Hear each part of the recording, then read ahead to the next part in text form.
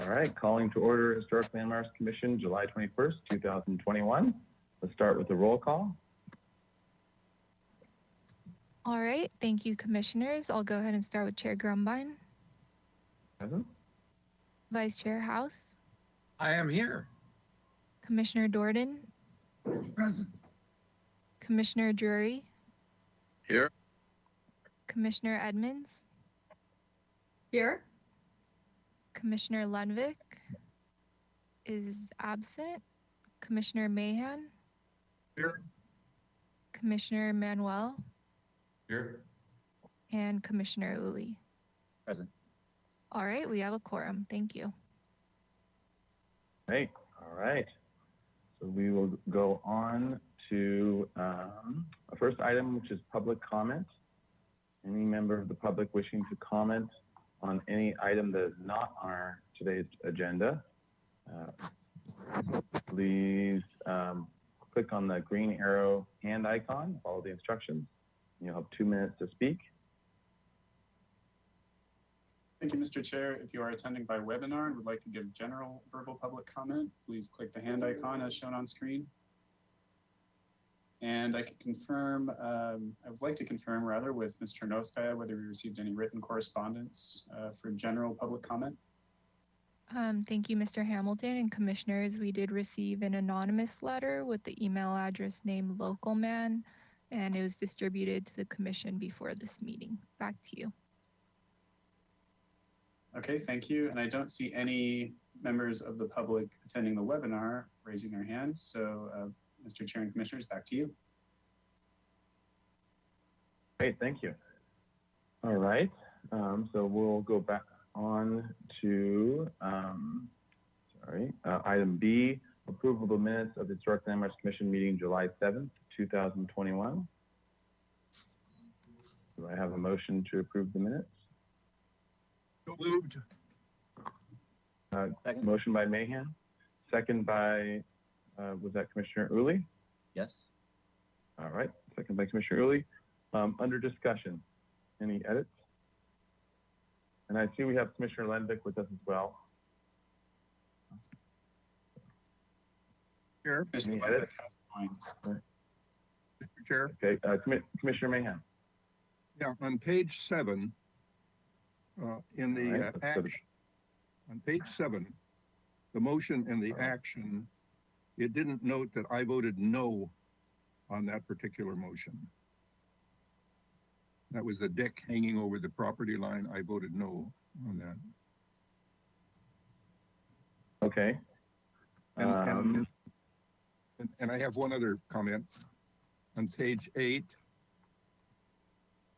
if I can get it open here.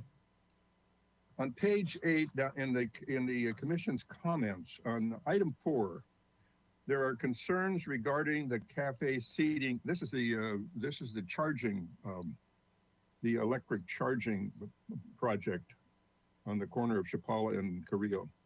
And item number 4 says there are concerns regarding the cafe seating area size, current design, and lack of activated space. And I didn't know what activated space, I didn't know what that meant. You don't know what that means? No, I don't know what activated space means, but I thought the comment was more was more a concern about people that are not supposed to be there wandering into the space where the people who are charging up their cars or having a sandwich or something, and unwanted people would be wandering into that space, and it wouldn't be controlled by the owner of the charging. Isn't that what we discussed? Maybe that was lack of security might be a good term. Yeah, security. Well, I think the activated a lack of security in the space would be a better comment, I think, than activated. I think the activated space was part of that discussion of them looking at something that would actually bring more activity to the space, so that it wouldn't be a space of people loitering or whatever. It wasn't actually part of it, but it was basically trying to find a way of it actually having eyes on the eyes in the area, people there, and making it not the most desirable to for someone to just camp out or hang out or whatever. I think that was the discussion. I think that was what they were trying to say with the activated space, that it was actually because they were talking, or hinting at bringing cafe or coffee or some other way of having people come by there a lot, so that it wouldn't become this sort of abandoned area. That's what I thought they were trying to get at with that. I think in conjunction to that was also the issue of people just hanging out that weren't supposed to be there or weren't hanging out there for the reason of the charging. We need to have a control statement added to that sentence. Yeah. Okay, so how would you do that? Activated and controlled. Yeah, okay, activated and controlled. How about that? I think that, I guess that's what we, okay. Thank you, Mr. Chair. Sounds good. Any other edits?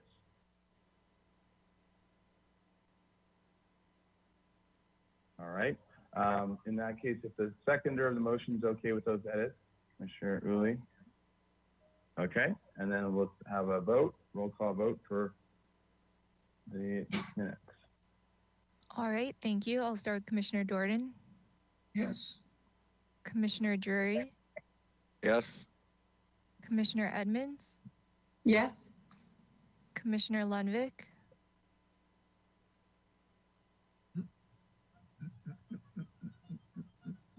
Commissioner Lundvik, we can't hear you.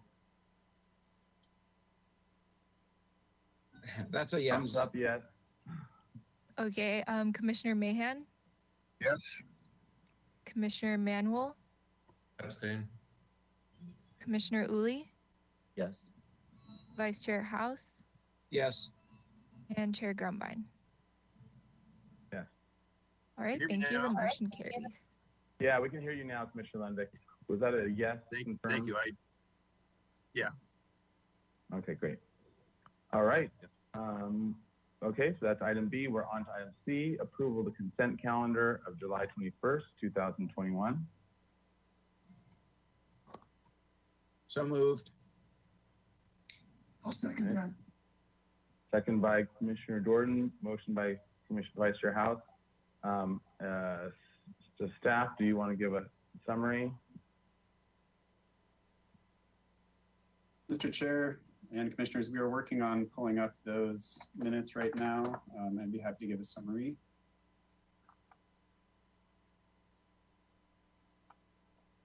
I'll go ahead and do so. So item A on today's consent agenda was the project at 433 Chapala. And it was continued 4 weeks to consent with the comment to allow for a site visit for the consent reviewers to better understand the project. And item B, 2014 Garden Street was also continued 4 weeks to consent. And the reviewers today were Commissioners Mahan, Edmonds, and Manuel. Right. Mr. Chair, can I add to that? Sure. Item A, we also, in part of our motion was that both Commissioner Edmonds and I are going to make a site visit to the project before it comes back in 4 weeks. Gotcha. Okay. And on the 2014 Garden Street, we continued 4 weeks. The comments were that the fence around the swimming pool did not seem to be in character with the historic resource, the Mission Revival House, and that it needed to be reconsidered and be more be more acceptable to mission style architecture. Okay. Any other comments to add? Thank you, Commissioner Mahan. All right. In that case, let's have a roll call vote for the approval of the consent calendar. All right, thank you. I'll start with Commissioner Drury, Yes. Commissioner Edmonds, Yes. Commissioner Lundvik, Yes. Commissioner Mahan, Yes. Commissioner Manuel, Abstain. Commissioner Uli, Yes. Vice Chair House, Yes. Commissioner Dordan, Yes. and Chair Grumbine. Abstain? All right, the motion carries. Thank you. All right, thank you. All right, on to item D, announcements, requests by applicants, continuances and withdrawals, future agenda items, and appeals. All right, so Mr. Hamilton, announcements? Yes, thank you, Mr. Chair. I have a couple announcements from staff. One is that we have Will Russell controlling the plans today. He's filling in for Mr. Bolton, who is taking a well-deserved vacation. So please direct Mr. Russell with your plan questions and directions. Also, we have project planner Rosie Deisty here to give an announcement. So Ms. Deisty, I will turn it over to you. Okay. Okay. Ms. Dicey. Hello, Chair Grumbine and members of the commission. For those of you that don't know me, I'm Rosie Deisty, project planner with Long Range Planning. And I just want to give a brief announcement about a project we're just initiating. For those of you that were around previously, you may know I worked on objective design standards for Senate Bill 35 projects. Just wrapped that up this year for specific sets of or types of projects that qualify for the Senate Bill 35 process. And we're moving on with objective design standards for multi-unit housing for the city based on changes in state law and just a general move in that direction. We got grant money to fund this phase of the project, so that's very exciting because now we have enough money to do some really good graphics and spend more time on this process and hire a consultant to help us with this. So we actually just yesterday, City Council approved the consultant contract, and we have selected Opticos Design out of Berkeley to work with staff on this project. It'll be about a 2-year process. So we definitely, like I said, have more time this time around. We are going to be kicking it off formally with a consultant very soon, and they are planning a site visit here in town in August. They'll be meeting with Chair Grumbine during that site visit, doing a lot of research. And we expect that we will have a stakeholder committee. I'm not sure what we're going to call it exactly, but there'll be an opportunity for interested commission members to participate on a deeper dive in this process with us through that committee. So we'll be talking to the consultants about when to start that up and the composition and how those meetings are going to go. So I'll be checking in with you at various points along the way, but I just wanted to let you all know that was coming.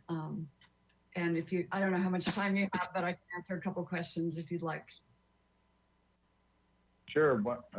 We'll keep it brief, but let's questions from commissioners on this. And I'm sure that this is obviously going to be part of something that's an ongoing discussion and things that we'll see in in the process and Yes. And be part of as well in terms of those who are Yes. willing and able to volunteer some time. So questions right now from the commissioners? Mr. Chair, Yes, Vice Chair House. do you have a date yet on that visit from Opticos in August?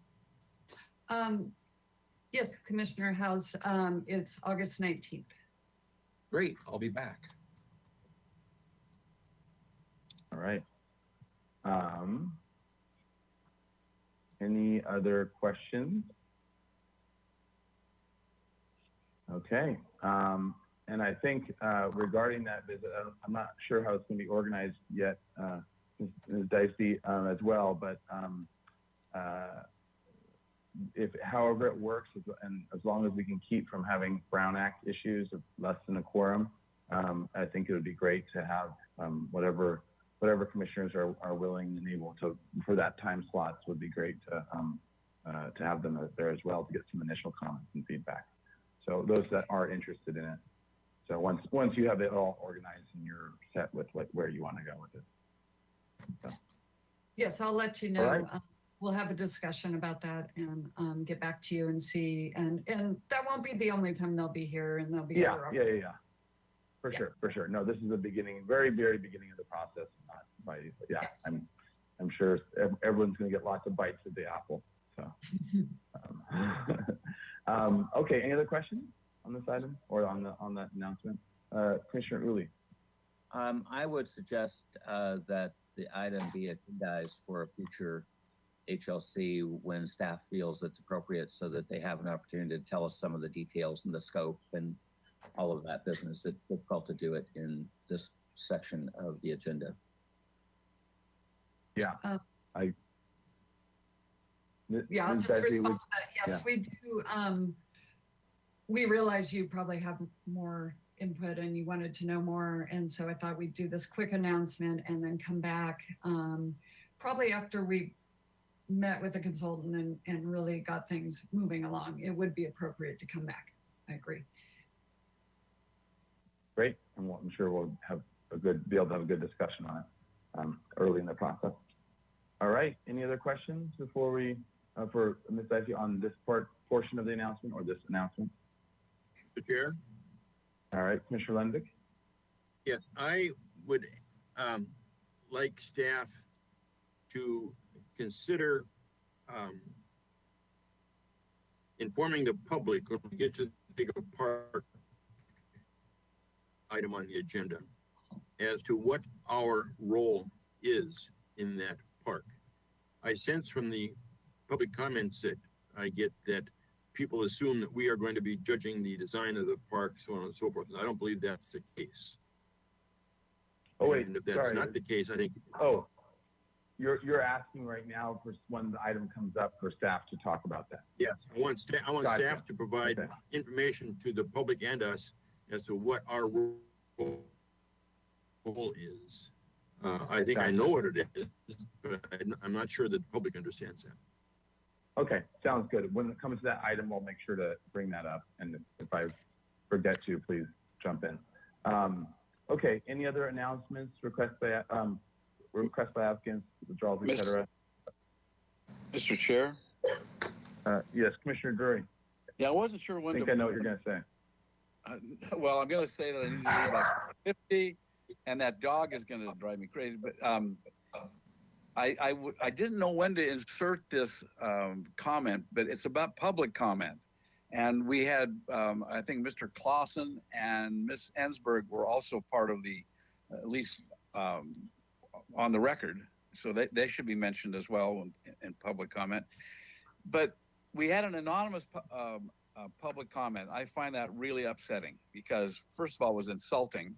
And I think we should make it a policy not to accept anonymous anything, good or bad, sent to the commission.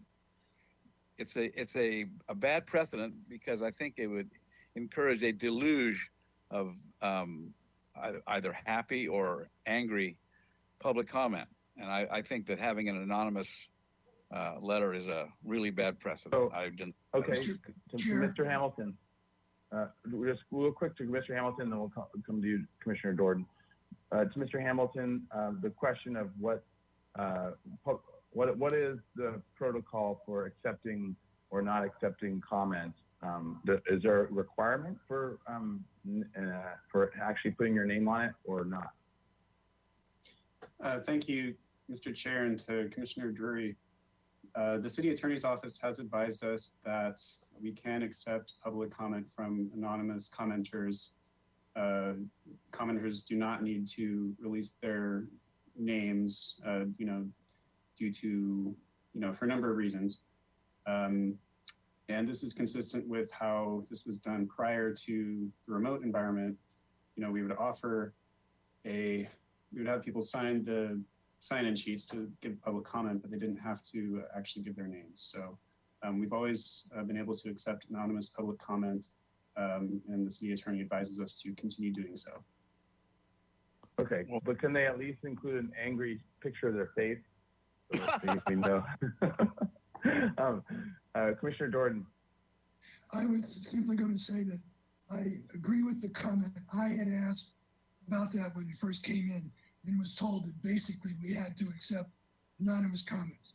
I am very, very dubious about the credibility and value of anonymous comments. I agree, and I'm gonna just make it a practice that I anonymously comment nicely for every bad comment I get. But now it's not anonymous. Just kidding. Okay. Okay. Thank you, Commissioner Drury, for bringing that up. But I do want to say I think for Ms. Ensberg and Mr. Clausen, both of those are related to an actual item. So I think they're tied to it. So I don't think they're part of the general comment at the beginning. So they apply later. Yeah, no worries. Thank you. Okay. Any other announcements, Commissioner Edmonds? I will not be at the the August 4th meeting. Okay, thank you for telling us. And any other announcements? I do want to just make a quick note. We have a full agenda today, and there are potentially long items. So not just for Commissioner Drury, but for everyone's sake, I'm gonna try to keep it moving fast, and I appreciate the commissioners working with us all to make the comments succinct and get the meat in there, what needs to be, what you need to say. But we'll try to keep it as concise and moving forward as possible as we get through all these items. So, all right. Any other announcements, requests, or anything else? Okay. In that case, let's move on to item E, subcommittee reports. Any subcommittees have anything to report? Mr. Chair? Commissioner Drury. I attended the Zoom meeting of the Arts, God, I can't remember, the Arts Committee. And it was basically focused on, there was a little bit of talk about the Ortega Park, as I recall, but also mostly focused on the underpass. And they asked me to say something, which I was loath to do, as you can imagine. And I said that I know that we'll have to come back to the Historic Landmarks Commission. So it was actually a fairly productive meeting. Thank you. Oh, good. All right. Any other, Commissioner Uli? The designation subcommittee has a meeting coming up early August to talk about Mills Act projects, jump-starting the designation process of the bungalow area, and a number of designations to be considered by the commission. All right, thank you for letting us know. Okay, any other subcommittee reports or news? All right, in that case, let's go on to our first item, which is the 210 South Voluntario Street, the archaeology report. The project consists of demolition of existing single-family residence and garage and construction of a new multifamily residential development. The new development would include 9 rental housing units pursuant to the city's AUD program and the state's density bonus program, and 1 unit would be designated as very low income. 8 on-site vehicle parking spaces, including 1 handicap space, and 5 long-term bicycle storage spaces are proposed. The parcel is zoned RM, and its general plan designation is medium density residential. 15 to 27 dwelling units per acre allow, and the proposed density would be 36 dwelling units per acre, which is allowable with the state's density bonus program. Preliminary housing application SB 330 is approved and valid until December 6, 2021. This is requesting acceptance of a phase 1 archaeological resources report prepared by David Stone and Stone Archaeological Consulting. And I see, Dr. Stone, you are here, so why don't we to Mr. Hamilton and then to Mr. Stone. Is there anything we need to know about this, Mr. Hamilton? Thank you, Mr. Chair and Commissioners. Nothing except that the report was reviewed by Dr. Glassow, and Dr. Glassow agrees with the report's conclusions and recommendations. And we have Mr. David Stone here to help out with any questions, as well as Dan Kennedy, who's a member of Project Ownership. That's all I've got. Thanks. Great. All right, to Mr. Stone, do you want to give us a little quick summary, and then we can go to public comment? Thank you, Chair Gumbine, Vice Chair House, not to be ignored. This is a very straightforward assessment. The property has been evaluated, and the vicinity has been evaluated by 20 previous investigations within an 8th Mile area, and no archaeological resources were identified on site or within that area extending from the project site. The first historic occupation of this property appears to be in 1926. Archival historical maps from 1877 show this area being used as an orchard. So we don't have any any evidence of use during the 1850s up into the 1920s. The archaeological survey was performed with reliable conditions and visibility, and no archaeological resources were identified. As a result, the standard conditions were recommended that in the event archaeological resources, unknown, unexpected archaeological resources were to be encountered during construction, that the city would be identified and appropriate assessment of those finds be made. All right, thank you. Okay, so now why don't we go to public comment on this item? Anyone wishing to comment on the archaeological report, please click the green arrow hand icon, follow the instructions, and you'll have 2 minutes to speak. Thank you, Mr. Chair. And while we wait for hands to be raised on the webinar, I'll confirm with Ms. Ternovskaya whether we received any written correspondence on this item. Thank you, Mr. Hamilton and commissioners. We have not received any written correspondence for this item. Back to you. Okay, thank you. And there are no hands raised at this time. So Mr. Chair and commissioners, back to you. All right. So to the commission with any questions or comments. Mr. Chair? Commissioner Drury. Yeah, I have a comment. That's a heck of a shirt, Mr. Stone. I was wondering if we have to make EPV findings, that shirt is in compliance. Yeah, I don't know if that red is quite a EPV red. All right, any other comments besides Mr. Stone's shirt? All right. Duly noted. All right, in that case, is there a motion? So moved. Second. All right. For acceptance of the report, I'm assuming. For accepting the report as submitted. All No right. comment. Yeah, second. All right. All right, good. And under discussion, any discussion? All right. Let's have a roll call vote. All right, thank you. I'll start with Commissioner Edmonds, Yes. Commissioner Lenvik, Yes. Commissioner Mahan, Yes. Commissioner Manuel, Yes. Commissioner Uli, Yes. Vice Chair House, Yes. Commissioner Jordan, Yes. Commissioner Drury, Yes. and Chair Grumbine. Aye. All right, thank you. The motion carries. All right, thank you. Okay. So now we are Thank on you. to- Happy to keep you on Yeah, thank schedule. you. Thank you very much. Yes, well, we're 4 minutes behind, but we started 4 minutes behind with your item, so. All right, on to item 2, 1919 Las Tunas Row. This is a miscellaneous action item to a structure of merit designation. This is to review the staff report and public hearing to consider a structure of merit designation of the Spanish Colonial Revival House designed by noted architect George Washington Smith in 1920. All right. So, do we have anything by staff? Ms. Hernandez, welcome Yes, back. Hi, thank you. Yes, commissioners, this was a item that came in front of you a few months ago, and you did a resolution of intention for its structure and merit designation.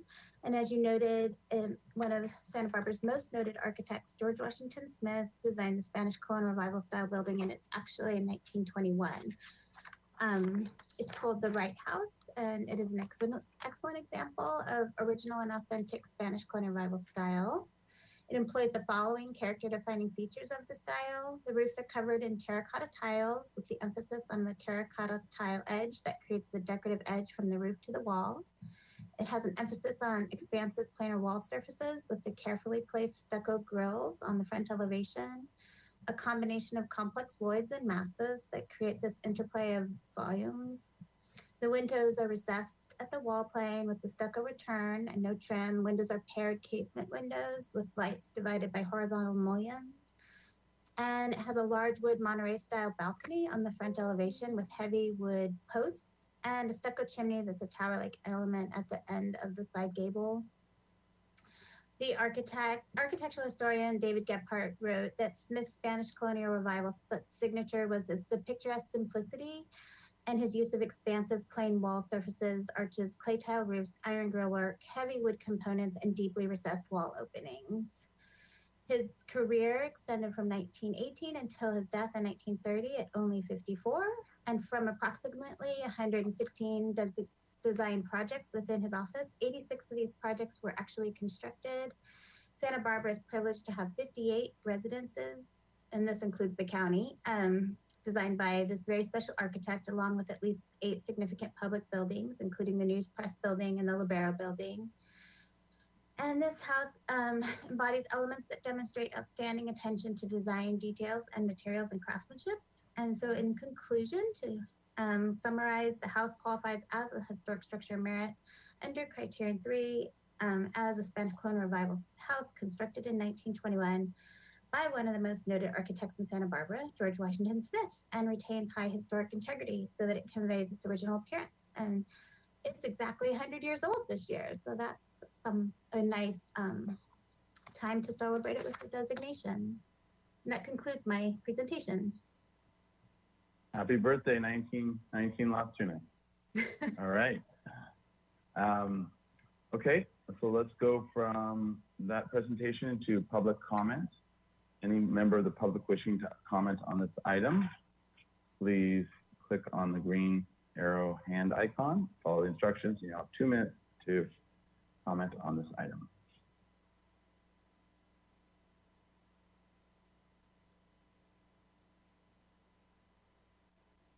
Mr. Hamilton, if you might be muted. Thank you, Mr. Chair. Yes, I was muted. Sorry about that. Any member of the public wishing to give public comment, please follow the instructions on screen to raise your hand. And Ms. Chernovskaya, do we receive any written correspondence regarding this item? Thank you, Mr. Hamilton. We have not received any written correspondence for this item. Back to you. All right, I do see a number of people attending by webinar. However, I don't see any hands raised. So, Mr. Chair and Commissioners, back to you. All right, thank you. All right, so to the Commission for questions. Any questions on this item? Mr. Chair. Vice Chair House. Question for Ms. Hernandez. Did you mean to say that Smith designed the Lobero building or the Lobero Theater? I'm wondering what the report actually says. I don't have it in front of me right now. Yes, it's the Libero Theater, not the Libero Building. Yeah, because you said building, so I just wanted to confirm that. That's okay. It definitely says theater in the report. Sorry about that. Okay, great. All right, Commissioner Lendick. I have a question for Ms. Hernandez. On the pages aren't numbered, but probably 3rd page back, you say one of the region's most noted architect, George Washington Smith, designed the front building. Is there more than one portion of the property, and he was not responsible for some? Yeah, I noticed that today. That's a typo because there's only one building. So I was gonna take that out in the final version once accepted by the commission. I'm sorry about that. So I apologize. Commissioner Eagle Eye Lendick will find it. All right, any other questions? All right, any comments? Commissioner Uli? I think it's interesting that this particular property, probably along with maybe one or two others, are the first out of the gate for Smith because he opened his office in late 1920. And it, I think in general, kind of lacks the maturity that he achieved in later projects, but have all of the components that that he was promoting in terms of an Andalusian farmhouse. So I like this little building and support its designation. All right, thank you. Other G.W. Smith fans want to weigh in? All right, anyone want to make a motion? Designation? All at once. Okay, I'll make that. Do we? All right. Do we want to pull the? Is there verbiage to pull up or anything? That's what I was hesitating on. All right, Mr. Russell. Is there? Do we have the resolution of intention, or the resolution? Compatibility findings. We need Oh, yeah. compatibility findings. I think you can rephrase the verbiage in the agenda if we don't have the motion. Okay. I don't think it requires the findings. It's just a motion No. of designation. Right. We Yeah, don't need- yeah, resolution to designate as a structure of merit. Yeah, okay. The resolution. Okay, there we go. That's a little. Yeah, we don't need to do the whole thing, but just to designate as a structure of merit. Yeah. What he said. Vice Chair? Yeah, to designate as a structure of merit, 1919 Los Tunas. Okay. Exactly. Second. All right, motion by Vice Chair House, second by Commissioner Uli. Under discussion, any discussion? All right, let's have a roll call vote. All right, thank you. I'll start Commissioner Mahan, Yes. Commissioner Lundvik, Yes. Commissioner Manuel, Yes. Commissioner Uli, Yes. Vice Chair House, Yes. Commissioner Dordan, Yes. Commissioner Drury, Yes. Commissioner Edmonds, Yes. and Chair Grumbine. Aye. All right, thank you. The motion carries. All right, we are on to item 3. And I'm just gonna do a quick chime check. We are 1 minute early. Good. All right, Commissioner Manuel. Sorry, I need to recuse myself from this, and there'll be a couple others more, but I have a conflict of interest with the owner. Okay. Thank you. Okay, so we're on to item 3, 100 East Carrillo Street, project design approval and final approval. This is the Carrillo Gym, constructed in 1926, the city landmark. Proposed to rehabilitate the exterior of the existing structure. No new square footage is proposed, and no work on the Carrillo Rec Center building is proposed. The project includes renovation of the exterior of the building with repairs to the concrete roof deck and waterproofing, replacement of the roof deck fencing, and lighting, windows, concrete walls and columns, stair, gate, door, exterior doors, and painting of the whole building. This is project design approval and final approval are requested. Project requires consistency with project compatibility findings and landmark findings. All right. And do we have the applicant here? Mr. Chair and Commissioners, I believe we do have the applicant team here. Mr. Rubin, if you would please turn on your webcam and mic. And I believe we also have Barry Winnick and Jason Curry from the architecture team.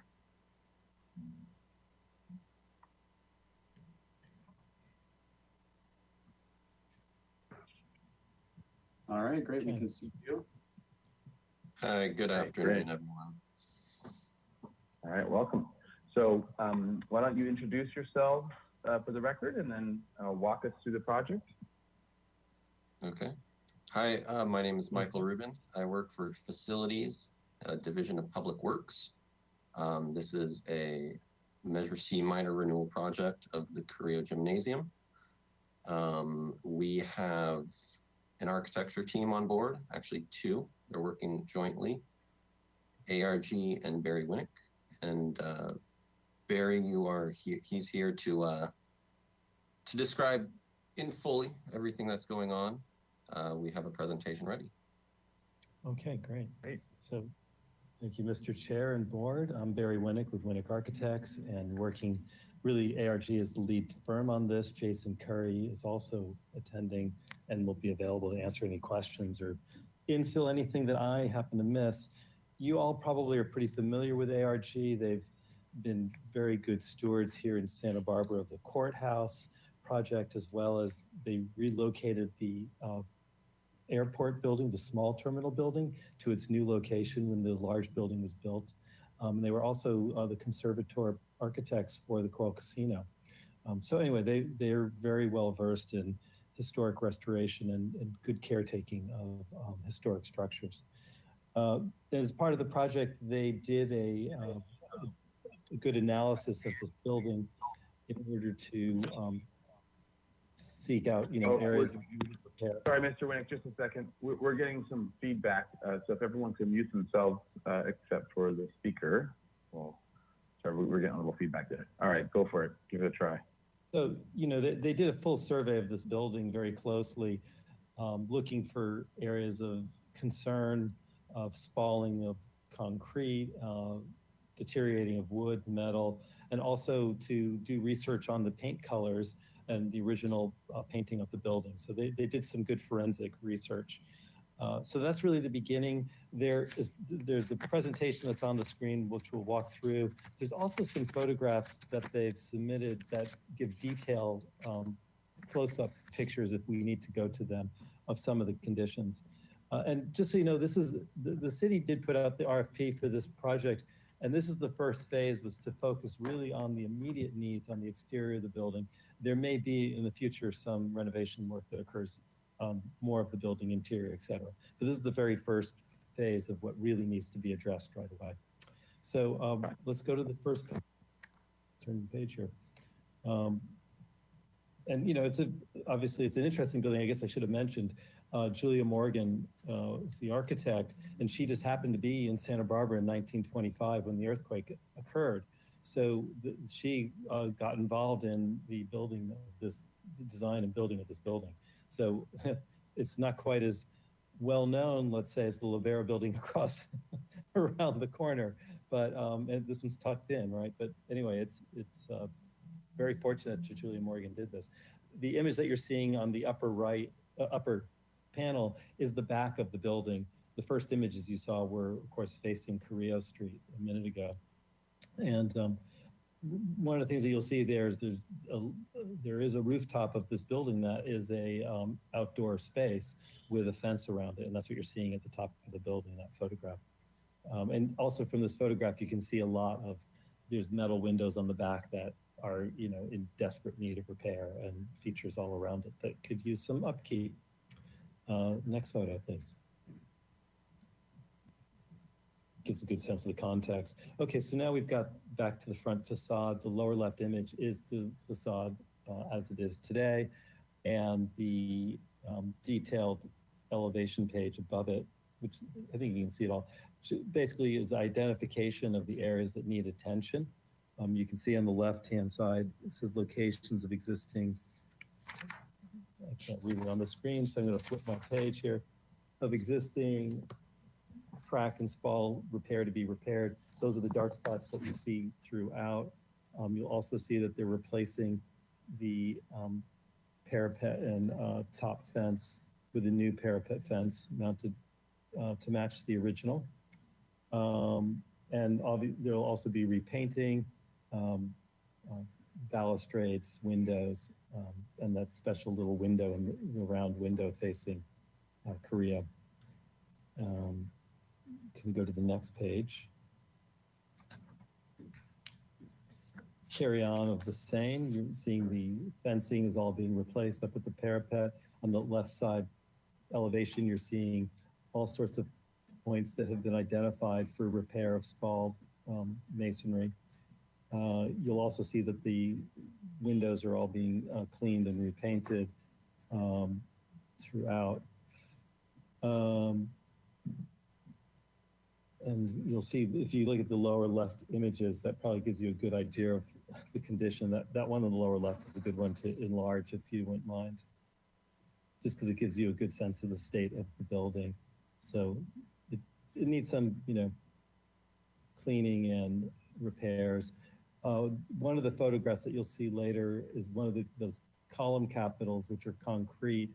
There's a case of one of those which is highly spalled, which is going to need to be recast and replaced. So anyway, that characterizes the type of work that's taking place.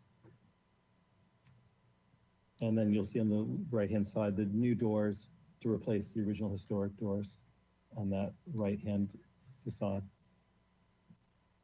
And then next page is the back facade of the building, back elevation. And, characterized by the same things, replacement of the fence. The fence also has lighting. You'll see at the top there, there's lights that are being replaced in the style of the original historic fixtures. Again, all those multiple locations with spalling. It's on this facade, actually, if you enlarge that lower left image, the very center windows, if you enlarge it one more time, you'll see that capital is the one that's really in difficult shape. So that's been identified to be repaired, basically cast to make a new one, because you can't just fix that in place. It needs to be removed and replaced. Yeah, it's getting pixelated. So anyway, that gives a good idea of that. And then the next page will show you what's up on the roof level. So again, the upper level, this is the facade that's facing towards the mountains. Again, spalled masonry over windows, still conditions that need to be repaired, and replacement of the fencing.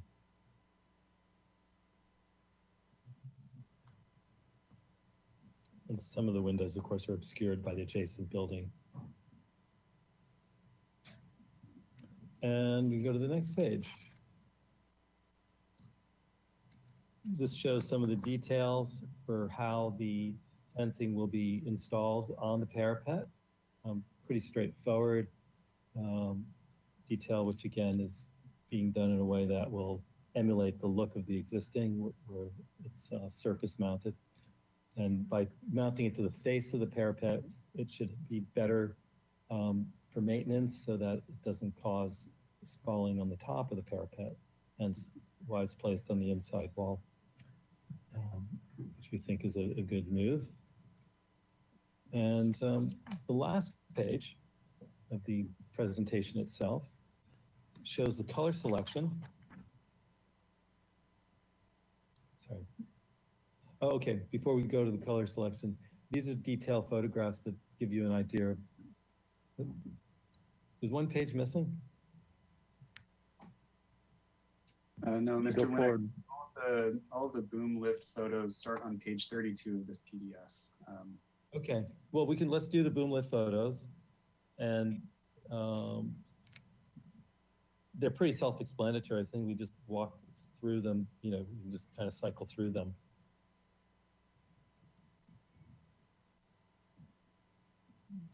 Close-up of the Capitol condition.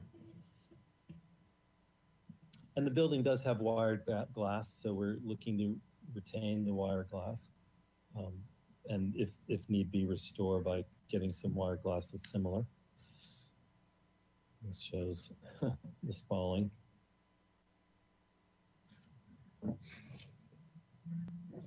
Again, spalling at the balustrade. That's that detailed window facing Carrillo. Painfully spalled.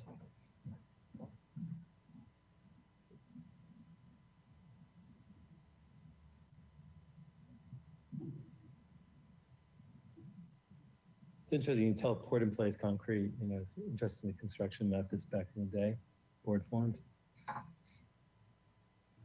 Okay, we scrolled through them all. So I'm curious to see if you have, which was submitted as part of the May 20th package, ASK 6, which has the color sample board. There's the lighting. That's great. So that's the lighting that goes where the fence posts are on the upper level. And it's the same industrial canopied style. These are the lighting plans from JMPE. Showing we're meeting our foot candles.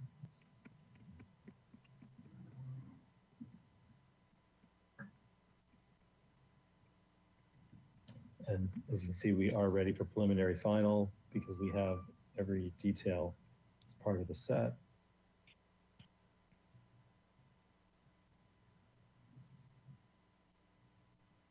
And Mr. Winnick, for a clarification for the plans manager, was ASK 6 part of the original set, or was that a separate document?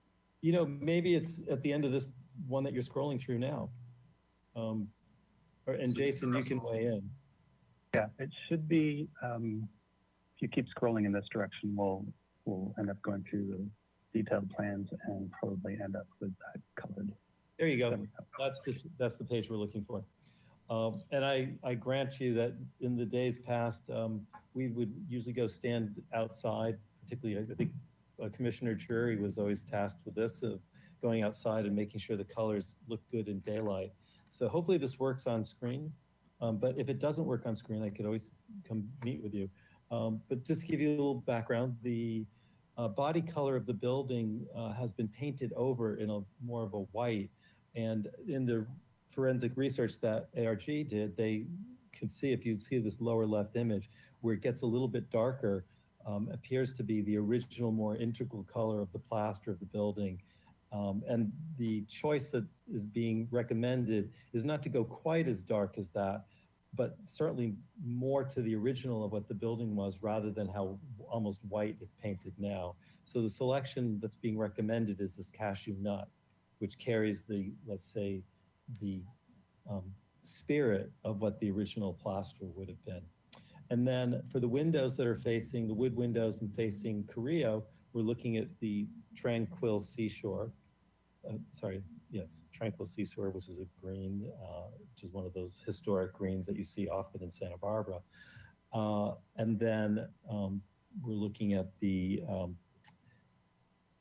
deep brown for the wood balustrades that you saw. And then the windows, the steel windows on the back of the building, they're going to be painted the same as the cashew nut, because again, looking at those windows, ARG determined that the color was closer to the body color that you find when you look through the layers of rust, and that those windows were always intended to match the building color. So it's really just windows facing Carrillo and windows that are wood that are getting the Tranquil Seashore, and then detailed balustrades are getting the deep brown. And that represents everything we've got to share. Obviously here for questions. Thank you. All right. Thank you. All right, so let's go to public comment now, and then we'll come back to the commission for questions and comments. Any member of the public wishing to comment at this time on this item can click on the green arrow hand icon, follow the instructions, and you'll get 2 minutes to speak on this item. Thank you, Mr. Chair and Commissioners. And before I open public comment, I just wanted to mention that we are having an issue with our on-screen timer.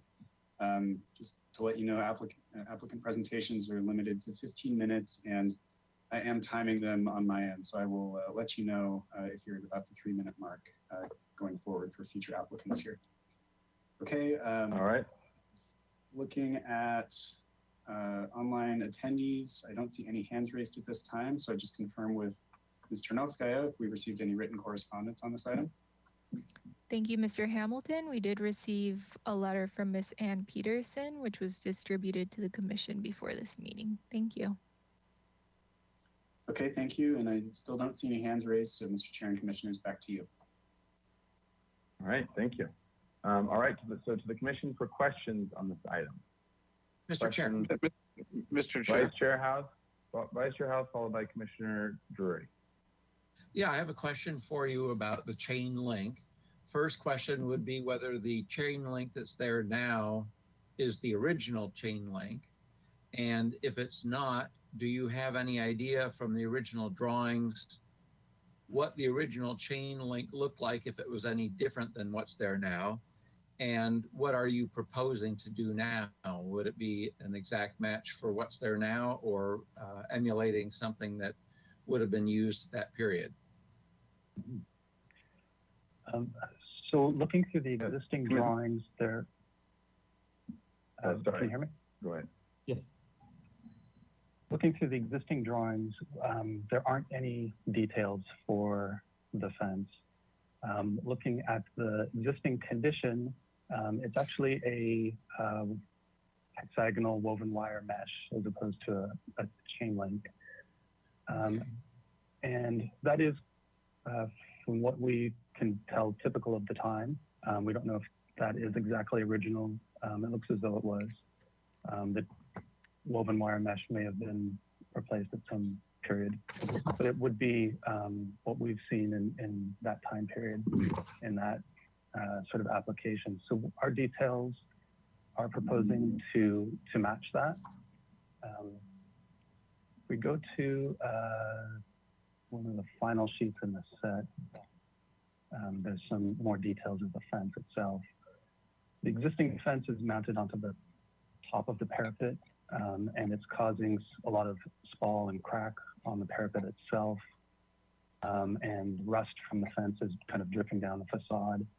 So our detail, the one change is to mount it to the inside face of the parapet, so that, but with the posts in the same location, with the same woven wire mesh, and the same locations of the horizontal braces, but just mounted to the inside face, so that we don't get the same water intrusion problems that is likely coming from being mounted right into the top of the parapet right now, as well as the sort of cracks and spalls that we're seeing. Makes sense. I just have one other question. The original plaster was an integral color, and that's what you're trying to match? Yeah, it has a really interesting texture, the building. You can see the board formed concrete, and then the plaster over top had a little bit of texture to it as well. There's a few areas where it's coming off, and you can see our sample here. If you zoom in on that image at the bottom left, we're kind of seeing three colors. There's the integral body color, which is the darker, and then we believe the actual surface of the integral color was a little bit lighter than that. That's the middle color, the little triangle section. And was and that then at a later point was painted. That lighter one, was that a paint finish? No, I don't think it was, no. Okay, so there are two layers of colored plaster. Yeah. Or maybe So the outer was off. Just to be clear, Vice Chair House, you're saying of the three colors that we're seeing here on the screen, the lighter one is on top, obviously, that's the top coat. That was done later. And then the middle one is the original, and that integral color plaster. And the darkest one is actually seeing the inside of the integral color plaster, right? And then the top layer is paint.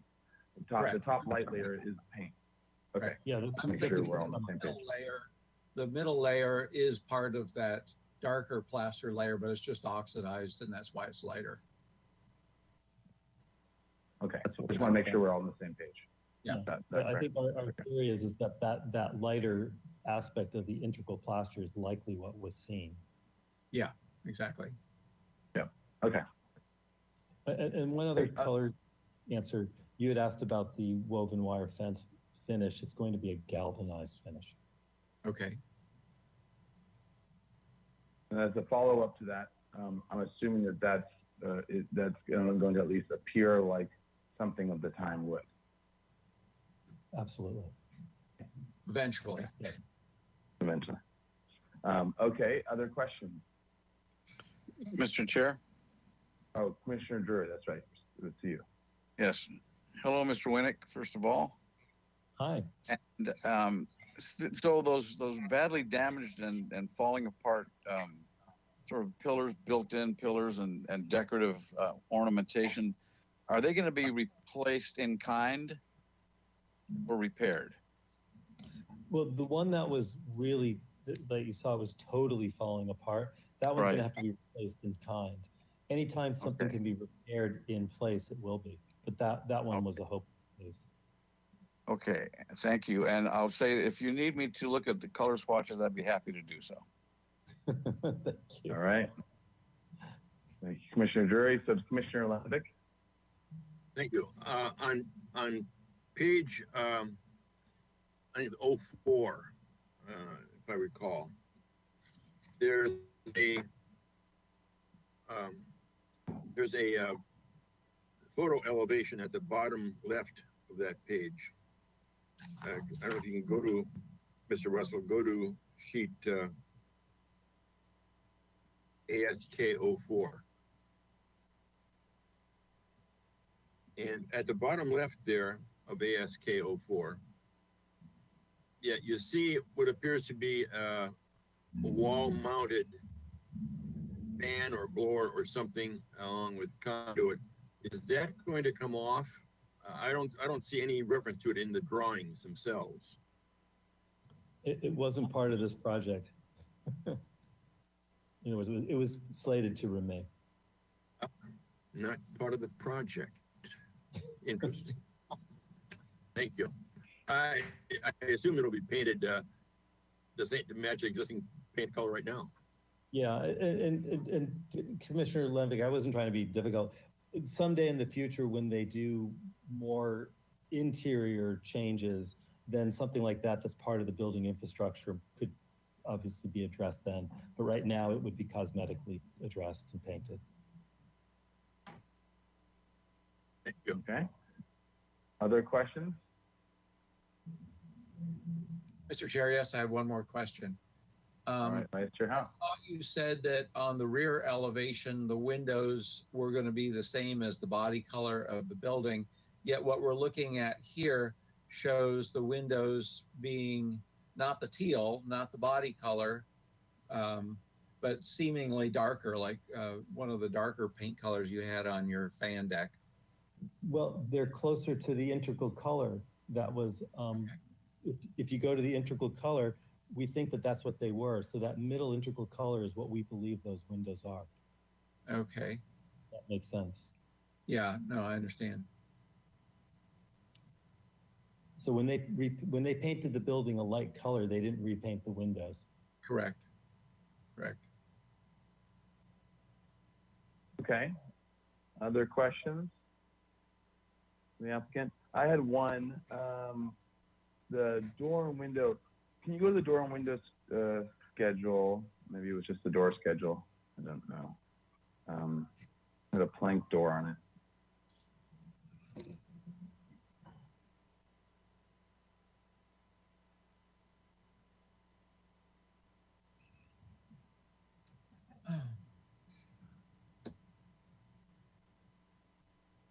I'm sorry, I wish I knew the number. off the Sheet here top. actually gives a good description of those doors. Okay, yeah. So there was something on your door and window schedule that had a plank division that I was wondering where it was located on the drawing of it, and so it was just you. I think you had two doors shown, and one of them was the one that I was curious as to where it was located and if you had a photograph of it, and whether it was being replaced or not. Yeah, it was. Yeah, keep going to the one that had a drawing. I think it was the door schedule.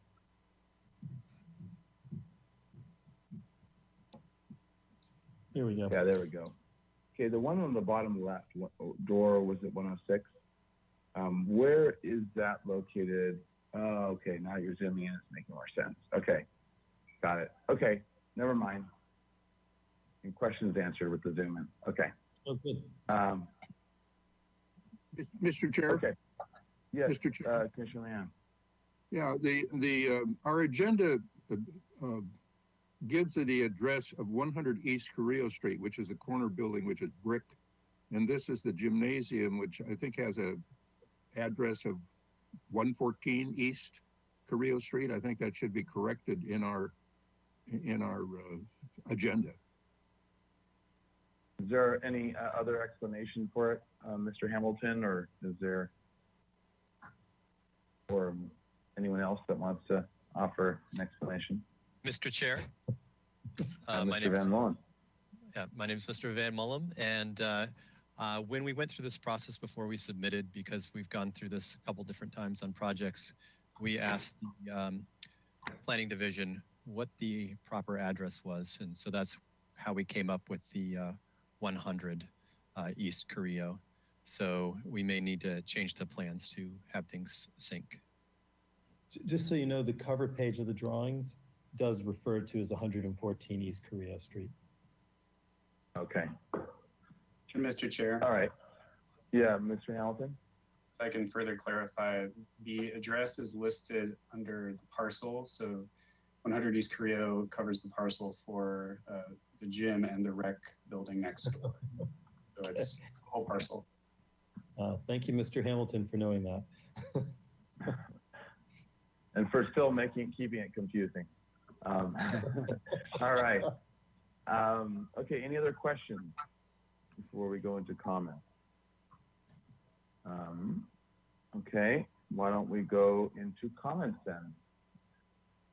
Mr. You Chair. want to start off? Yeah, Vice Chair House. I am absolutely fine with everything you're doing. I think it's a wonderful project you're undertaking, and I think that's going to be a huge asset to the neighborhood and the community. The only thing that I have a comment on is the paint color, and I think that it would be better to go darker. If we can go back to the page that showed the colors, and I forget what page that was, ASK something. There we go. I just have a feeling that the third color down, and I can't read what it says, but two down from cashew nut. There you go. Sonora shade. To me, that resembles more the original color of the integral plaster, which is what you would have seen originally before the surface of it oxidized. And it also strikes me as looking more like what the windows are painted. And it's muddier. I just have a feeling that the cashew nut is too high chroma and just isn't going to feel right. So if you want to stay with something lighter, I would make it muddier at least. But personally, I think the Sonora shade might be a nice choice. And of course, I'm interested to hear what Commissioner Drury has to say about that. You never asked. Commissioner Drury. Do you want me to say something? Yeah, weigh in on the colors. Well, I think that the two colors, not the dark brown, which is I think a trim, but the other, what is it called? Field of wheat. Good Lord, I'm wandering around this. Yes. The one in the middle, if you zoom, they're zoomed Yeah. in to a point. Yes. It reads as field of wheat. Very zoomed in. That'll be the trim color that you picked to go with the I've lost all the names of these things. What are they called? Cashew nut. So I think that if you, and I would think that if you did go darker, then you'd have to do something. Well, maybe that cool gray green would be fine with Sonora. It's worth a try. I mean, you could probably just do a couple of swatches together and see how they trim up, because there's going to be quite a juxtaposition between dark and light.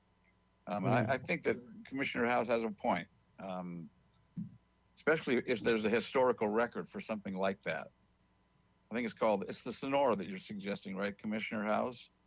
Correct, I am. And just to expand on what you were saying, I think these are just recommendations. And when you get to painting the building, if you could just, I don't think we need to go out and see samples on the building or anything like that, but just take it as a suggestion to explore using a different body color, which I think would be just beautiful with that teal window trim color that's on, I think, the Rio Street side. Yeah, no, we appreciate that. It might also pair up a little better with the big bulk of the rec center itself that's in brick. Be a little more of that family. Yeah. Okay. Yeah. Just a Quick question about this. Mr. Chair? Yeah, Commissioner Mahan. Yeah, what happens when you paint a building is that a color that you see on a chip, it gets brighter as it gets bigger. And I agree with Commissioner House. We should go to the darker, muddier color, at least for a try. You know, do a 10 by 10 of that on the wall and see if it doesn't feel pretty good. You can't go by the chips necessarily. You need to see the color in bigger and in the light on the south elevation. But as it gets bigger, colors get brighter. And so I think it's smarter to go to the darker, muddier color. Thank you. And just as a additional way on this, especially because it's colors on a monitor screen instead of even in real life, it's even harder because we can't even have a real chip to look at. So the colors, I think, is our biggest handicap at this point in terms of review. So maybe as a suggestion, if commissioners are feeling like this is if they're feeling with the other pieces can be resolved, or any other comments or whatever can be resolved, if it's a color thing, we could just ask that it gets studied additionally in the field, that general direction of going towards the darker, muddier original thing, and that might be our best way of kind of moving the color issue forward, just as a suggestion, because it's very difficult to obviously judge it here. Can we perhaps say, instead of muddier, just richer? Muddier sounds equivocal. I think this more brown is a color, a very rich color. Thank you. I like the richer. Follow whenever you want. Okay. Yeah, the more regal integral plaster. Is there? So in general, the commissioners is going towards that darker of the original integral color plaster a generally good field of where the commission is feeling like that wants to go? Is that a general? Because we've had a couple commenting, but you all, the commission, can kind of answer that first. Maybe we can kind of keep going. Yes, general. Yes, the darker one. Okay, the darker original. Okay, original. Okay. All right. So, other comments on the non-color portion of the project? Mr. Chair. Yes, Commissioner Drury. I'm in complete favor of this, and Mr. Winnick is he's a very accomplished and tasteful architect. It's in good hands, and it's a really lovely building. I'm in support of the project. Thank you. All right. Other comments?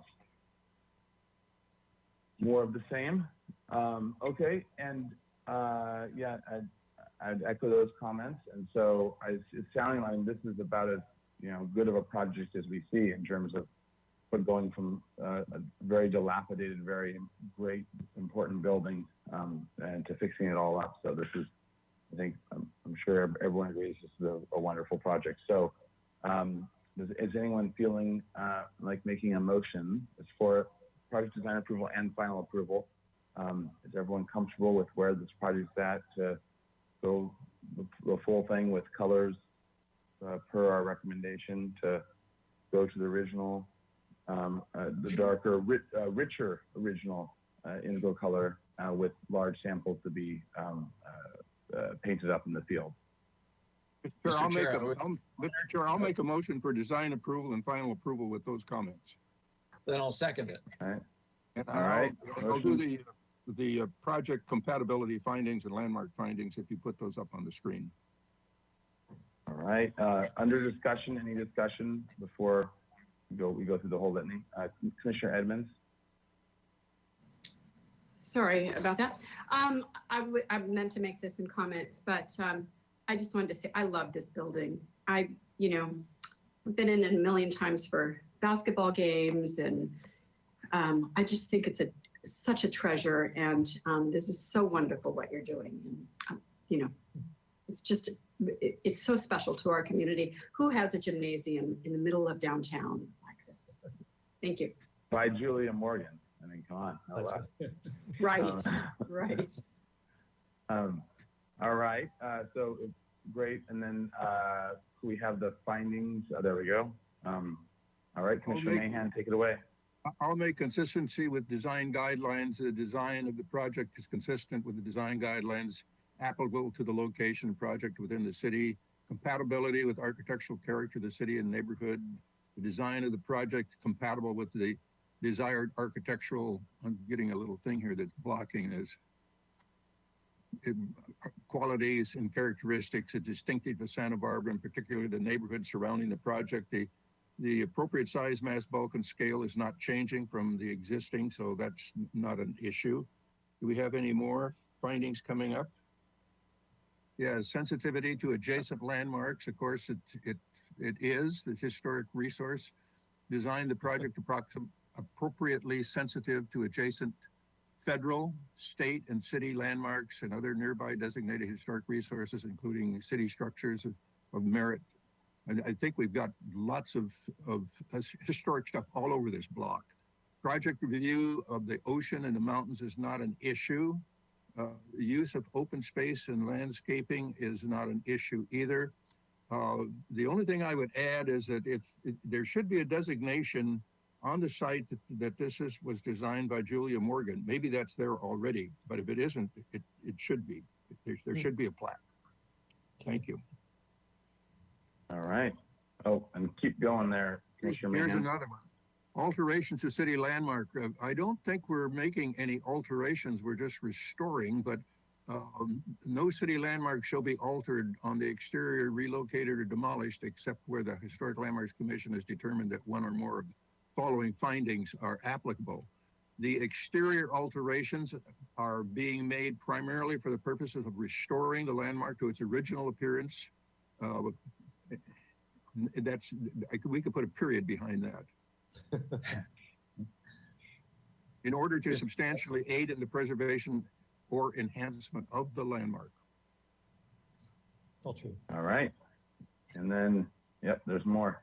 Number two, the relocation of the landmark. We're not relocating it. The landmark has been damaged by earthquake, fire, or no, it hasn't been damaged. It's been damaged by time, and it's going to be restored. And this is a wonderful thing. The landmark is the landmark is very significant. Yeah, I think that we last need part is, yeah. It's not applicable. Mm-hmm.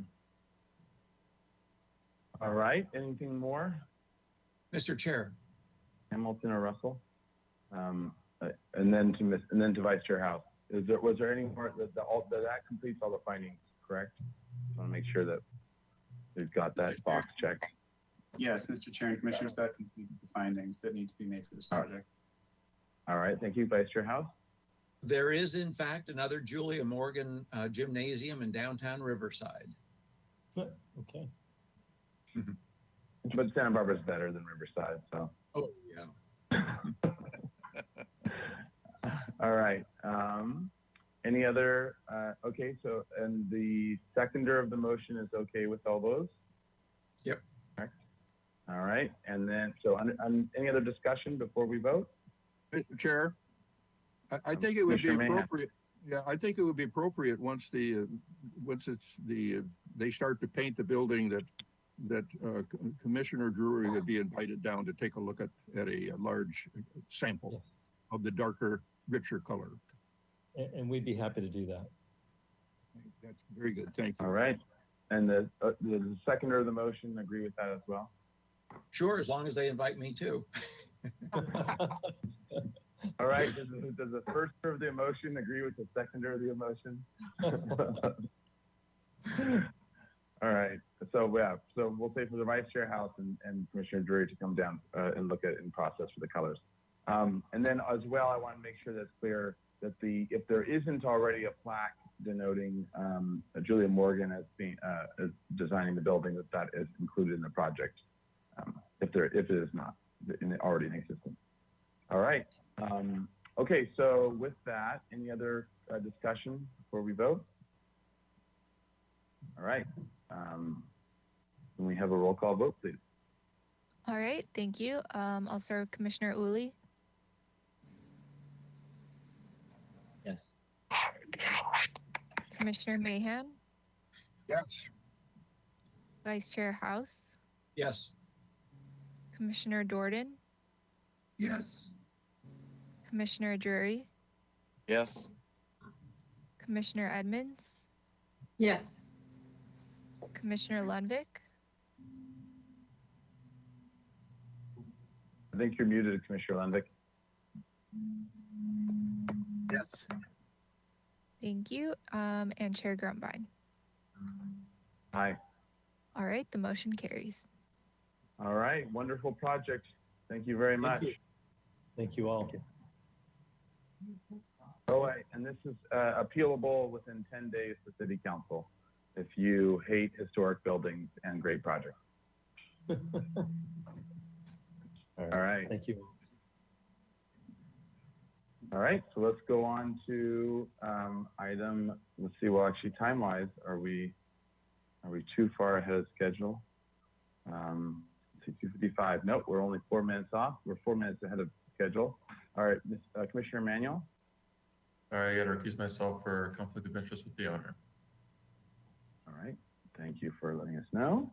All right, and so, but we're 4 minutes early, but what, are we okay with getting started, Mr. Hamilton, in terms of having the applicant here? Yes, Mr. Chair, I think we are ready. All right, great. In that case, let's keep the charge going. We are on item 4604 East Ortega Street. This is a continued item. It's the mural evaluation report.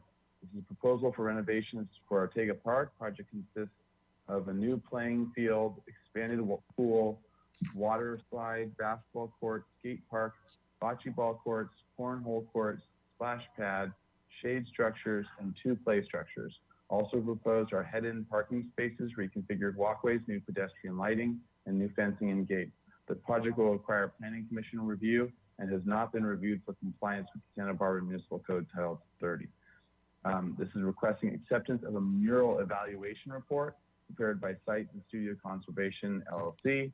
The report concluded that 5 of the murals are individually significant and evaluated and recommended treatment plans for the significant murals. The mural evaluation report was last reviewed at full commission on February 3rd, 2021. All right. So with that, if we can have the applicant, we don't have a timer, at least visual timer, but there'll be 15 minutes. So if the applicant is here, we will and go to staff as well, probably first. And we will probably also want to read minutes from the last meeting. So with that, welcome. Do we have any initial staff comments? Yes. Hello, Sure. my name is, Yes. Can you hear me all right? Yes. Excellent. My name is Julia Peugeot. I'm the City Environmental Analyst in Community Development. And I was asked to introduce the murals report so that I could explain why we are evaluating the murals in a CEQA context and not using the historic preservation criteria. From what I understand from the February 3rd meeting, in line with commissioner comments and comments that we heard from the public, was that there's a strong argument to recognize the murals as a significant resource. But the conundrum that we were in was when we applied the historic preservation criteria, well, first of all, the murals are not 50 years old. And second of all, if we were to designate the murals, that would be overly restrictive in terms of how the youth and artist mentorship program could continue and the organic tradition that it's been currently operating under, and would be restrictive in terms of maintaining and updating the murals in the future. And so with that, we wanted to be able to recognize the significance and importance of the murals to the community. And to do that, we felt that we need to analyze this in a CEQA framework only, and apart from the historic preservation criteria. So the murals report was updated to strongly reflect the CEQA criteria, so that we could identify the murals as significant and identify appropriate measures to respond to that. So to start with, I want to begin by doing a brief overview on the purpose of CEQA. If we can go to the next slide, please. CEQA stands for California Environmental Quality Act. It's the foundation of environmental law in the state of California. And the city is required to ensure that all development applications comply with CEQA. It's a set of criteria to identify significant environmental resources as well as a process. And planners use CEQA to protect environmental resources in a manner that reflects local values. And meaning that the CEQA guidelines prevent a certain level of flexibility to be able to respond to unique situations and adapt to the local context. The next slide, please.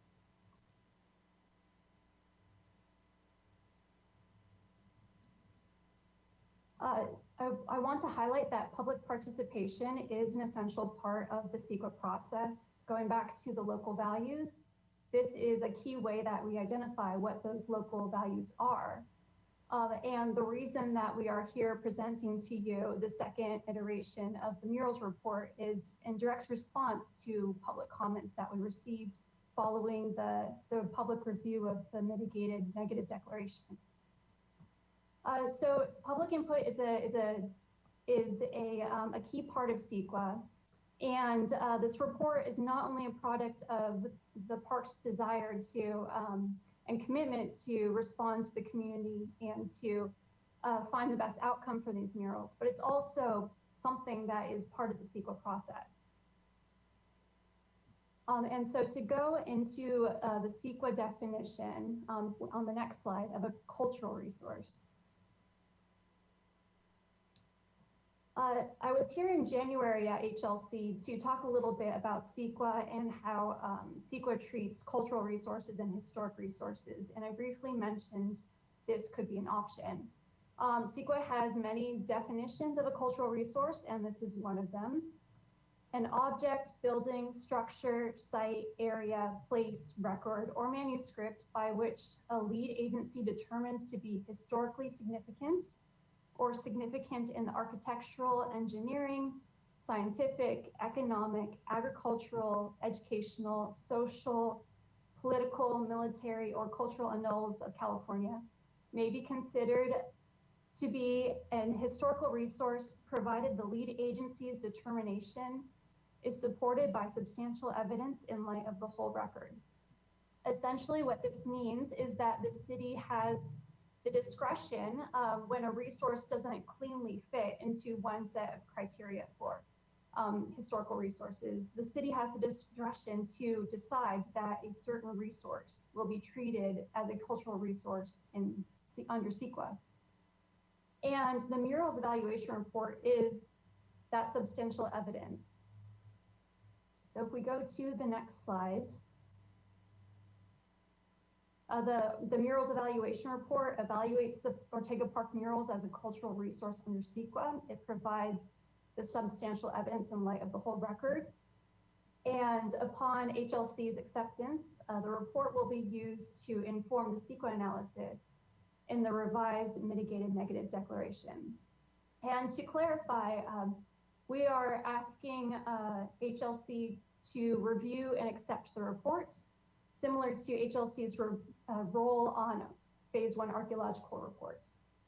And the actions that we're looking for are to either accept the report with conditions, or to reject the report, the same as phase 1 archaeological reports. Next slide, please. Can I ask you for a quick clarification on that? Because this is a long thing.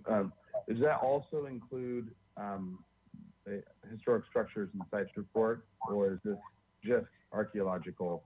Is this just comparable to our archaeological report?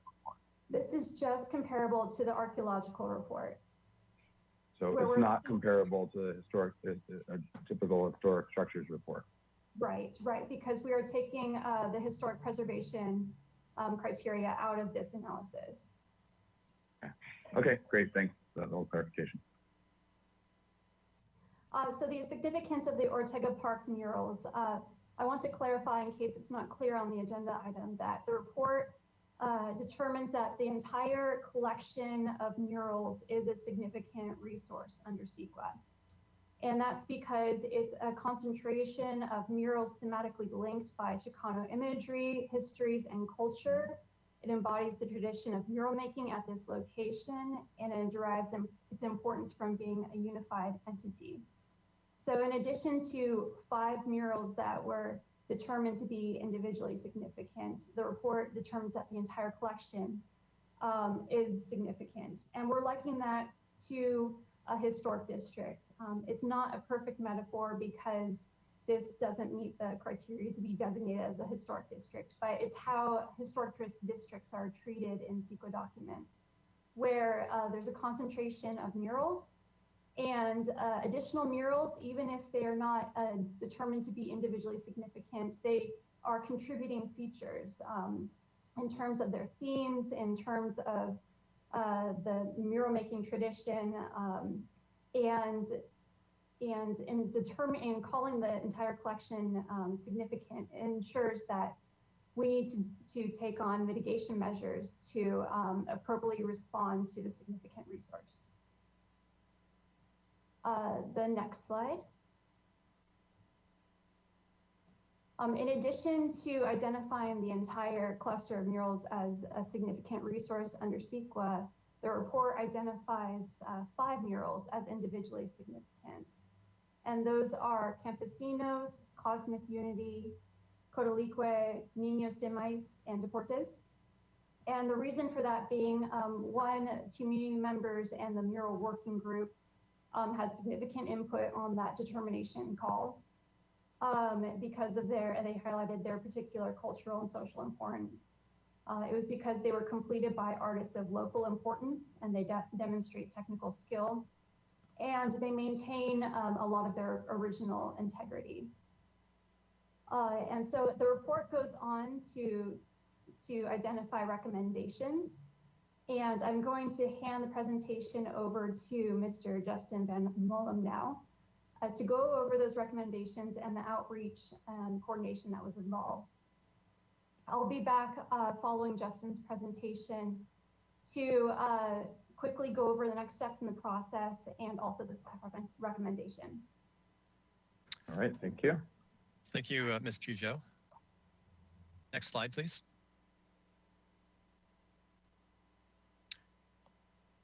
We're fortunate that all the members of the commission saw the last presentation in February. Just a quick overview of the project.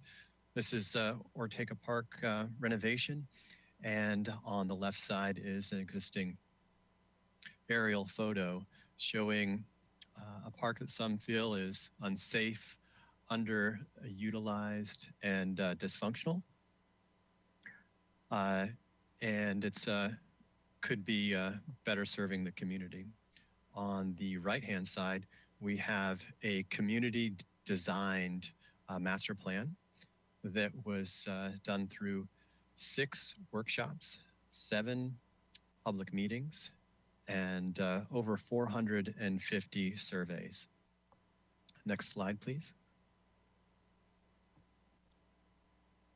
This is just a quick aerial to show you where the existing murals are located. We have the stage wall, the restroom building, the pool building, and the walls that are surrounding the existing pool. Next slide, please. So when we were last at HLC, we were asked to go and get community involvement. So we started in March with a virtual meeting with the community, trying to get more information on each one of the murals and how the community felt about them individually. And that did not go very well.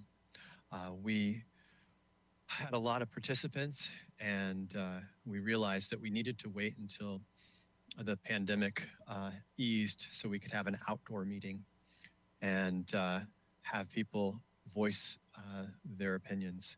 So we partnered with One Community Bridge. We had over 4,000 handouts for this April 24th meeting distributed to the surrounding neighborhood. And we had, as you can tell by the photo below, excellent participation. It was simulcast in Spanish and it was in English. At that time, we also started a survey, which closed in May and had over 73 responses to our community survey, once again, both in English and Spanish. One of the things that we realized after this April meeting and through the survey process is that we had multiple stakeholder groups that had differing opinions on how to treat the murals going forward.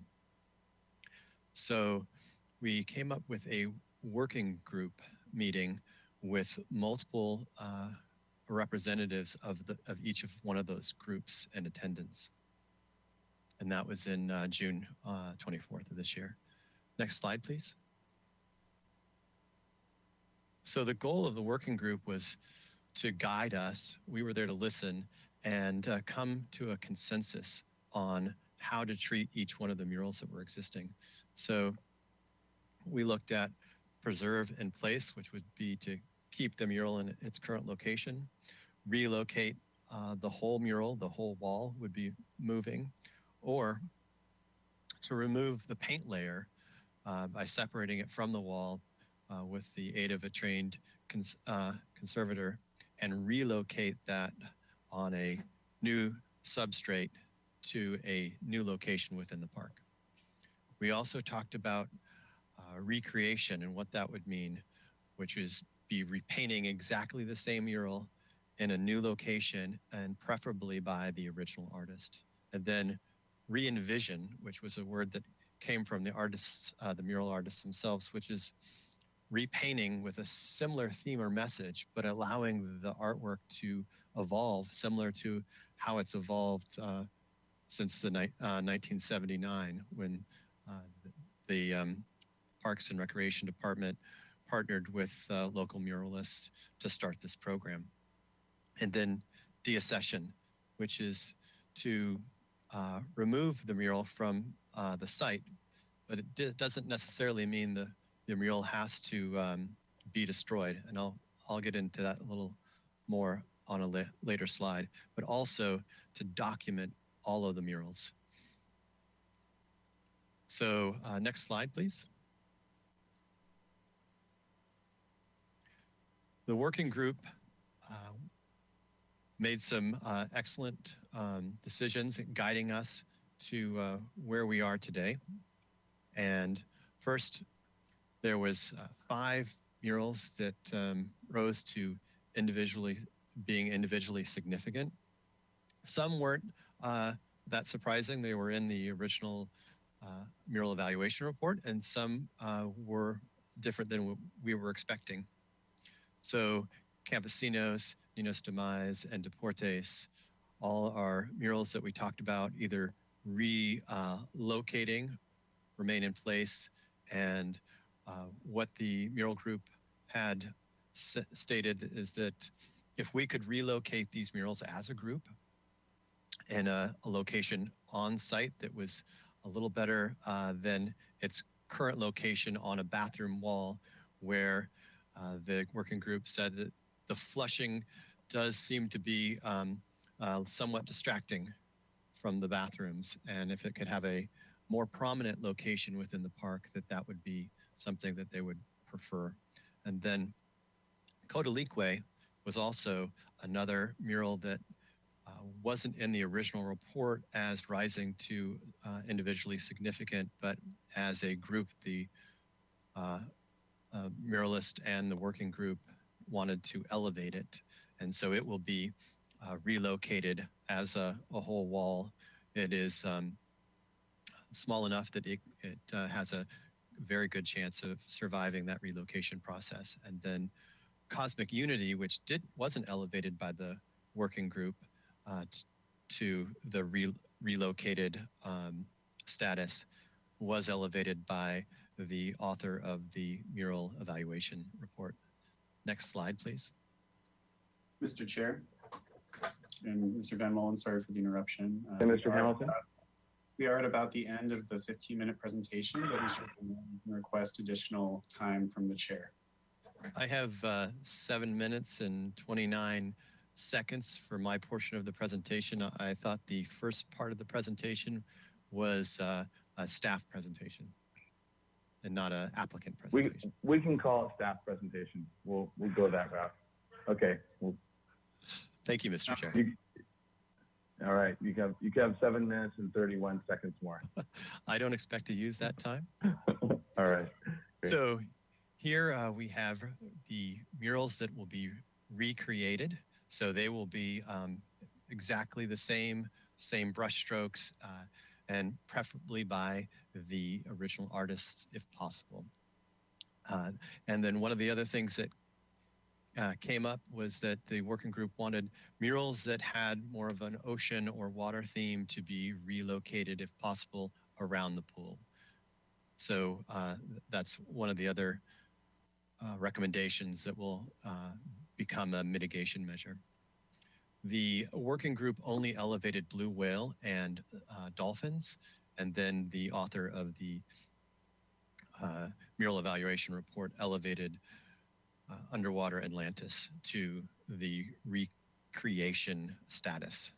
Next slide, please.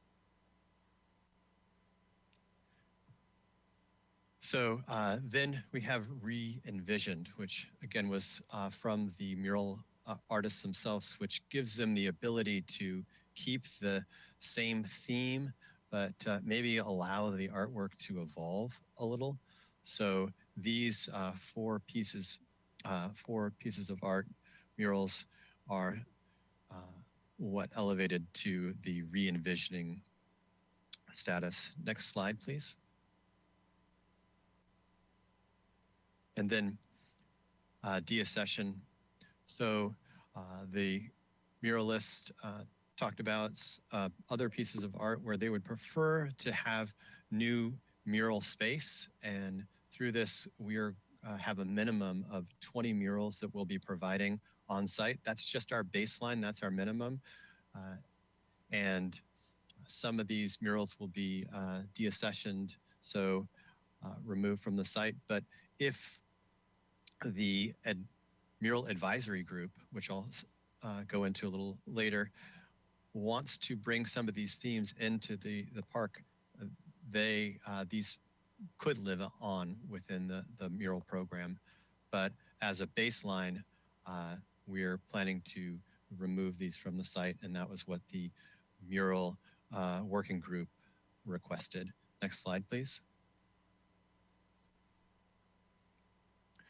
So kind of our next steps that were negotiated with the mural working group was to create a mural advisory group made up of similar stakeholders, which would be artists and youth and arts and culture organizational representatives, and of course mural stakeholders, to guide the department through what we need to produce, which is our mural implementation plan.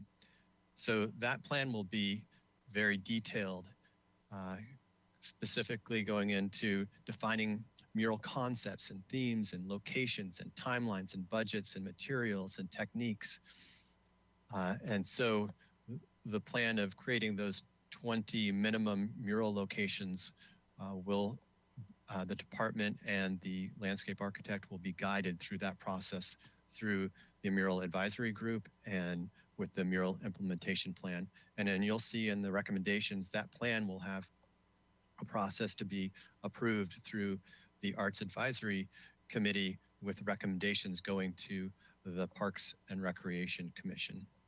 So we also have a requirement to do historic documentation, which would be archival photos that would be high quality digital photos that will allow us to recreate any of the murals that are on site at a later date. We also are going to use these high quality images to create a report of the murals as they exist today and their history, the process that it's taken for them from 1979 to today. And one last item, and this is probably be the most important thing that I say today, is that we have direction from City Council to continue to stay in the running for a $9.5 million grant. And we are very close to the end of that timeline that we have to stay in that running. We need to move this project forward today so we can get to Planning Commission, which will allow us to get our entitlements for the project and stay in the running. So I hope that we can find a way to move the project along and keep that $9.5 million worth of grant funding, because it does not come along very often. And we'd really like to improve this neighborhood park. So that's the last of my slides, and I'll allow Ms. Peugeot to continue. All right, thank you. Ms. Peugeot, did you want to add anything else or have any more things to go through? Yes, the next slide, please. I want to add that the recommendations were reviewed by staff and to ensure that they could be translated into CEQA mitigation measures in a MND. And particularly, they were reviewed to make sure they reflected the input from the mural working group as we understand it, and that they would reduce impacts to the Ortega Park's murals, which were identified as significant, and that we could reach a less than significant level when these measures are implemented. And specific considerations were given to the timing of these measures, the enforceability to make sure that they're carried through, monitoring and feasibility to make sure that it was technically and economically feasible to carry out these mitigation measures.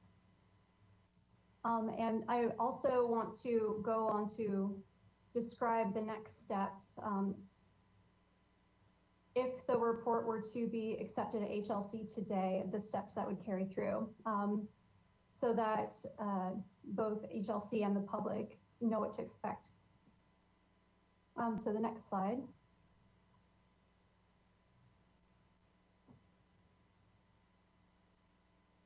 Following the acceptance of the mural evaluation report, staff would revise the draft mitigated negative declaration and publish that for a 30-day public review period.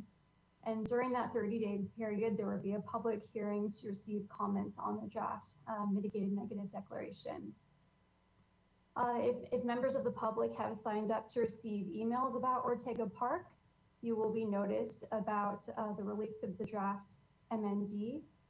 And I want to add that if you would like to be noticed or receive a mailed copy, to contact the case planner, which is Stephanie Swanson, and I'll include her contact information in the chat feature so that anyone can reach out to her to make sure that they're noticed about the draft MND. Following the 30-day public review period, the MND will be revised based on those public comments, and the mitigation monitoring and reporting program will be developed. And that will be based on mitigation measures in the MND and in this report, the evaluation report. And then following the final MND, the project decision will go to Planning Commission. And so if the report were to be accepted, we may anticipate that the MND may be released as early as early August. So to wrap up, to the next slides.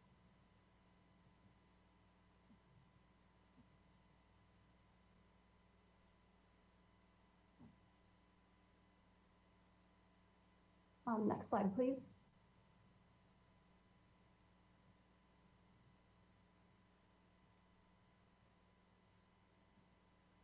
Staff is requesting the acceptance of the mural evaluation report prepared by Site and Studio Conservation LLC. The report concluded that the Ortega Park murals are significant, including 5 individually significant murals. and includes recommendations for a mural implementation plan and the preservation and relocation of 5 murals. And that concludes the presentation. Thank you. Okay, thank you. So actually, just as a point of clarity, and this is also tied to a question that Commissioner Lenzik had that one wanted to bring up, was understanding our role in all of this.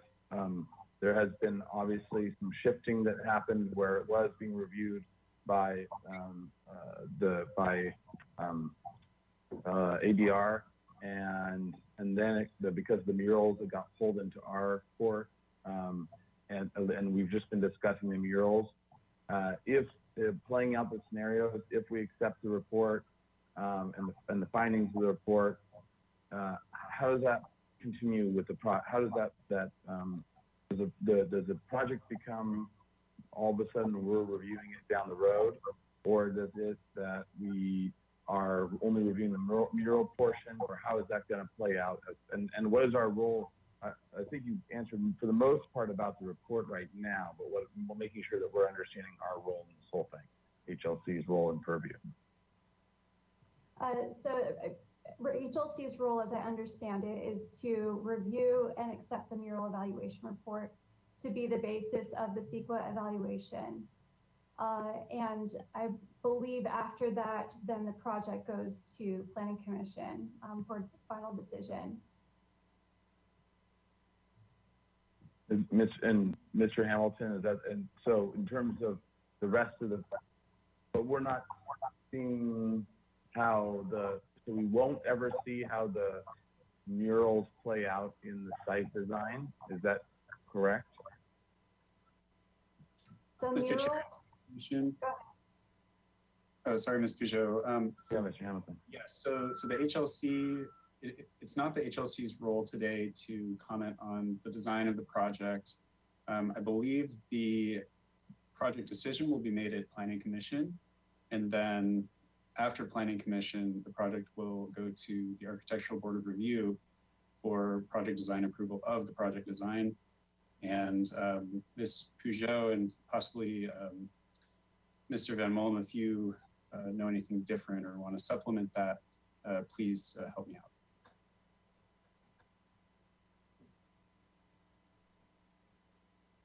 I'll confirm Any that. takers? So, okay, so, and because this is a very unusual, maybe the first time in my time that we've had this sort of setup in terms of the CEQA direct approach to it, and you know, and not a typical project by any means. I'm still trying to understand okay, actually, we can get into more. Well, I don't know. It's still part of our overarching understanding of what our role is here. Yeah, Mr. I can clarify that a little. Yeah, please, Mr. Hernandez, and then we'll go to Mr. Van Molen. The project would go back to ABR. So it's similar to when you review an archaeology report. You review archaeology reports on projects that stay at ABR. So if you agree that these are cultural resources, that's the ultimate statement you'll be saying, and then the project will stay at ABR. Because they're not being designated as historic resources, this would not change the jurisdiction to the HLC. So that is pretty clear. It's gonna go, it stays in ABR. You're just reviewing this report because our master environmental guidelines require all reports be like archaeological, all secret reports are reviewed at HLC.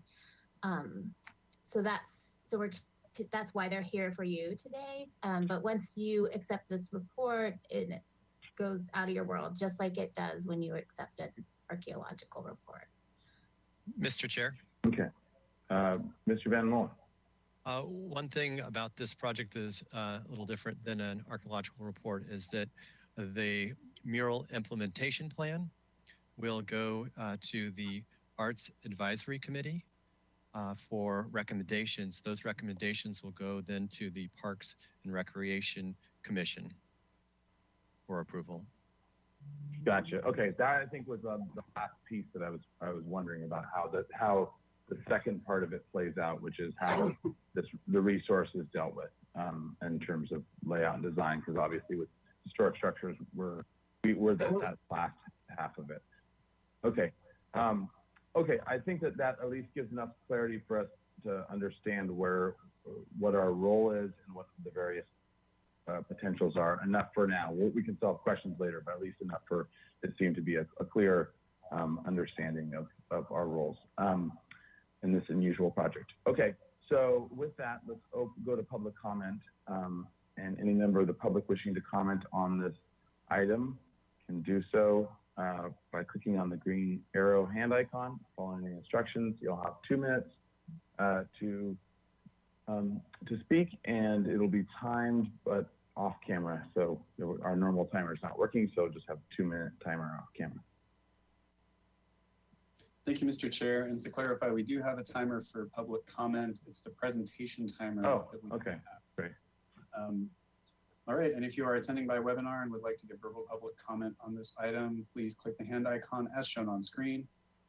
I do see a number of hands raising, and while we wait for more hands to raise, Ms. Tarnowska, did we receive any written correspondence on this item? Yes, thank you, Mr. Hamilton and commissioners. We did receive written correspondence from Ms. Cassandra Ensberg and a letter from Michael Imwali, and it was distributed to the commission before this meeting. Thank you.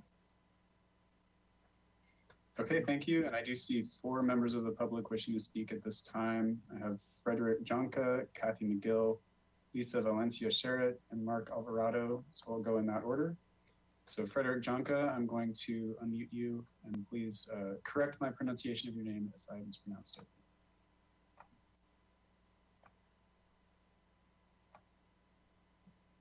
Hi, this is Frederick Jenka. Thank you so much to the HLC. Appreciate you spending some time on this project. I am speaking as chair of Arts Advisory Committee, as well as a concerned citizen and a participant in the mural working group. And I wanted to be present today to offer my support to Parks and Rec for their handling of this ever-evolving project. And I think we are in a much better place than we were even a month ago, and want to share with you all that I feel strongly that this is an important next step for us all to take in this community, and that I look forward to the future of the mural implementation plan and all the work that will be required for that.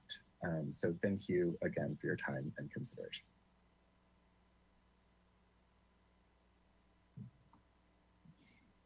Okay, thank you. Next up is Kathy McGill. Kathy McGill, you're unmuted. Please click your microphone and go ahead. Okay, thank you very much. Good afternoon. I'm Kathy McGill, and I'm the Vice Chair of the Parks and Recreation Commission. And coincidentally, I'm also a practicing artist, so I've had a special interest in this project. I'm here this afternoon to encourage you to accept the Ortega Park Mural Evaluation Report to enable this critical park renovation to proceed to the next step. As an artist, I'm really, really thrilled to see important public art take center stage in the discussion of the park's future. I had been dismayed at the either-or approach that seemed to be being taken, which I have been afraid has threatened to derail really a much-needed project that's received widespread community support.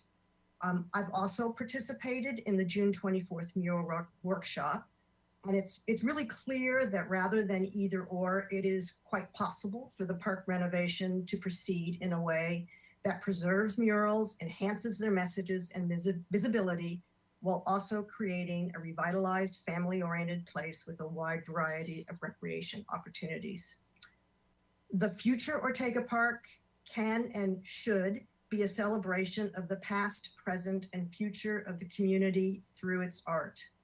Has been the past practice through the Santa Barbara Arts Alliance, the park can be a place where emerging artists explore their art and learn from master mentors, creating new generations of artists and people who will protect and care for this park. Ortega Park can be a place where art that expresses the history and culture of the local community becomes integrated with and part of a first-class recreation facility. I personally find that really exciting and encouraging, and I hope that you will embrace this possibility and support moving forward. And I thank you. Thank you. Okay, thank you. Next up is Lisa Valencia Sherritt. All right, Lisa Hello, Valencia Sherritt, please go ahead. Thank you. Hello, everyone. I'm Lisa Valencia Sherritt.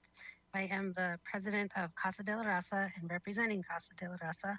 Today, I also got to participate in the workshop in the working group in June. So I'm here to give our support for this report before you today.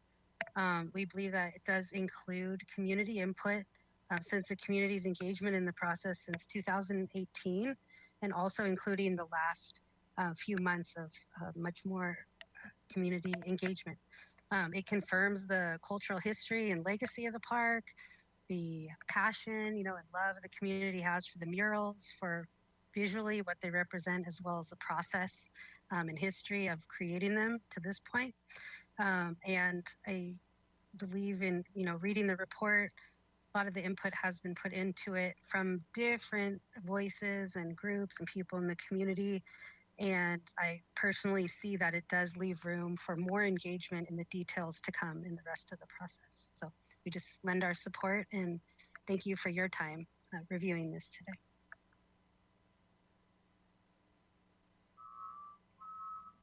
Thank you.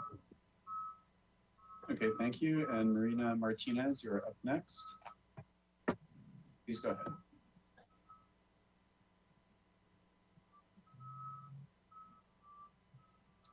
And Marina Martinez, you're unmuted. You need to click your microphone icon in order to be heard. And there's also some background noise. If everyone else can mute themselves, it'd be great. It's my dump truck. Oh, okay.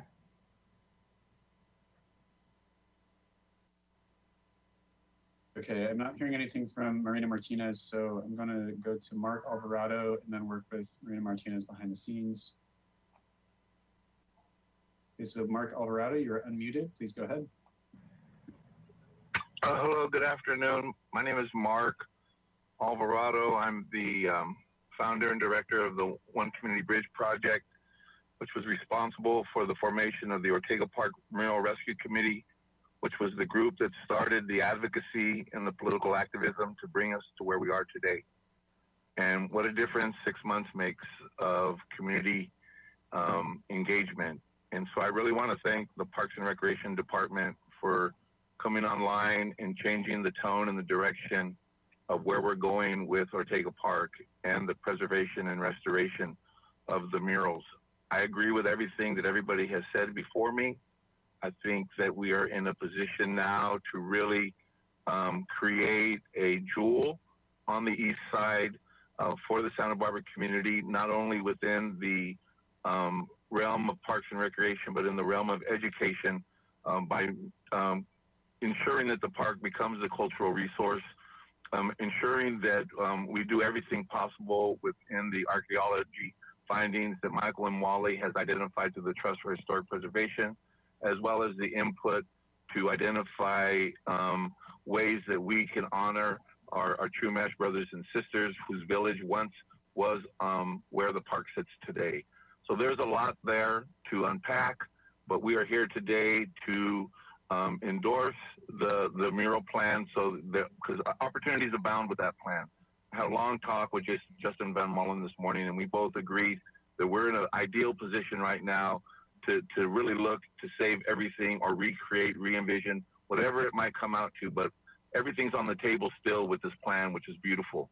And this is nowhere near where we were 6 months ago. So I want to thank everybody who's involved. I want to thank you all for taking the time to listen to this and putting your 2 cents in and your approval, because this is going to set the tone and the direction for us to continue on with this effort to really make Ortega Park a cultural resource for Santa Barbara. Thank you. Thank you, Mr. Alvarado. And Marina Martinez, I'm going to check in with you again. You are unmuted. You need to click the microphone button if you would like to speak. We followed up with Ms. Martinez in an email. I suggest if we can't hear her, we might have to reopen public comment so she can have a chance to speak. I do see another hand raised by Sarah Rubin, so I'm going to unmute Sarah Rubin. Please go ahead, Sarah Rubin. Good afternoon, commissioners. I wanted to call in and share my appreciation for this conversation today, and also how much it's meant to work with the community and Parks and Recreation staff in deep discussion regarding the history, future, and importance of murals in Ortega Park.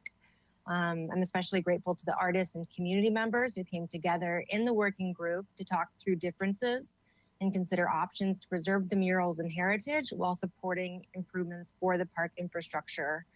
I also want to really recognize park staff willingness to spend time with the community voices and working group and to listen to opinions, engage with the Sight and Sound consultants, and incorporate recommendations into the updated plan.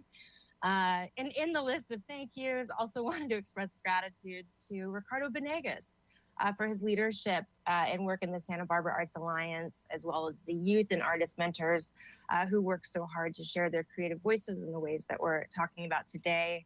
And finally, just wanted to affirm that the Arts Advisory Committee has committed to working in a continued capacity to support and advise the placement of murals, as well as ideation for engaging new artists and voices.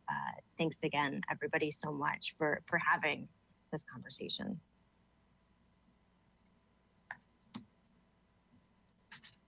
Yeah. Okay, thank you. And the only hand raised I see is from Marina Martinez. Unfortunately, it looks like they're not connected to audio, unless they just came back on. All right, so we'll give it a last attempt here. And Ms. Martinez, your mic is live, so you should be able to be heard now. Can you all hear me? Yes, we can. Thank you. Okay, great. Good afternoon, commissioners. I apologize. I'm trying to simultaneously do two Zoom meetings, one on my phone and one on the computer, and the phone wasn't cooperating. So I apologize for the trouble there. I actually sent an email out to you all about 2 p.m. I know it was kind of late, but I've been quite busy and sort of found out that I needed to do this, you know, with very short timing. So on behalf of SOPAC, the only thing I wish to say is that we are in support of the recommendations that have been provided to you today by the Parks and Rec Department. We, as you know, had a meeting with various members of the community, different groups, and I believe we came to a meeting of the minds and some consensus with regards to the project. Most important thing for us is that the project move forward. It is something that the community's been asking for many, many years, 20 plus years. And so we hope that you take the recommendations from the Parks and Recreation Department and approve the project so that we can move forward. And that is all I wanted to say. And that includes most of the muralist, the original muralist views with regards to the subject. Thank you very much for your time. And again, I apologize for my troubles with the computer and with the phone. Thank you.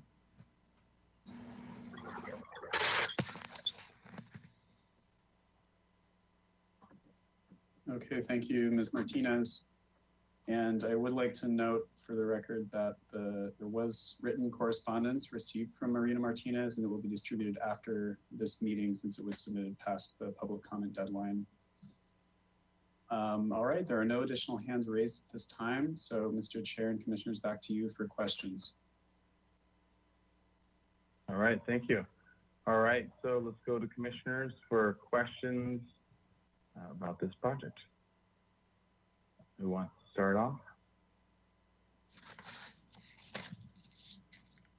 And if, commissioners, if you could, those who have cameras, if you could turn them back on as well, that'd be great. Thanks.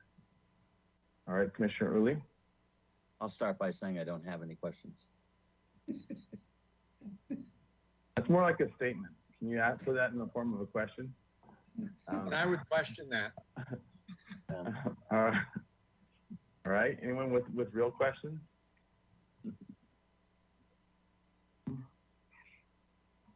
Okay. I actually don't have any questions either. So, okay, let's go into comments then. I'm trying for some questions, but I think we kind of worked through it. So, Commissioner Mahan, or sorry, Commissioner Drury. Yes, thank you. Well, I'm a little I'm more than a little conflicted. First statement is way off base, but I'll say it anyway. Any park project which ends up with less park at the end of it is a bad project.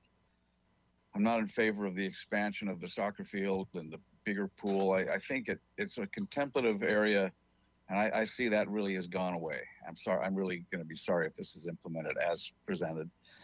As far as the murals go, I walk that park a couple times a month just to make sure I'm right, and I think that every mural should be preserved. Some of them are clunky and inexpert, but they all have great feeling, and they all represent effort by people to make a statement visually. And there's some that are beautifully done, and very accomplished mural artists. But I think all those murals should be protected. And once again, any mural project at the end of which there's less murals is a bad project.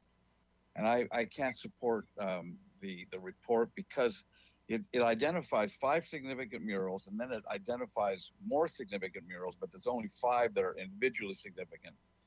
I would hate to be in Mr. Van Mullen's place or Ms. Peugeot's place, because it's very difficult to pick and choose the ones that are going to be de-accessioned, which means basically destroyed, and may be done with a historic photograph montage.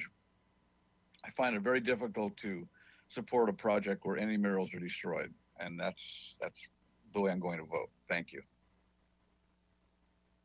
Mr. Chair. Vice Chair House. I would have to respectfully disagree with my colleague and fellow commissioner.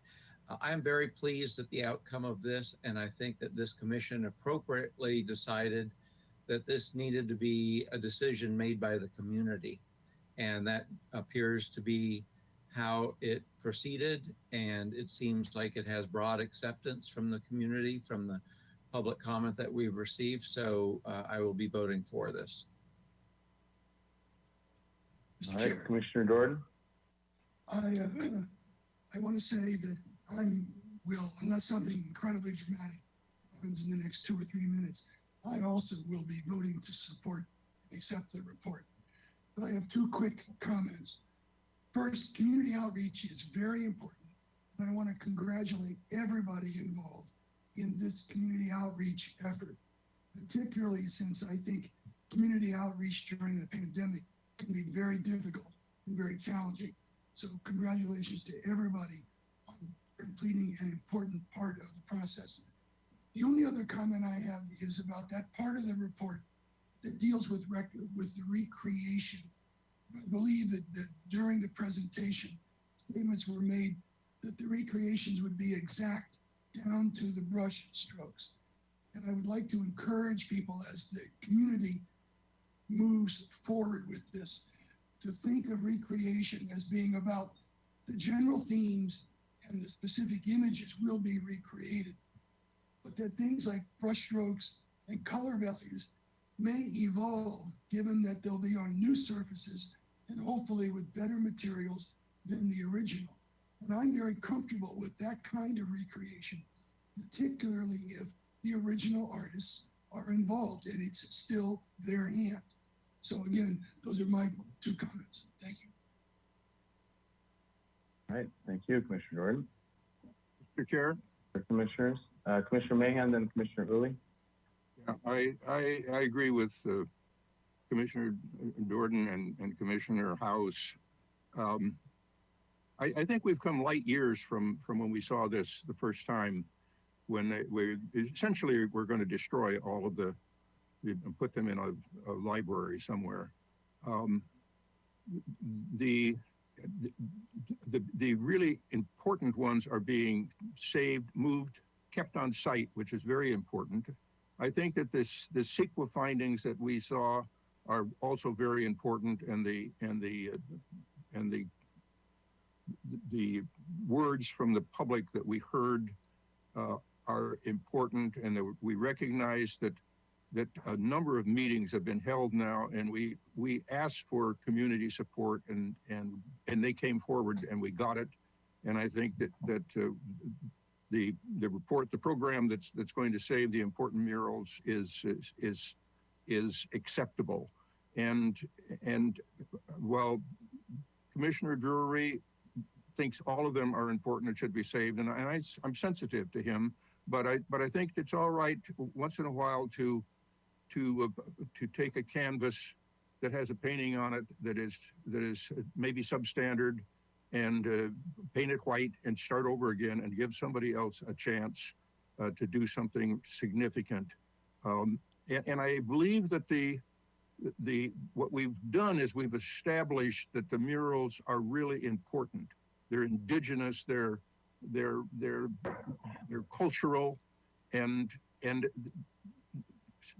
back 30, 40 years ago, there may not have been the same sense of importance when some of these murals were painted that there is now. And so I think the new murals that we get are going to be much, much more significant and much, much better done. And for all of those reasons, I'm going to be able to support the report. Thank you. All right. Other comments? Sorry, Commissioner Uli. Yeah, you were next. Thank you, Mr. Chair. I do agree with a majority of the comments from the commissioners, except for respectfully disagreeing with Commissioner Drury. I think the report adequately details the importance of these resources, gives the reasons why they're important, and supports them with CEQA defensible findings. And since accepting the report is our only action on this project to move it forward, I support approval of the report as it's written. And actually, just a quick little point of clarification on that. We also have, as I understand it, and I could be wrong because it's the first time I've done this, but what I heard from Ms. Peugeot, I think, was that we could accept the report, or we could accept the report with modifications if we stipulate what those modifications might be, but that obviously has to be very specific, or we could reject. So I think that those are our options. I just want to make sure that we have clarity on what we can actually do. So anyway. I understand that. I'm supportive of adoption of the report as it's written. Okay, great. Mr. Chair, Mr. Chair, Commissioner Mahan. Yeah, I think it's important to mention that our purview, and Commissioner Lindick brought this up. You know, what is our purview here? We're talking about a report on the murals. We're not talking about the design of the park. That's going to, I presume, I understand that's going to be a Architectural Board of Review review. Isn't that correct? The ABR will. That is my understanding as well. It seems to have been clarified by staff. So yeah, and probably the Parks Commission and the ABR, and there will be a lot of public input regarding the design of that park. And it needs to, it really needs to fit into the neighborhood and be appropriate in that sense. So we're not talking about the park. We're talking about the saving of the murals, which ones should be saved and which shouldn't. I think the report is acceptable. Thank you. Okay, thank you. Mr. Any Chair. other comments? Commissioner Mahan? Mr. Chair, this is me.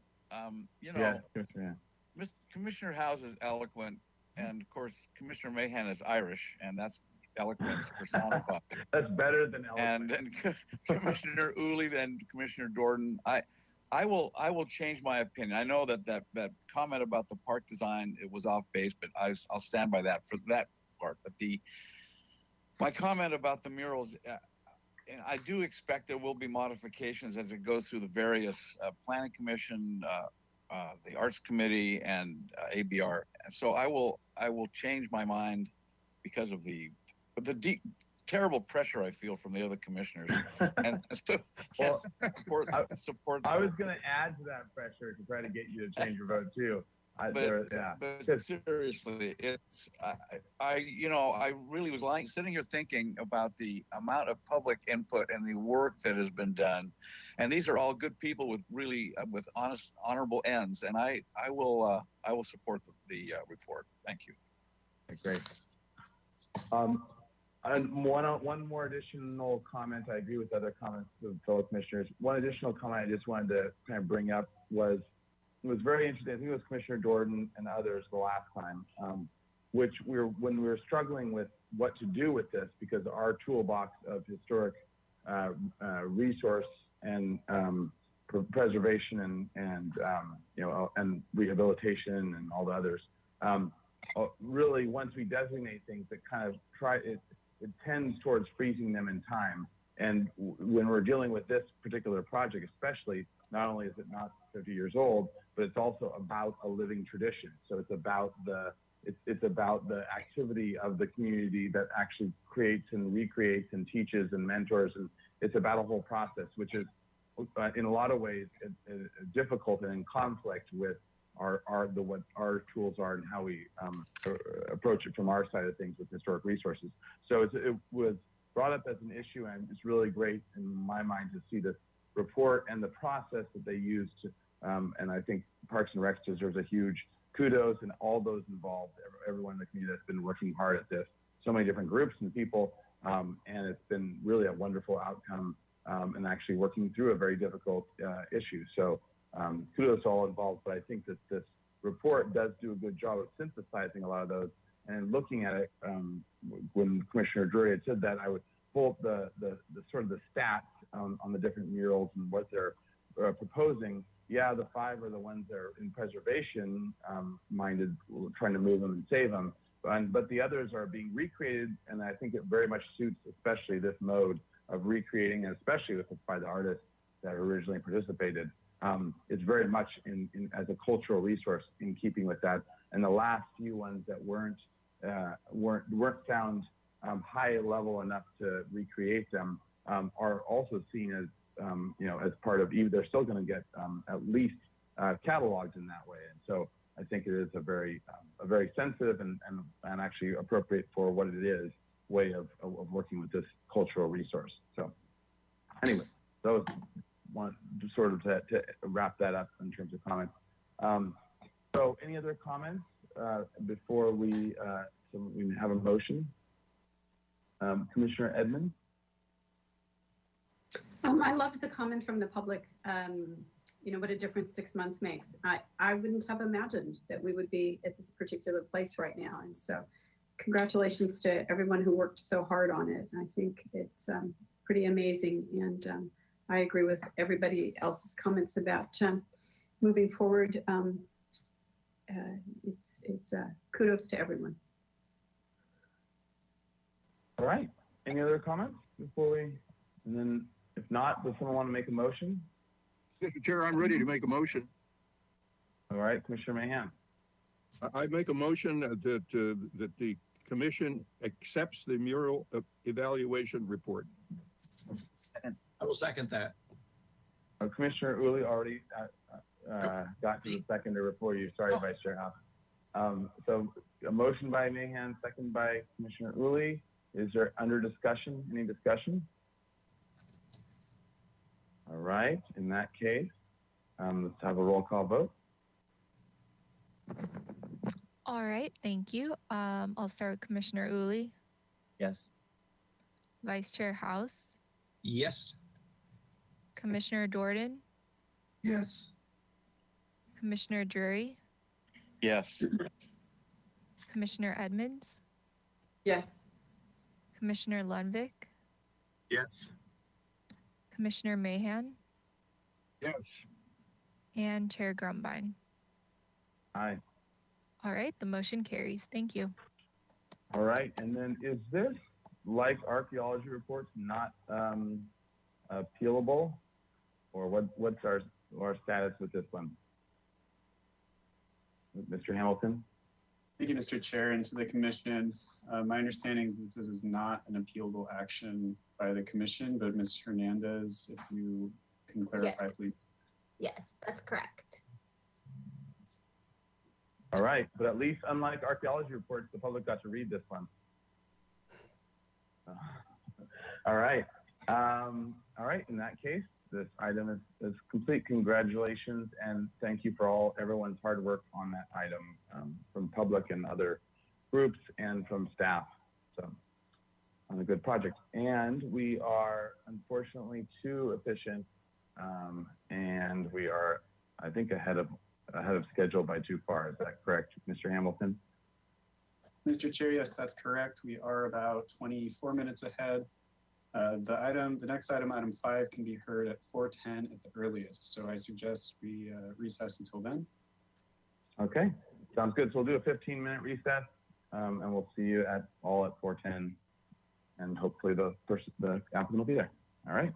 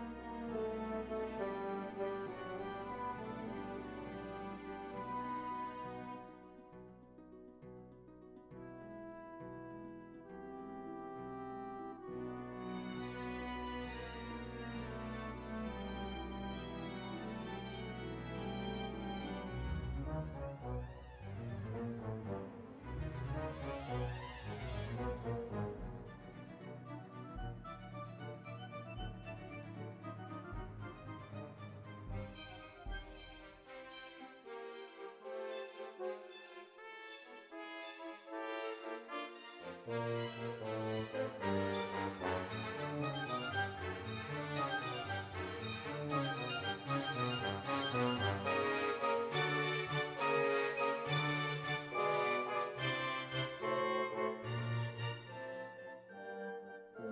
Commission. All right, Mr. Hamilton, we're ready to go? Mr. Chair and Commissioners, please go ahead. We are ready. Okay, great. All right, so we'll go on to item 5. It's 1221 Anacapa Street, and Commissioner Emanuel. I promise this is my last recusal, but I have a I'll see you guys in the next one. All right, thank you. All right, this is a continued item, project design approval and final approval. This is a proposal to construct a new 500 kilowatt solar photovoltaic system that will also function as a parking canopy on the upper level of the city-owned Granada garage located in the EPV. The superstructure will have a maximum height of 46 foot 11 inches and consists of painted high-strength steel columns and beams with galvanized light gauge steel purlins on top to support and attach the solar modules. The project also includes the removal of existing rooftop light poles and 13 small olive trees and pots to allow for new solar photovoltaic canopy. Planning Commission approved a height exception on December 10th, 2020, allowing the project to exceed the standard height limit of 45 feet in the commercial general high density residential priority housing overlay zone. Mr. Chair. And I'll just finish reading up and then I'll jump to you. Project design approval and final approval are requested. The project requires consistency with the project compatibility findings and the following guidelines. The EPV Landmark District Design Guidelines, Solar Energy System Design Guidelines, tree removal findings are required. Project was continued 4 weeks at the June 23rd, 2021 full commission hearing. All right, and Vice Chair House. Forgive me, but I neglected to say at the appropriate time that I need to leave the meeting at 5 o'clock. Ah, I see. Oh, okay. Well, we'll see what we can do. Okay, thank you. Okay. Thanks for letting us know. So with that, if applicants here, so please introduce yourself, and then we'll go to staff for any comments, and then we'll read the last meeting minute or meeting notes minutes. So, all right, welcome. And one more thing is we don't have our typical 15-minute timer working. So Mr. Hamilton will just be keeping track of your time and let you know 3 minutes before I give you a little heads up. So, all right, welcome. Sounds great. Good afternoon, Chair Grumbine and fellow commissioners. Ed Devasene with DMHA Architect. Glad to be back with you. And Henry, if you could introduce yourself. Yes, Henry Lenny Design Studio. I'm here. Great. All right, and then staff, I'll read these and then we'll see if the staff has any comments. Okay, so this was from our last meeting, or 4 weeks ago, 2 meetings ago. We had,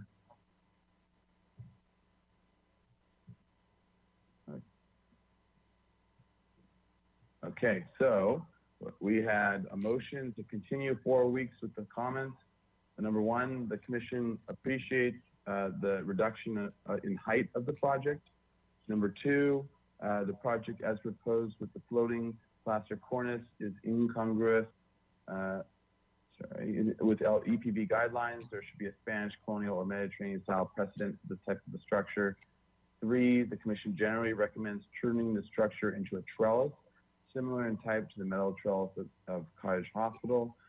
The commission understands that there are budget limitations, but the structure shall look like a rectangular beam section and look like a traditional trellis as much as possible, despite being metal and painted. 4, the view from Anna Pamu Street are most important. The views from the Paseos and Granada Plaza are important, but not as important as Anna Pamu Street views, and should be continued to be looked at. 5, the commission would be fine with the portion of the project towards Anna Pamu Street being dropped down completely out of sight by putting the solar modules on the ground and losing some of the parking on the site, on that side, if the budget allows, the visual impact from Anna Street would be minimized. 6, light fixtures shall be shielded so that they are not visible from the right-of-way. 7, the proportions of spans shall be traditional and need to be broken up with columns in a traditional way, even if it means adding aesthetic columns as opposed to structural columns on the visual side, starting with Anna Street. With motion by House, second by Uli, 700, Mahan and Emmanuel are absent. The motion carried. All right, so with that, if you would please walk us through, make sure to address all the points that were raised last time and show us anything new and everything you've done. Mr. Chair, Mahan. Commissioner Mahan. Yeah, I'd like to announce that I did watch, I was absent for that last meeting, but I did watch the videos. Okay, thank you. All right, and then is there any comments, any additional information from staff before we get started? Mr. Chair, and to the Commission, I don't have any additional comments than what's on the agenda.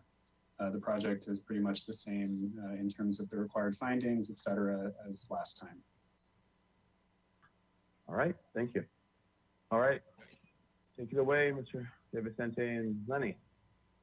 Sure thing, Chair Grumbine, fellow commissioners. So first, we want to start by saying thank you for the meeting and the conversation last month, and for helping us to try to get to yes here collectively. So we really weighed all your comments and took another pass at this. Again, as you saw previous, we did adjust the structure, got some height out of it, and now is really, how can we lay out the structure differently for look and feel. So let's just dive into it. We're excited with the direction we went and with your collective input. So let's move to the next page.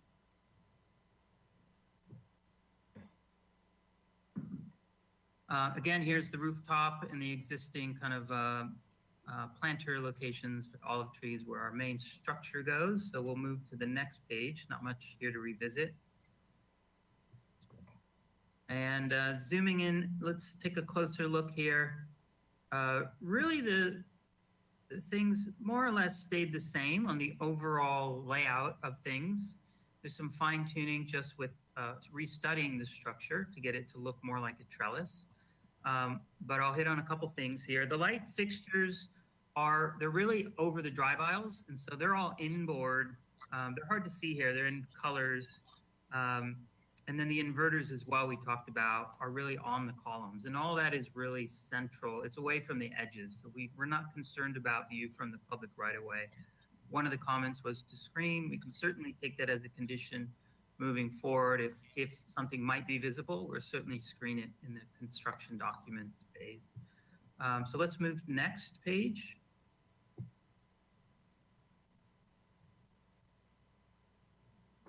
These are the elevations, so you can just zoom into anyone and just scroll through.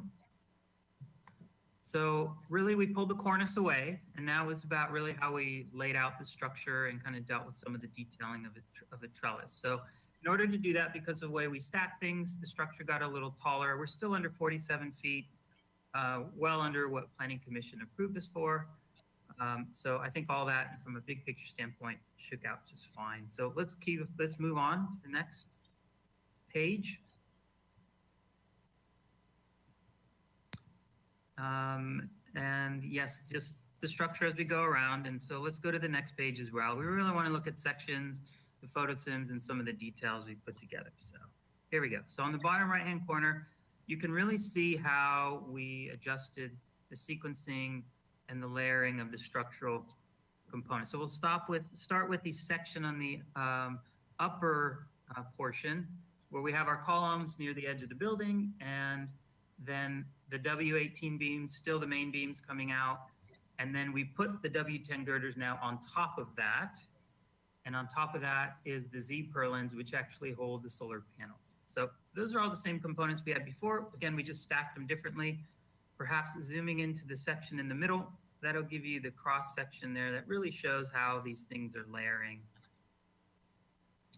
So again, we're keeping our clear height 8'3" from the deck to the bottom of the main beams. And then the girders, we're able to cantilever in some locations. And here on this, on detail number 2, this is on the Granada Theater side, you're starting to see where on the 2 more visible edges on the Granada side and on Anapamu, we added these 4x6 tube steel at 26 on center to really look and feel like rafter tails. So in this particular case, they are parallel with our W10s. So not totally traditional, but we think from the view sims and kind of a farther vantage point, you'll see that it's still successful. So let's look at the section down below. And here's on the Anapamu side. So again, the same type of thing where things stack up on the column edge there by the building edge. And then we have these rafter tails that really create some nice shadow lines once you see that in the view sim. So you can see the elevations there if you wanted to revisit that, but really it's the same strategy as before other than just stacking the structure different. So let's move to the next page. Here is the light fixture we saw before. Let's move to the next page. No update here. And then here's where we started to kind of study this a little bit. So let's move through this and go to the little perspective views before we get to the view sims. So next page. So we just took a closer look at these edges. Again, this is what you've seen already. Next page. Next page. This will be easier, better seen in the view sims. Here we go. So here is really where you can, if you want to zoom in there, you can get a good look at how everything really starts to look and feel on the deck, the 3 dimensions and all the different beams and girders running. So here you get a really good shot. So just in front of us here, the column holding up the W18 beam, and the W10 at the edge of that running left to right. And then we are capping the end of that with a C channel, which is where we're going to attach these little 4x6 tubes that really kind of play to the eye on that in that trellis rafter configurations, what we're more used to seeing traditionally.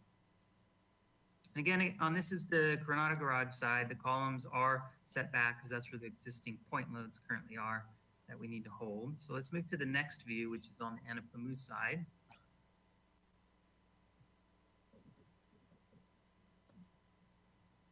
So here our columns are closer to the parapet, but essentially the same, stacking the W18s on top of those columns.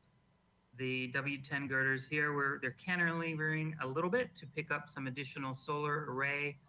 And then again, on that edge, just picking up those little rafter tails there with the kind of a C channel capping that.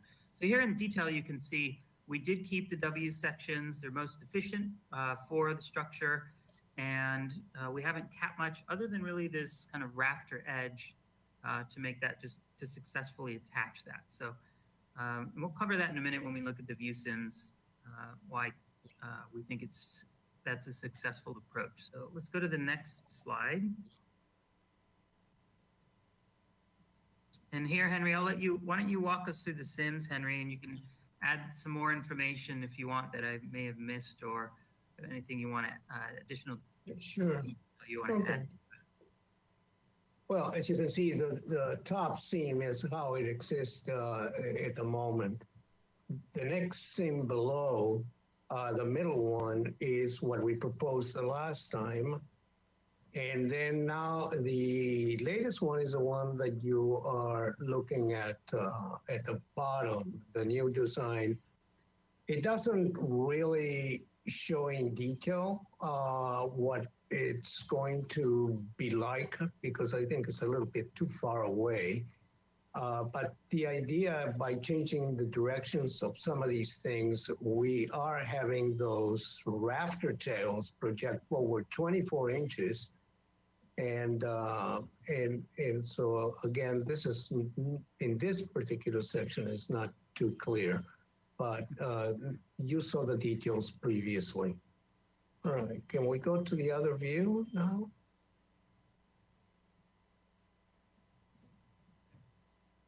I think what I meant was the other elevation on the Granada Theater side. Yeah, it's next slide.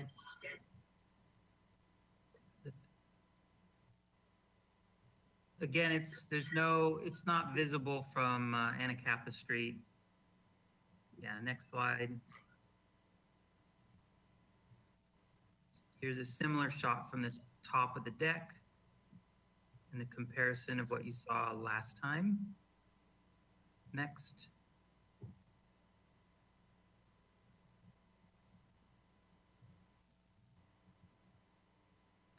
I don't know, Henry, is there much to comment on here from the? No, there really isn't here. I think that if we just go to some of the views.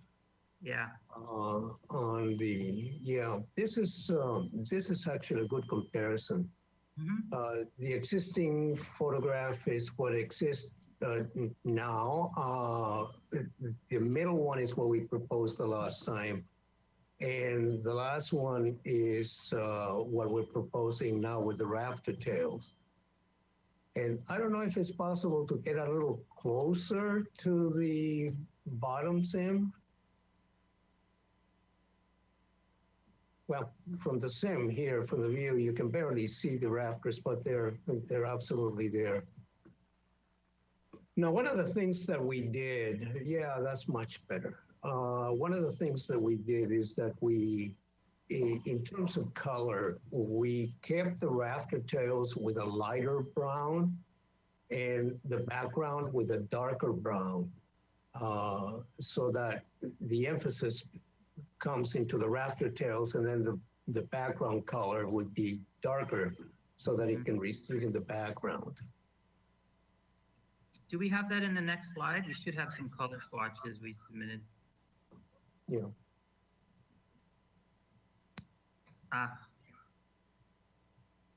Looks like we don't. Oh, there we go. There it is. All right, so the color is not absolutely true, but you can see the contrast between the rafters and the structure. And again, the whole idea is that the structure will recess into the background and the rafters would come forward towards us. Okay, let's go on to the next slide.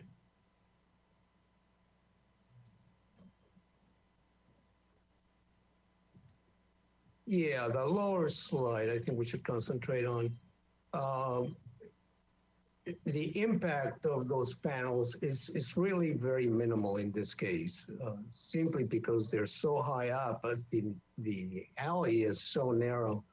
Mm-hmm. But you can still see some intricacy there if you were to look up.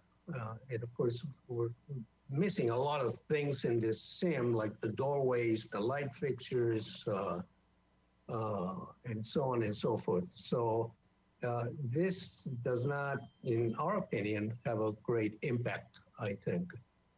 Mm-hmm. And so I see Mr. Hamilton giving you a three-minute warning, just so you know. Yeah, that's great. If we could turn back to the Anapamu side sim, which was most visible. I forget which slide it was. It might be like 15 or 16.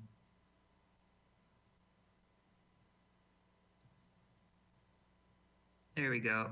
Zoom into the bottom.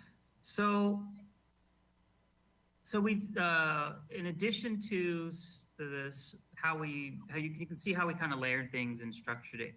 So we're proposing the little rafter tails on the Anapamu side and the Granada side, because they're really not that visible on the north edge. And then we also did study adding more columns in here. So we look back at the Cottage Hospital, and doesn't have very many columns. What's interesting about that one is definitely the beams. The shape of the beams are much more elegant, and they have some arches kind of cut into them.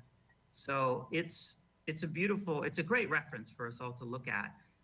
But it's just we felt it was a very different for what we're trying to do, which is more traditional kind of utilitarian trellis here versus what they have at Cottage, which is an entry trellis, which is beautiful and inviting and kind of pulling you in. This we almost want to be more just look like background architecture. So we didn't see a big advantage to adding additional columns here. We felt that the rafter tails in and of themselves really kind of created that visual play to, whereas someone's just walking by and says, oh, there's a structure up there. Oh, looks like a trellis, and there's some solar panels up there. And that's it. It doesn't really draw much more attention to that. So we didn't see an additional advantage to adding more columns. It's something we did study and certainly was considered. So from this point, yeah, we're interested in hearing your comments and how you think it kind of developed. We thought it was a good direction and a good result from what we heard from you last time. And again, at this distance, we felt that there wasn't a lot of additional improvement by going with the more with tube or closing off the structure, just putting more steel to kind of hide the wide flange steel members. But we're here definitely to hear what the commission thinks about the approach. We can take you through any other level of detail you have. We have quite a bit of study drawings to kind of peek at. So, and then the colors, they came out much more green. And what we just showed you on the screen, at least my screen, it's a much more brown color in the real swatches. So that did look a little odd to me in the digital presentation here. Just wanted to clarify that. Henry, anything else to add in the closing? No, not for the moment. Okay, so we're here for PDA final. Really, there's the engineering drawings for final are just going to show more structural connections. There's not going to be much more for the commission to really see. So we think we have enough information for a final as well. Again, it's really just going to be engineering connection details, et cetera. And final on consent even would be appropriate if there's specific comments that the commission wanted to see in that at a higher level of detail for that. So thank you for, thank you for that. And we really hope that we've got a path forward here that the commission can work with us on. Okay. All right. Does that complete your presentation? It does. All right. Thank you. Okay. So with that, let's go to public comment. Any member of the public wants to comment on this, please click on the green arrow hand icon and raise your hand, and then you'll have 2 minutes to comment. Thank you, Mr. Chair. If you are attending by webinar and would like to give oral public comment regarding this project, click the hand icon as shown on screen. And while we wait for hands to raise, Ms. Tarnowska, have you received any written correspondence about this item? Thank you, Mr. Hamilton and commissioners. We did receive written correspondence from Richard Clausen, and it was distributed to the commission before this meeting. Thank you. Okay, thank you. And there are several members of the public in attendance, but I don't see any hands raised at this time. So, Mr. Chair and commissioners, back to you. Great, thank you. All right, to the commission. Any questions? Mr. Chair? Commissioner Drury. Yeah, I was looking at the that elevation there. So you have. Okay, can you zoom in, Mr. Russell? Can you zoom in to the trellis portion? Yeah. Okay. So you have a pillar supporting or a beam supporting the cross beam. You have 3 of them, but the west end of that array is just sort of free floating. Why is there no supporting beam for symmetry? So let's just to be able to get our terminology right, because I think that we're going to be discussing this a bit. If Mr. Russell, if you could zoom in, if you could zoom in, and then let's just go through the pieces so we're all making sure we're all talking about the same thing. So we got the there's the Anapamu elevation. We're looking from right to left, so it begins with the upright beam, a support, right? Yeah, a post. And there's one on one side of that little tower with the alcove, and then there's another one, and then the west end is free floating entirely. It looks odd to me. Yeah. Okay. It looks odd to me. And then, and just as well, just so we're all talking the same language. If you start at the right with the post there, if Mr. Russell can hover over it, just so we make sure point. Yeah. So you got the post there, you got the girder, which is the big giant beam going backwards towards the parking. Yeah, there we go. Girder. and then we have the beam on top of that that's going across the Right. face of it, left to right. There Yes. we go. And then we have the little 4x6s that they've added as trellis members poking out straight forward, right? Yes. And then there's also the other pieces to discuss are the supports of the solar panels themselves, which are which are also sort of like, well, they're supports and they're almost like trellis pieces. Yeah, They're so I guess supports. my question is, Okay. it's a comment and a question. Why is there no upright beam at the west end of that array on the Anapamu So on the elevation? far left, Yeah, you're right saying there. right there. Where they're saying why isn't there a post there? Okay. All right. So to the applicant. Sure, Chair Grumbine and Commissioner Drury. The columns we used we just kept it to the structural columns that are actually supporting the main beams. So Uh-huh.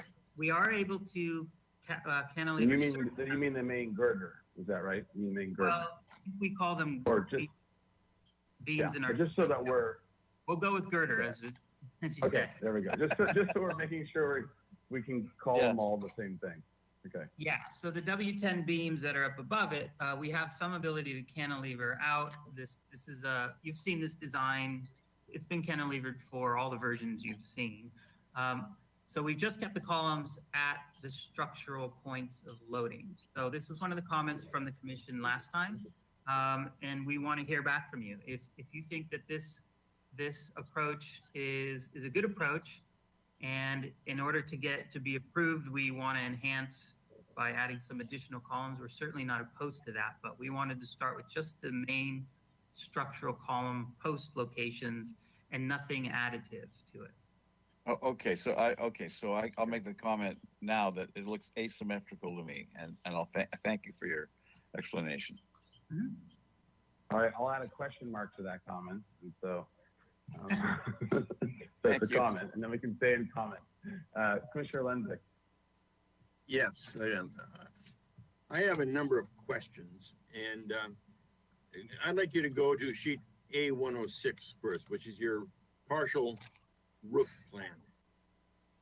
And I assume A106. There. I assume in this plan that north is to the left. Is that correct? Anapamu is to the bottom of the page. So the Granada would be to the left. So we've been calling north the top of the page. So north is up, huh? Okay. And you're saying Anapamu is to the bottom of the page. Correct.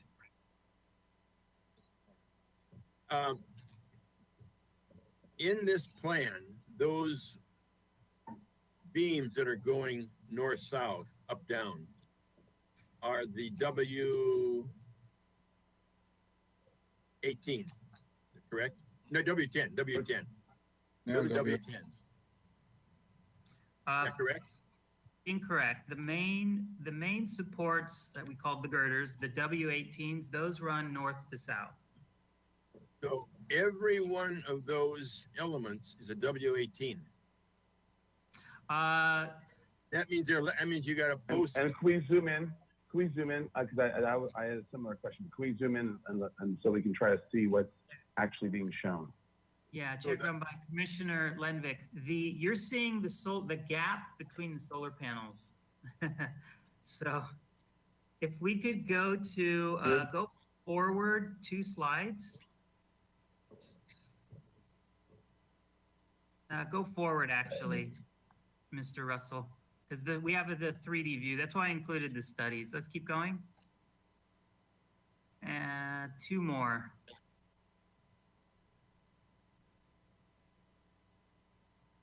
Here's a good shot, and we can look at it from the other angle. So the Granada is on the left-hand side here.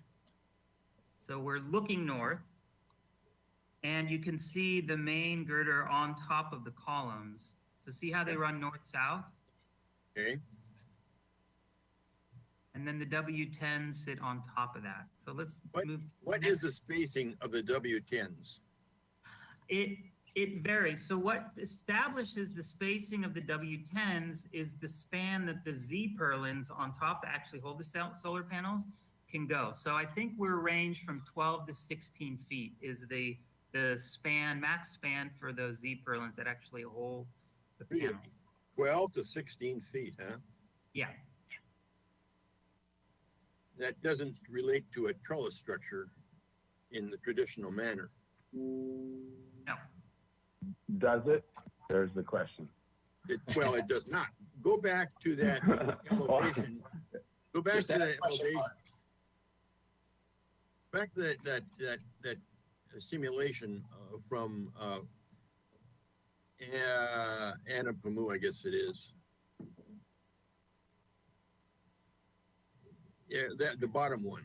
Go down to that and then blow that up. So the reason we don't see any other beams or purlins is because the spacing there is so great. Correct.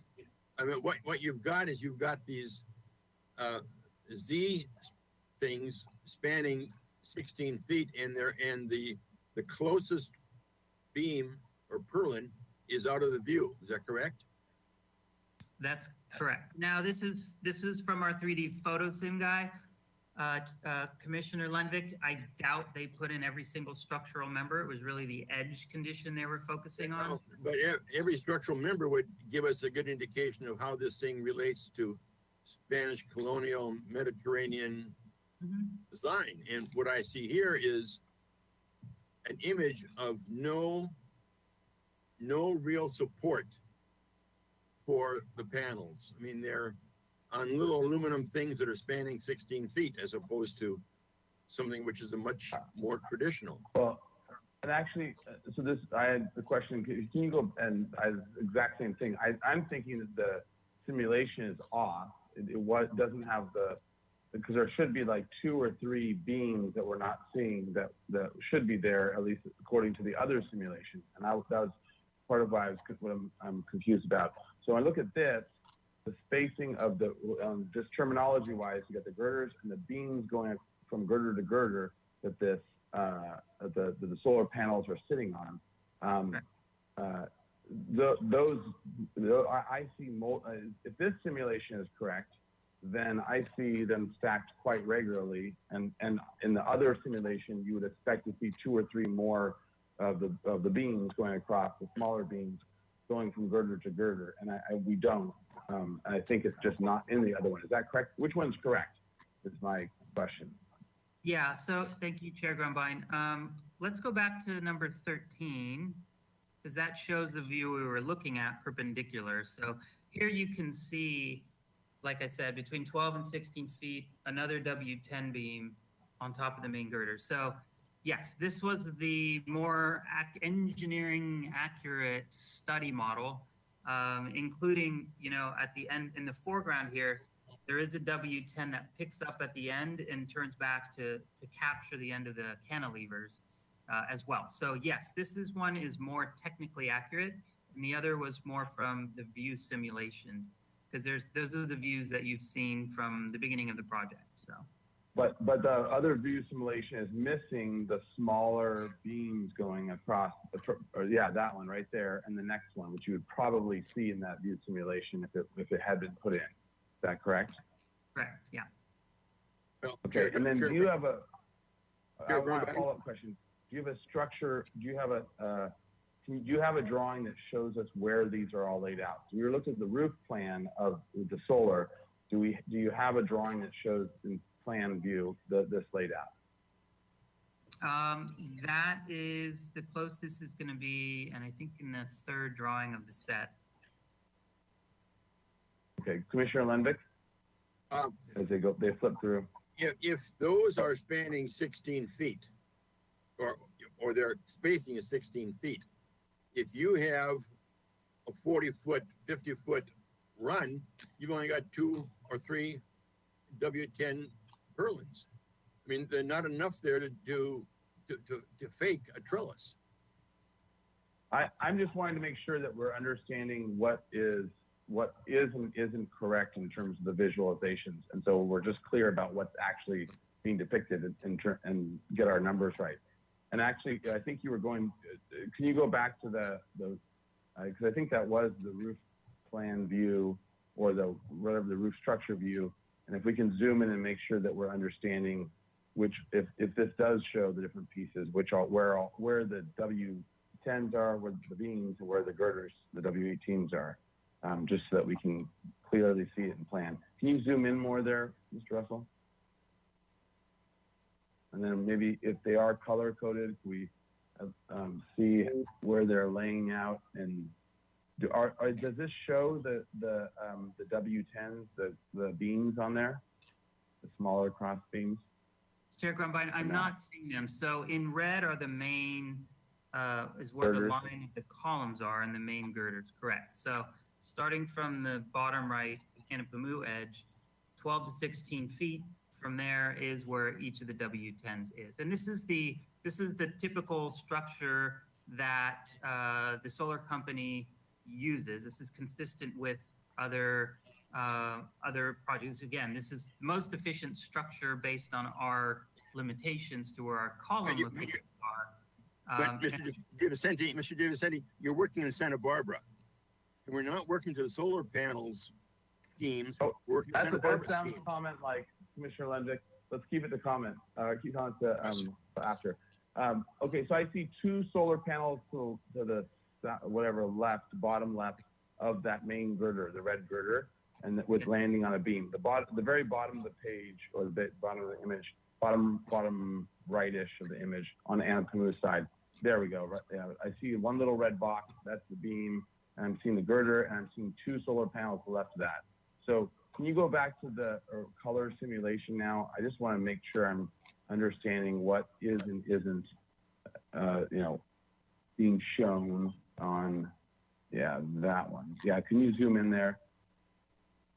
So there we're seeing, it seems like that one's even a little longer to the left, but maybe not. Maybe it's like is it 2.5, or it seems like there's a slight different layout, or is it just an optical illusion? It looks like there's more cantilevering off to the left in this image than was shown in plan. Looks like it goes a little further out. Mr. Russell, could we go to number 14? It's a little more direct to the elevation. I think this is a more skewed view, which is probably why it's exaggerated, Chair Grumbine. Okay, gotcha. Thank you. Same.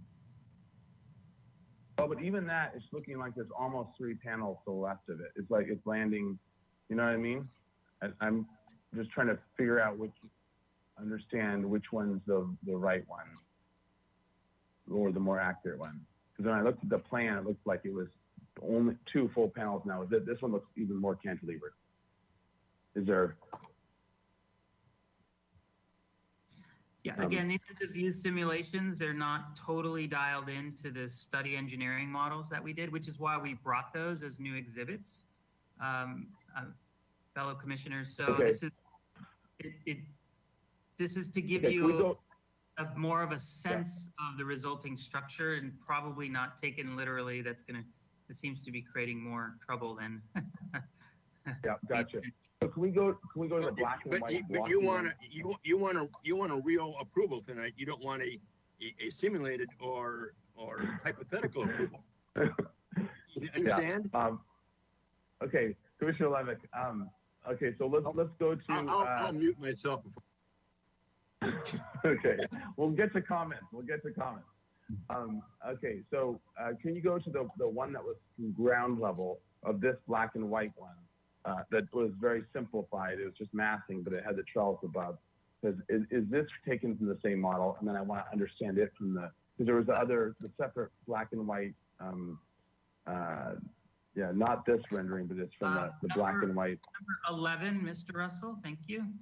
There we go. Yeah, there we go. Okay, so, and maybe this doesn't show it enough, but is this one Anapamu to the right? That's correct, Chair Grumbine. Okay. This actually looks like it might, it's skewed, so it's hard to tell, but it might be a little closer to the 2 panels on one side of the beam and girder. Okay. All right. Well, I think at least get to enough there for my questions here to be answered. Any other questions? I have one other question. I apologize. Commissioner Lenvik. I would like the architect to tell us where in Hispanic architecture we can find tacked on end pieces like this that don't extend past the first beam. Where do you find that in traditional architecture that I can point to for Santa Barbara? Well, Ed, unfortunately, they didn't have any traditional solar panels in those days. We're trying to take a contemporary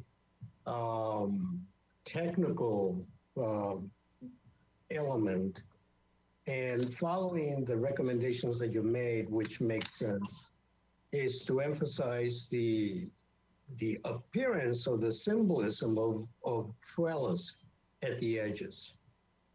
You'll never turn this structure to be Spanish colonial revival anywhere in the world, and I've never seen any. And so what we're trying to do is to find the middle ground here, where we can actually, at a glance, infer something that is traditional and it has some kind of memory to the Spanish colonial revival. And just to make it brief, I think the edges, as you all recommended the last time, is what we dealt with. What happens beyond that point is, again, it's engineering and it's technical. Okay, and any other questions?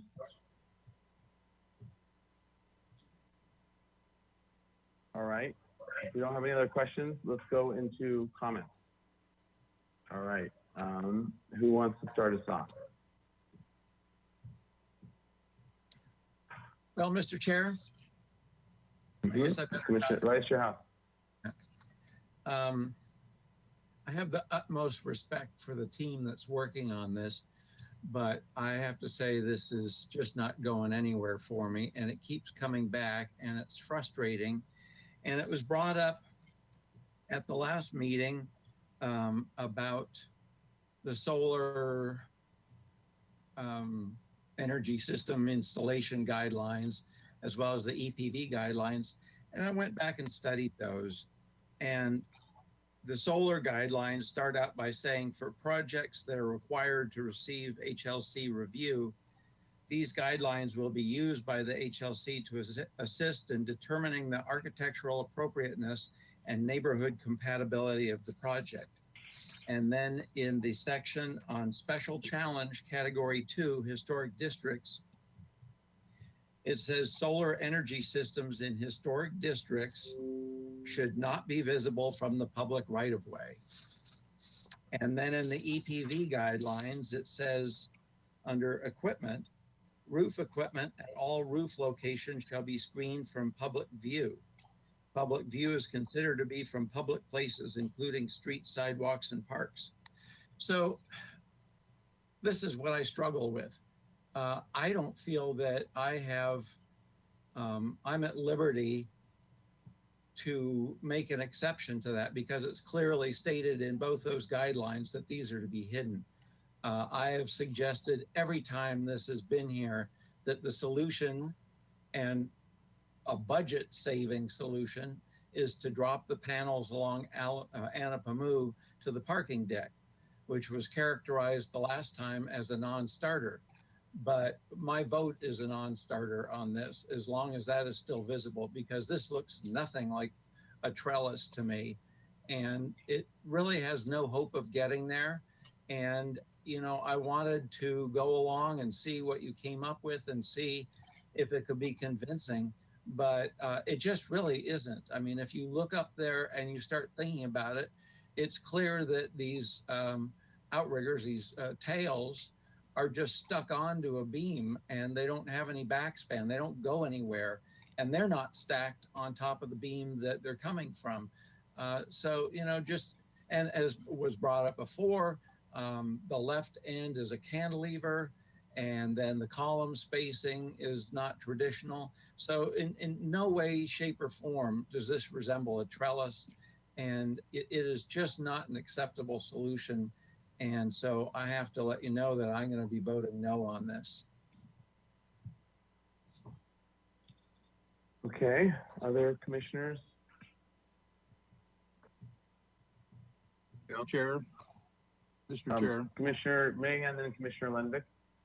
Yeah, I agree with that. We have to make a finding that this is compatible with our El Pueblo Viejo guidelines, and it isn't.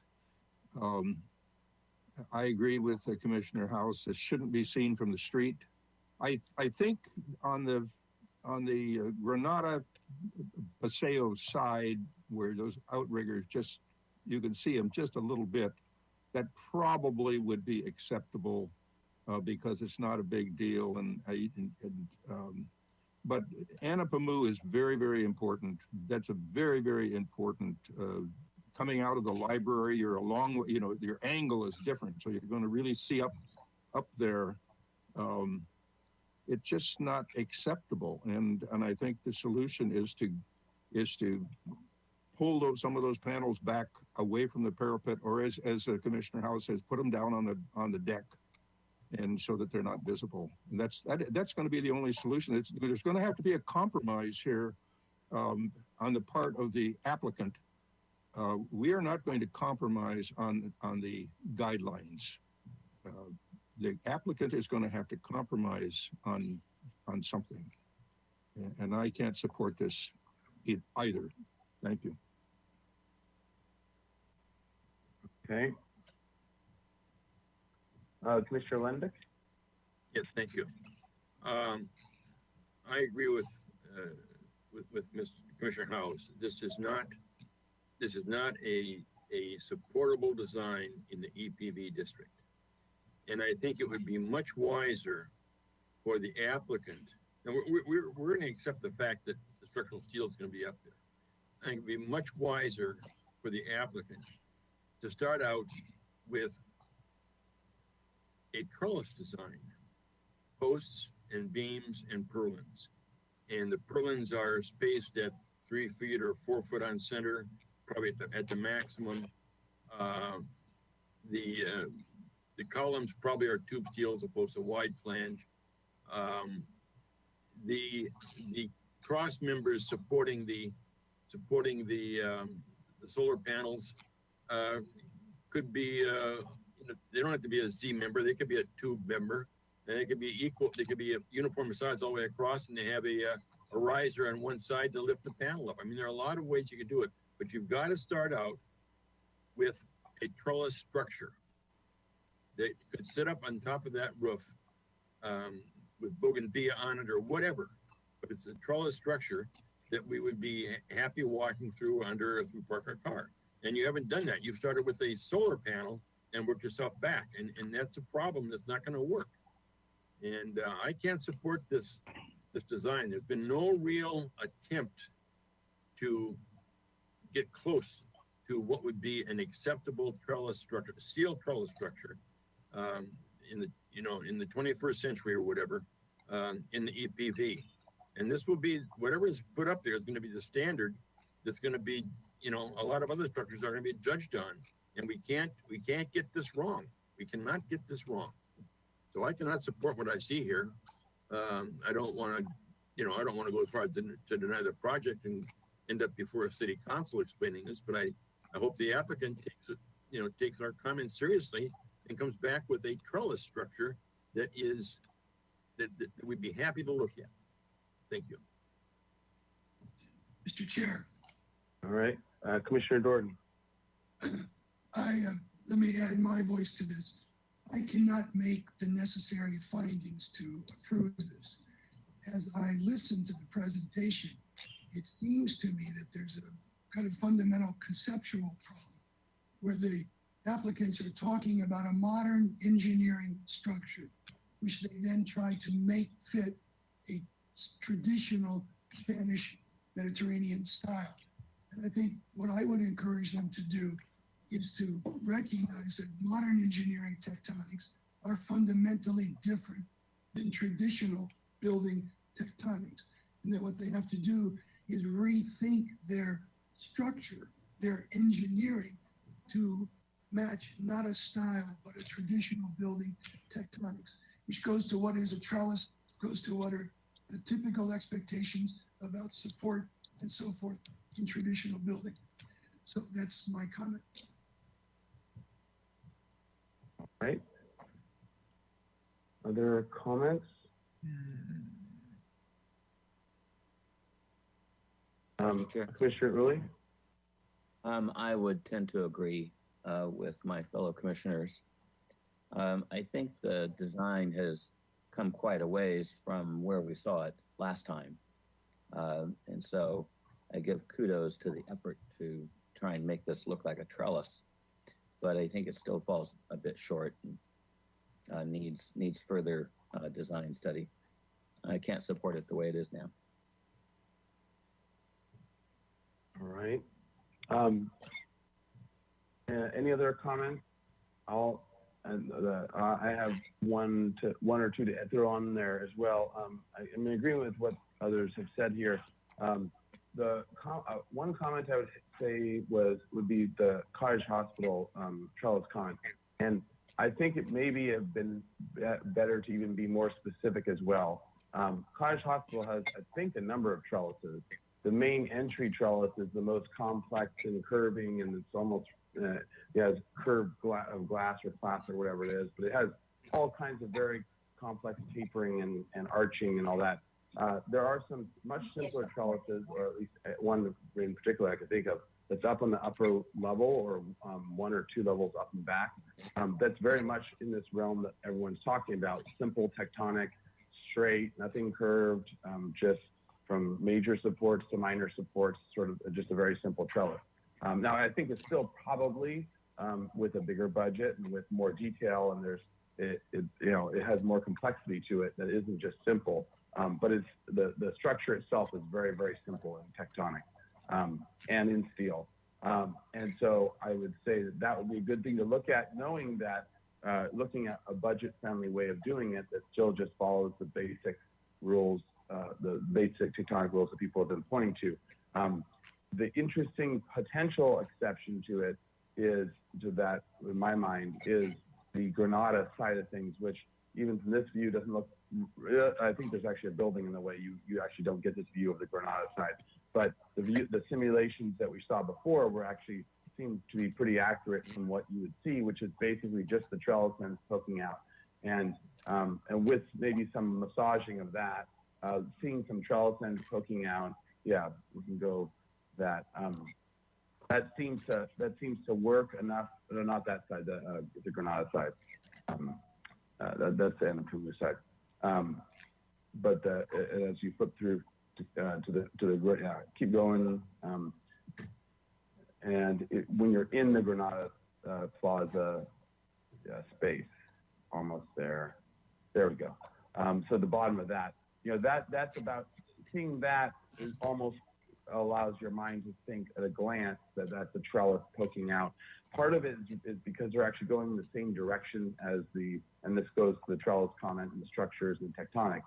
They're going in the same direction. So at a glance, your eye kind of reads them. And I would say you'd want to line them up and actually make them just sort of smaller extensions of that, of those cross pieces, whether they're for the solar panels or whether they're the cross beams. But that reads as a trellis because you just have this little piece poking out. The other view doesn't at all because you see the opening between the solar panels. You don't have nothing screening you, and there's nothing tectonic, and it kind of shows that it's trying to trick you by tacking on the trellises on the Anapuma side. So I think that's definitely but I think the solution might end up being the same for both in terms of just getting a good tectonic system that then reads visually in that way as a basic structure, and it doesn't have to be fancy. So that would be my additional comments, what everyone else has said. Is there any other comments? Mr. Chair. If not, all, Vice Chair House. Yeah, if we could go back to PDF page, I think it's 14. And you just brought it up, but the gap between solar panels, that struck me that I don't recall seeing that in previous iterations to that extent, at least. And I went back several meetings, but apparently the architectural drawings that are on the city's website do not include these photo simulations. So I wasn't able to confirm that that's exactly what we saw before. But that it may be less an issue of that than what you brought to light was the discrepancy between the different drawings we're seeing, these photo sims prepared by one party and these other models of the framing system prepared by another. And for a project design approval, the drawings better be in agreement. We can't be approving it because we think it's going to look like this, but actually it looked like some other thing in the drawing that wasn't as attractive. So it's important that they all agree with each other.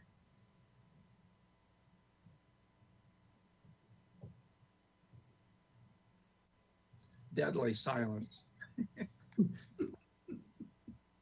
Oh, sorry, I was muted. Sorry, I was just saying, good point. I'm writing it down.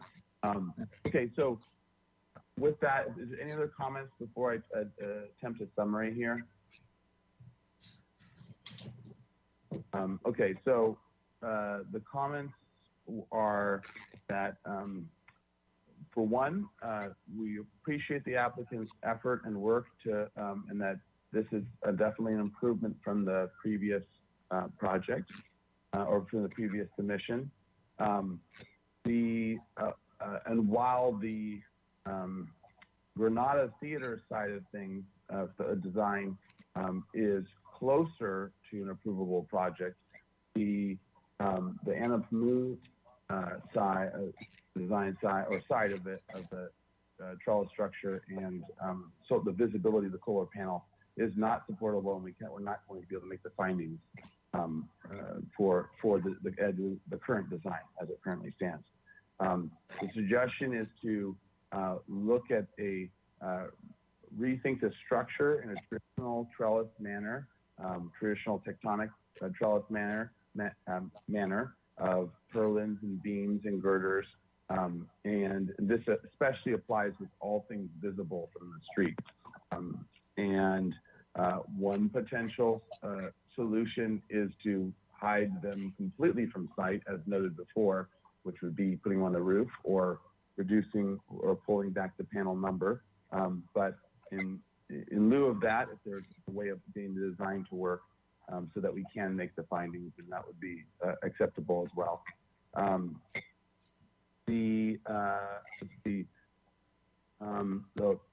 The light, there was one more note that I wanted to make, was that lights, we need to make sure that they're shrouded from public view. So that study needs to happen as well once we get to that point, is to make sure from the view, because we are looking up underneath here. And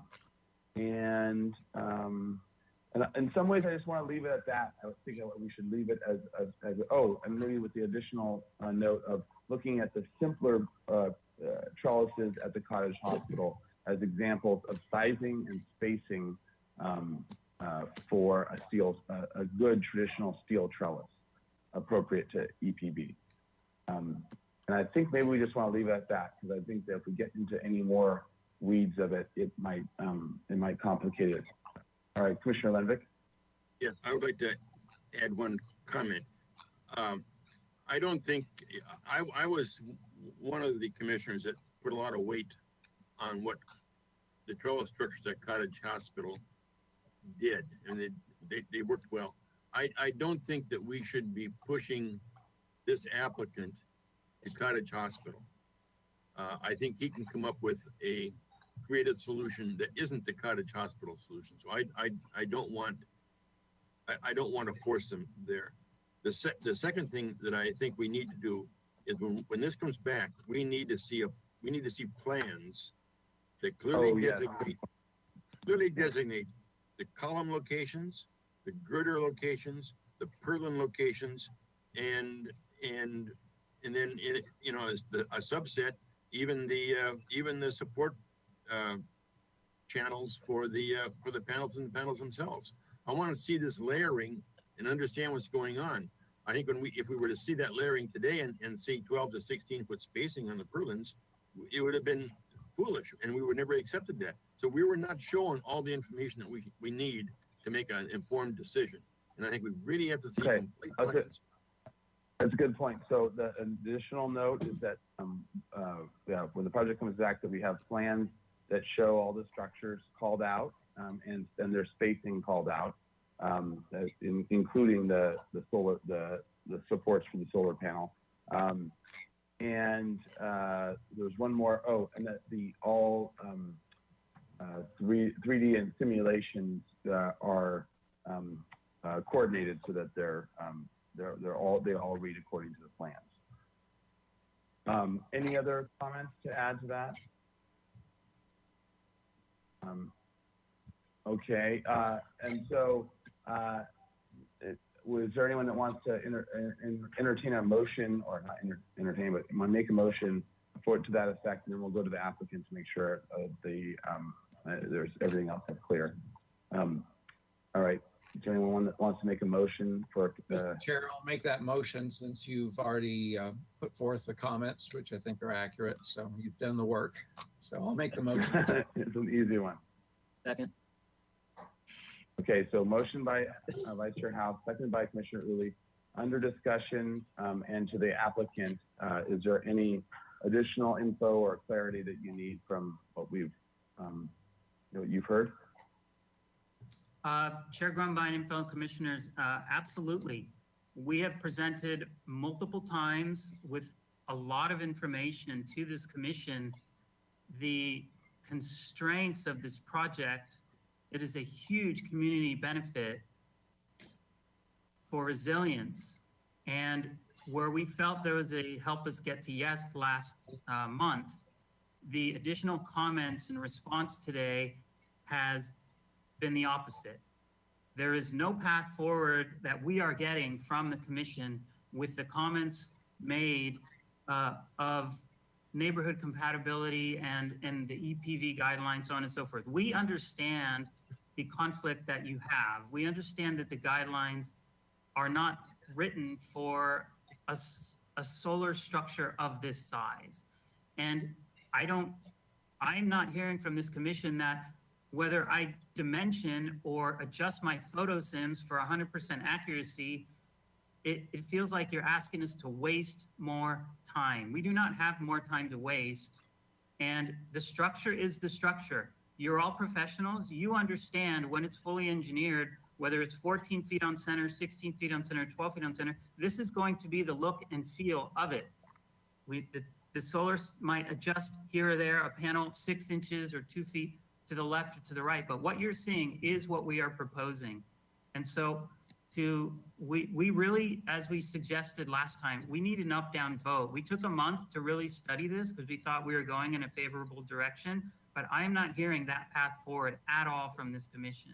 So before you vote on a motion, which we're going to request be an up-down vote, if you want to consider that or discuss as a commission whether we can even get to a yes with detailing or additional columns, or we understand the conflict of do we push the rafters up above to make it more believable? That's a comment we can work with, or adding more columns. But the suggestions again of dropping things to the deck, which are non-starters with things we have no control over, because this is a multi-departmental structure of the parking system for the city. We have constraints, and this commission is ignoring those constraints. And we understand the conflict, and if you're not able to help us get to yes, then we have no choice but to request an up-down vote. And I heard nothing today that's different than it's a pig and we're trying to put lipstick on it, and we know it's a conflict, but I'm not hearing that there's a path forward from this commission. Now, we may feel differently and be willing to come back, but that is not where we're feeling with the way the comments have been given and the motion has been structured. Chair? Well, yeah, Commissioner Lenvick. I think that the applicant has not heard us.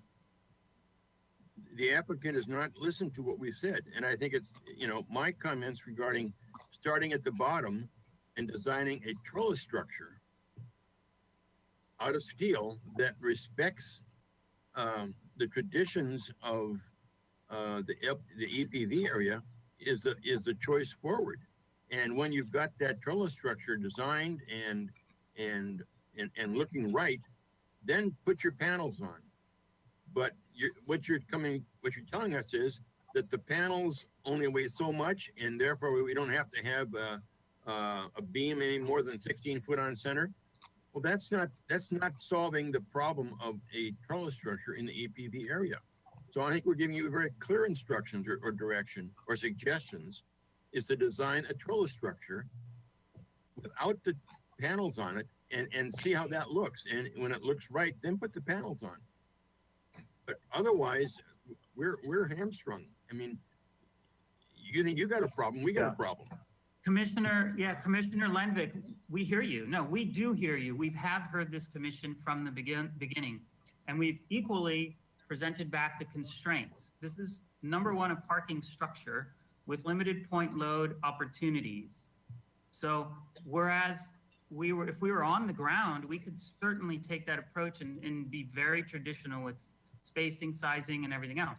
What the commission is requesting, if you're asking us to go that direction, blows the budget. Adding additional structural elements for a particular aesthetic. Again, our strategy has been from the public right-of-way to really make it look good and believable. And that's what we presented today. And yeah, we can make some tweaks to that if the commission is supporting of the general, but to add more beams on the top across 200 feet for only the folks that would be parking, it's not the direction. And actually, let me add a little clarity to some of the things, because I think that there's a couple things. One is all the comments were not done, and as you heard, by all the commissioners. I think there's an agreement on a core chunk of comments, and the core chunk of comments or the majority. The idea of dropping them out of sight, yeah, that would work for the visual success of this side of things. It doesn't work. If it doesn't work if it's a non-starter and not a possible thing, then you can't present it, and that's understood. But then all the rest of the comments were part of of a potential solution, at least a hope for the potential solution. So I don't think that's I don't think it's fair to characterize it as us saying that you have to do something that is not a non-starter, because that's not. I don't think that's the majority of the commission feeling that way, or even any of the commission. But I do think that all those other comments of the trellis and starting with that as a structure are, at least for this view, and I think that's very important to be specific about, as you have treated the other side, the Granada, in a way that from the Granada side, it's almost believable and almost there. In the same way, there will need to be a limited, but at least from this view that we're looking at right here, way of the first part that you see needs to look like a trellis structure, or look like something that's EPV. The rest of the roof, if it's not visible from the public right away, I don't think that is as important because of what all the commission has said all the way along. It's been from the views from the public right away. So those are for sure the number one front. What's the most important to the commission is these views, and then of getting the trellis look right from these views. So I don't, so I think that's where kind of we are with this. We have guidelines we have to apply and we have to make findings of. We're in a difficult situation because you're approaching it from, you have a difficult design to try to find a solution for and a limited budget. And so and all kinds of other constraints. And maybe the answer is the budget needs to grow. And the question is the city council, how does that budget grow? Because with this budget, you can't get it to look right. But with this other budget, you could. I don't know. But what I'm hearing from the commissioners is not, no, there's nothing. But that there might be a solution there if you go towards a more tectonic trellis structure, at least for this side of things. Mr. Call for the question. Okay. Mr. Chair. Yeah, Commissioner Mahan. Yeah, I heard what you said, and I think it's very important for the applicant to focus on. I think that the Libero Paseo, what we see from the Libero Paseo, is acceptable. It's acceptable. And what they need to do is try to turn this Anapamu structure 90 degrees so that we get the same kind of look that we get along the Paseo. And all of these little blue strips in between, that's very bothersome, and that's not the way trellises look. But why can't they turn this 90 degrees so it will look like what's along the Paseo, which is basically applying the trellis logic on this side, just on 90 degrees, and so and then seeing if that blocks it enough to be acceptable from view. Okay, Chair. I would like to make a comment. I mean, I would like to make a motion for a continuance for them to try to do that.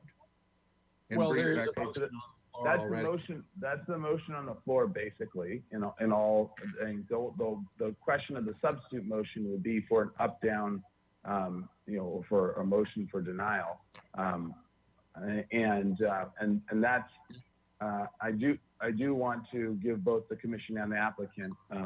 It's up to the commission whether they want to do it or not. But it would be good for up to the applicant if they're not feeling like this is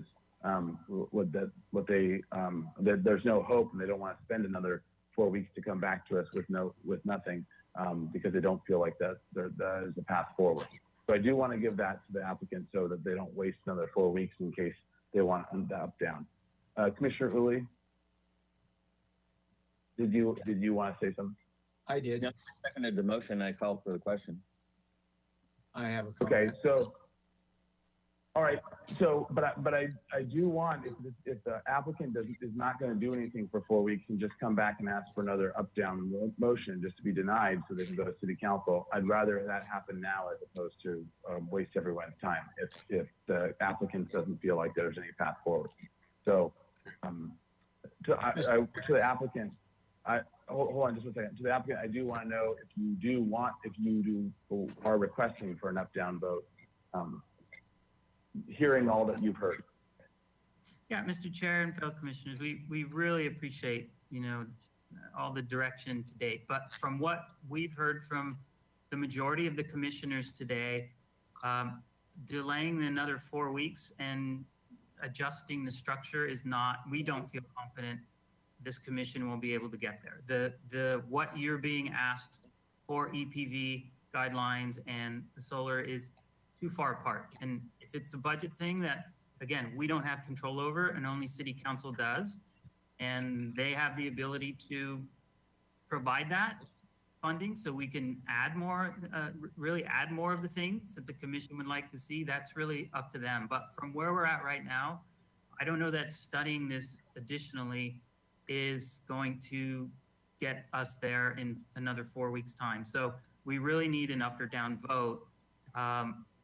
We need an up or down vote. And I haven't heard that we have a workable solution from the majority. Mr. Chair? Commissioner Runbeck. He's asking for an up or down vote. He must be assuming that the city council will approve it. That will approve this dog. And I don't know that city council is going to do that. So he's out now, 4 months as opposed to 4 weeks. And I think that's a very foolish assumption to make that city council is going to approve this. Mr. Chair, we're behind schedule, so I think we should. Yeah, so we do need to get to a vote. So if the applicant is asking. Withdraw my motion so somebody else can make a different motion. Okay, motion is withdrawn, and the applicant has asked for us to have an up-down vote. So was there anyone that wants to make that motion? And obviously it's a motion for denial, and that's the, because the other thing would be for approval, and then that's not gonna, everything everyone said is not gonna pass. Hold on, I'm seeing Commissioner Drury, I'll get to you in a second. I see Ms. Plummer, who we haven't seen for a while, so let's hear from her and Mr. Hamilton if they want to weigh in at all. Thank you, Chair Grumbine. I was just going to add, if you are going to make a motion for denial, I think you're already aware, you'll need to still go through the project compatibility analysis criteria findings and explicitly state why this project is not meeting those findings. in case it does get appealed. Thank you. All right. To Mr. Hamilton, do you have anything? No? Okay. Commissioner Drury. Commissioner Drury? No, I'm okay. Thank you. Okay. So sorry. Back to where we are. So is there someone that wants to make a motion for denial? Mr. Chair? Commissioner Mahan? Yeah, I would vote against a motion for denial because I truly believe that they can turn these panels here that we're looking at 90 degrees and they'll look like the ones along the Granada Paseo, and we will find that acceptable. So I would vote against a denial because I think there is a solution. I think there's a Mr. Mahan, you're one person, not the. I don't think you should use the term "we." I don't think you're good. I don't think you get agreement on that. Well, he's just saying what he will vote against, or he will vote against it. And that's fine. And actually, I didn't realize what you were just said, Commissioner Mahan. And sorry to go aside because this is over. But you were saying turn the actual panels 90 degrees, not just the structure, but so you don't see the blue sky. Is that what you're saying? Right. Oh, gotcha. Okay, now I'm imagining that. I see your point. Yeah, that might work. So, okay, to the commission, in terms of a motion for denial, and the reality is I don't think, and staff can correct me if I'm wrong, but I don't think we have to actually vote up or down, or do we? Are we mandated to vote up or down if the applicant asks for it, or does the commission feel? Okay, I just want to make sure that we're playing 100% by the rule. Ms. Sweta? Mr. Chair and Commissioners, you are correct. If the commission feels that there is additional information or additional ways that this project could be changed or modified to gain an approval, or then you don't have to deny. I understand that the applicant is asking for an up or down vote. It is your discretion. You can weigh the issues here and decide whether it's worth to continue or not. Okay, great. All right, thank you. So that clarity. So all right, back to the commission. Yep, Vice Chair House. Yeah. First of all, I guess I would like to rescind my withdrawal of the motion. Two motions you keep pulling back. All right. And I would just like to say we need to stay away from giving design solutions or getting into specifics, because rotating the panels, you'll still see through them. And the fact of the matter is you have a totally different perspective on Anapamu getting much further away than you do in the Granada Paseo. So it's a totally different situation. So I think the point is we have constraints too, and those constraints are the guidelines. And we can't just disregard those because those were written and then approved by the city council. So it's not our place to override those. So, I think there's a solution. I don't see why it can't be done. Yes, there are other loads maybe from doing this, and nobody said it needs to be done for the whole 200 feet of this trellis. It's just the part on Anapamu that is visible from the public right-of-way that's important. And, in normal operation, there's loads from moving vehicles all over this parking deck. So I don't see what a few extra columns that aren't really carrying loads and a few extra beams are adding to anything. So I see that there's a solution here. I think they should go back to the drawing board and come up with something and find out whether or not council might entertain additional funding if that's the solution. So, let's not get into designing it. Let's continue it. There's solutions that we can see. Hopefully they can see them too. If that's a motion, I would second it. It was already moved, and I'll reiterate. All right. So, yeah. All right. So wait, what is is that something made as a motion, Vice Chair House? Are you making that a motion? Reinstate For a previous full motion. Okay, Reinstate for the continuance. previous motion with all the Okay. comments. Oh, made. gotcha. Okay, sorry, I didn't catch that. Okay, you're reinstating the original motion. Correct. Okay, with those additional comments. Okay. I'll All right. second that. And then Commissioner Drury seconded it, or did Commissioner Uli? He was the original seconder. Okay, Commissioner Uli, and I thought he had said something after you had spoken. So, okay, so we have a motion and a second under discussion. Any discussion? Mr. All Chair, right, yes, Mr. Hamilton. I just wanted to confirm for the record whether that was a motion for an indefinite continuance with the maker of the motion. It could be an indefinite, or we could make it 2 weeks or 4 weeks if the applicant wishes something specific. To the applicant? Do you have a preference? And is there a 2-week option right now? Mr. Hamilton, is there a 2-week option or is there not? Mr. Chair, and to the commission, I believe the August 4th agenda is pretty full, so a 4-week continuance would probably be best, but I'll double check that and get right back to you.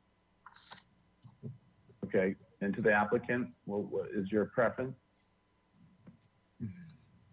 Chair Grumbine, we really want an up or down vote. We do not believe that this is the correct direction to go. And as an option, if I may throw this in there,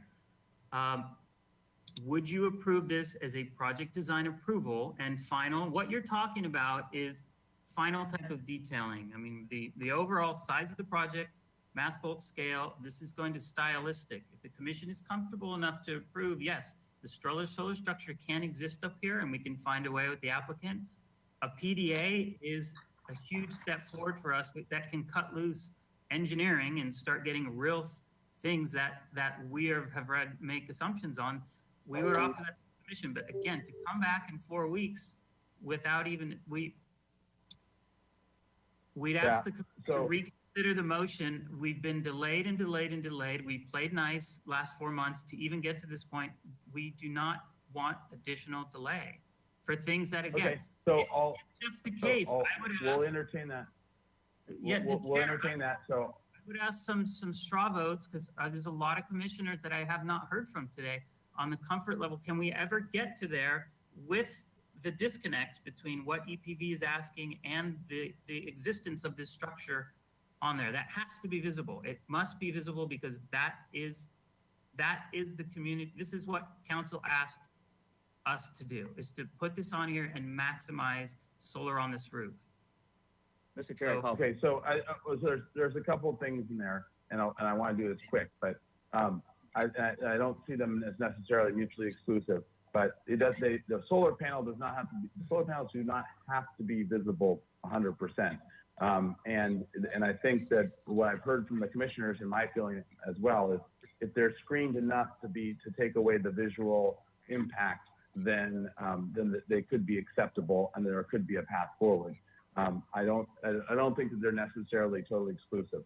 But I will ask the commissioners, because you're requesting it, because the applicant's requesting this, and is also requesting an up-down vote, which, to the commissioners, as a straw vote, those who feel like there is a possible trellis structural sort of visual solution to this, with the panels being up there, as opposed to dropping them down, but with the panels up there, do you see that you think that there is a possible solution?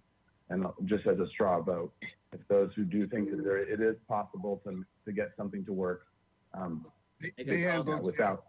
I do. Yeah. Sure. Okay, and Vice Chair House, I don't see if your hand is raised or not. Are you a yes or no? Do you think that there is? Well, I was going to leave this meeting at 5 o'clock, so I'm still here. Okay. So the question was, is there a solution that Is there a potential, do you think that there is a potential solution that can get this to work with the solar panels still being up there, not dropping it down? Do you think Yes, that but there's something that looks much more like a traditional trellis. Yes. Okay. So, all right, there's our straw vote, and now this item has gone over a lot, so we need to now just get it to vote. So, any other last discussion before we go to vote? Okay, roll call vote, please.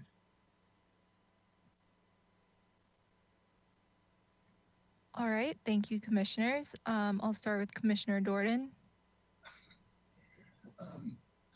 Yes.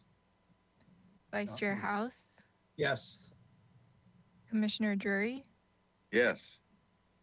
Commissioner Lundvik, Yes. Commissioner Mahan, Yes. Commissioner Uli, Yes. and Chair Grumbine. Aye. All right, thank you. Excuse me, this is Commissioner Edmonds, and you didn't call for my vote. Okay, I'm sorry. Commissioner Edmonds? Yes. All right, thank you. The motion passes. All right, thank you. Okay, and it's unanimous. Okay, so now we are on to item, and I know that Vice Chair House has to leave, and I know Commissioner Drury needs to leave in 12 minutes, so we will try to get along as far as we can. Chair Grumbine, I need to also leave the meeting, so I will see you in a month.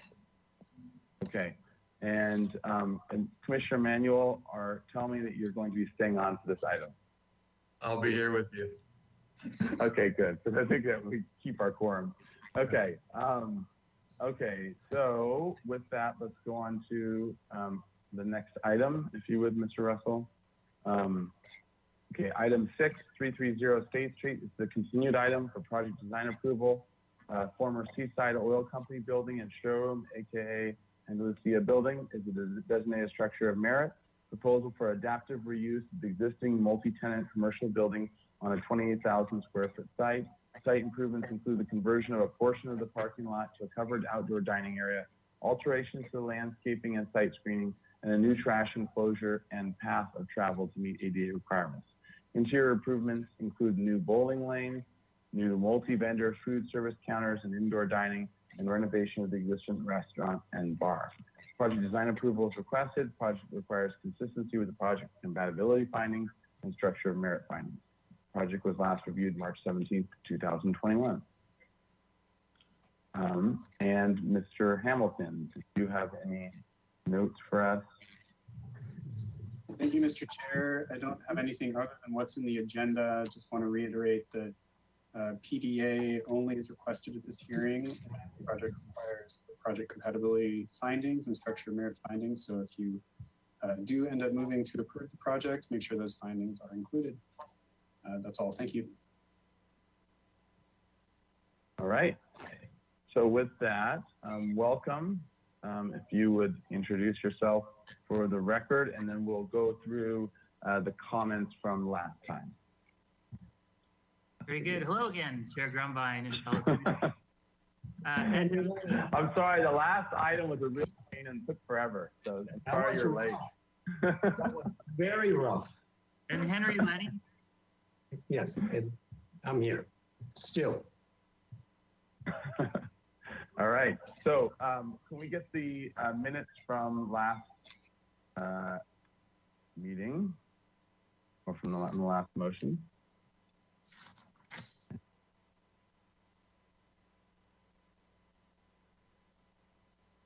All right. Thank you, Mr. Russell. All right. So let's see. So there was a motion to continue indefinitely with the following comments.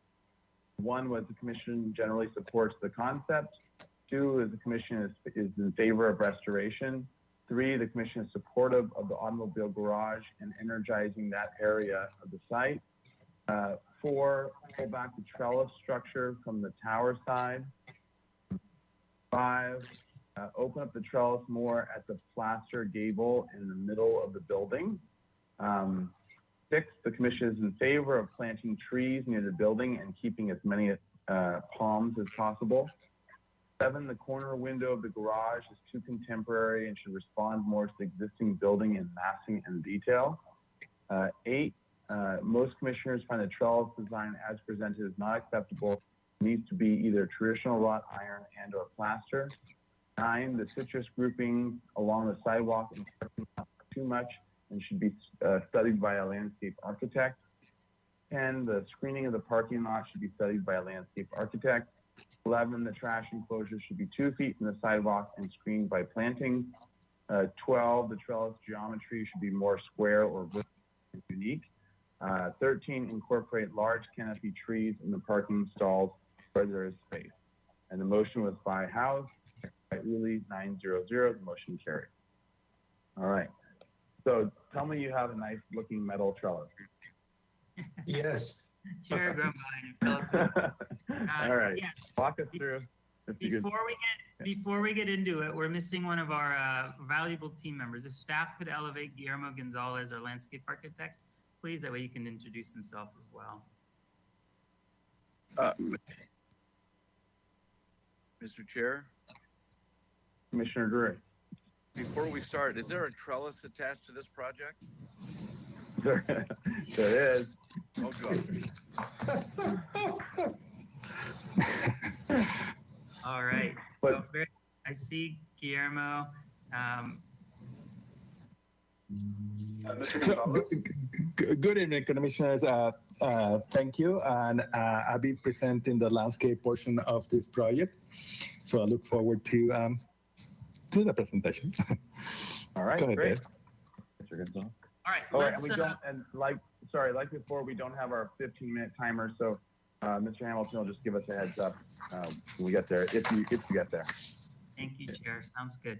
Well, let's dive right in. So let's go to the site plan, actually, because I want to bring you up to speed on what we've been up to and some of the changes that kind of negate some of the, or kind of make some of the comments obsolete. So let's keep going to, where are we at here?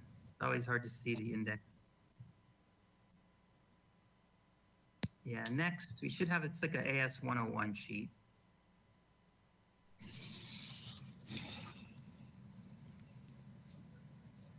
So while we turn to that, we've been working with all the departments and we worked through our incomplete letter. That's perfect, that review right there, A3, thank you.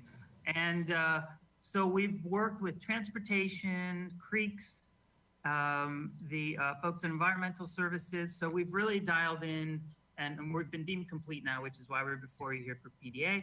So we've got our parking dialed in. Some of these bigger issues of zoning and some of the questions asked last time was, how do you reduce so much parking? Because that's a lot what this project is. We're really taking a large asphalt area at this building and we're turning it into usable space, the outdoor trellis and dining. And so we're in really good shape. We've been deemed complete. We've got support from all the other departments. And so let me walk through some background noise. If we can go on mute. Guillermo, that might be where you are. Thank you. So the first thing you'll see is on the right-hand side where we have our event area, the additional structure we were adding as a garage structure, we've eliminated that. And so instead, what we've done is use one of the bays in the building where it says parcel 2. Right there, we've got a display garage inside the building. So we're changing an opening that's a window into with a roll-up door. So that's probably the biggest change you've seen. Beyond that, I'll let Guillermo kind of walk you through how we've kind of reoriented some of the site circulation now that he's on board and helped us really study this. So those are the key things. The overall, the trellis is really, we've made adjustments to it based on the comments you made last time. So I think, Henry, why don't we just dive into it? It's probably the easiest way. And then I can make sure by the end, we've picked up and addressed every single comment. So why don't we start here in the site plan? If you can talk through some of the changes we've made and things we've addressed. And then really the elevations will tell the tale. And we have the 3D views as well that really show the design of the trellis itself in some sections. And then Guillermo will give us all the details on the landscape. So with that, Henry, why don't you just start walking through it? Well, in general, I think one of the requests, which I think was a good one, is to try to keep as many of the palm trees as we could on the site, and we did. Beginning at the left, there is a clump of palms. I think there's 3 of them, I believe, that we were able to retain. In the middle, there used to be 3 of them, but there were the multi-trunk. I believe there were king palms, but Guillermo can clarify that. So we left the 2 palm trees there. Now, next to that, you'll see a palm tree that we were not able to keep because there's a lot of utilities underneath. And then, but we did add a palm tree on the other end. One of the, in general, the thing that I want to talk about is really the attempt was to try to keep the parking lot, what is the parking lot, and the seating area to be the same material. And I'm, for lack of a better word, I'm going to use stabilized decomposed granite for both the parking lot and the seating area that would be divided by some planters, which Guillermo is going to explain to you. We are keeping the trees, the large trees, and I believe the largest one is a coral tree, not sure. The one thing that we did not show the last time, but there was some reaction to it, is that we have some very large street trees, and in this case, they're absolutely shown here. So the advantage to all this, the elimination of the garage that the addition that we were proposing, it really allowed us to basically maintain the existing historical structure as is. And to me, that was one of the great advantages. Okay, Guillermo, do you want to take it from here, or what are you thinking? Yeah, I could go ahead and go over the landscape if you guys are ready. Yeah, so if we can. The elevations after that, that'd be great, Guillermo. Okay, so if we go to L100, which is the existing site showing the trees to be removed, we can go over that quickly, and then we move into the landscape plan. It will be the next. Page 7. I'm sorry, it's page 7. Thank you. Okay, so as Lenny have mentioned it, we are keeping most of the trees on site. If we can zoom in a little bit more, please. Thank you. We're keeping most of the plant material on site. As Lenny explained, because of utilities, we have to remove one of the palms against the facade of the building. And there is a multi-trunk palm that we need to take one of the palms on that. We're keeping one and we're removing the other one to help balance that composition. Also, there is some elements there that needs to clearance, and that palm is on the way. Also, we are keeping some of the pygmy day palms and we're relocating them on site. Same thing with the tree aloes and other succulents that we would be using on the new plant. So if we can go to the next page, please. Right, and the trees done with an X on them, a red X, are the ones that are being removed, just for clarification there. Correct, and the triangles are the ones that we are relocating on site. Now, for the planting, we are drawing from the Santa Barbara Pueblo Viejo guidelines to create a Santa Barbara timeless landscape.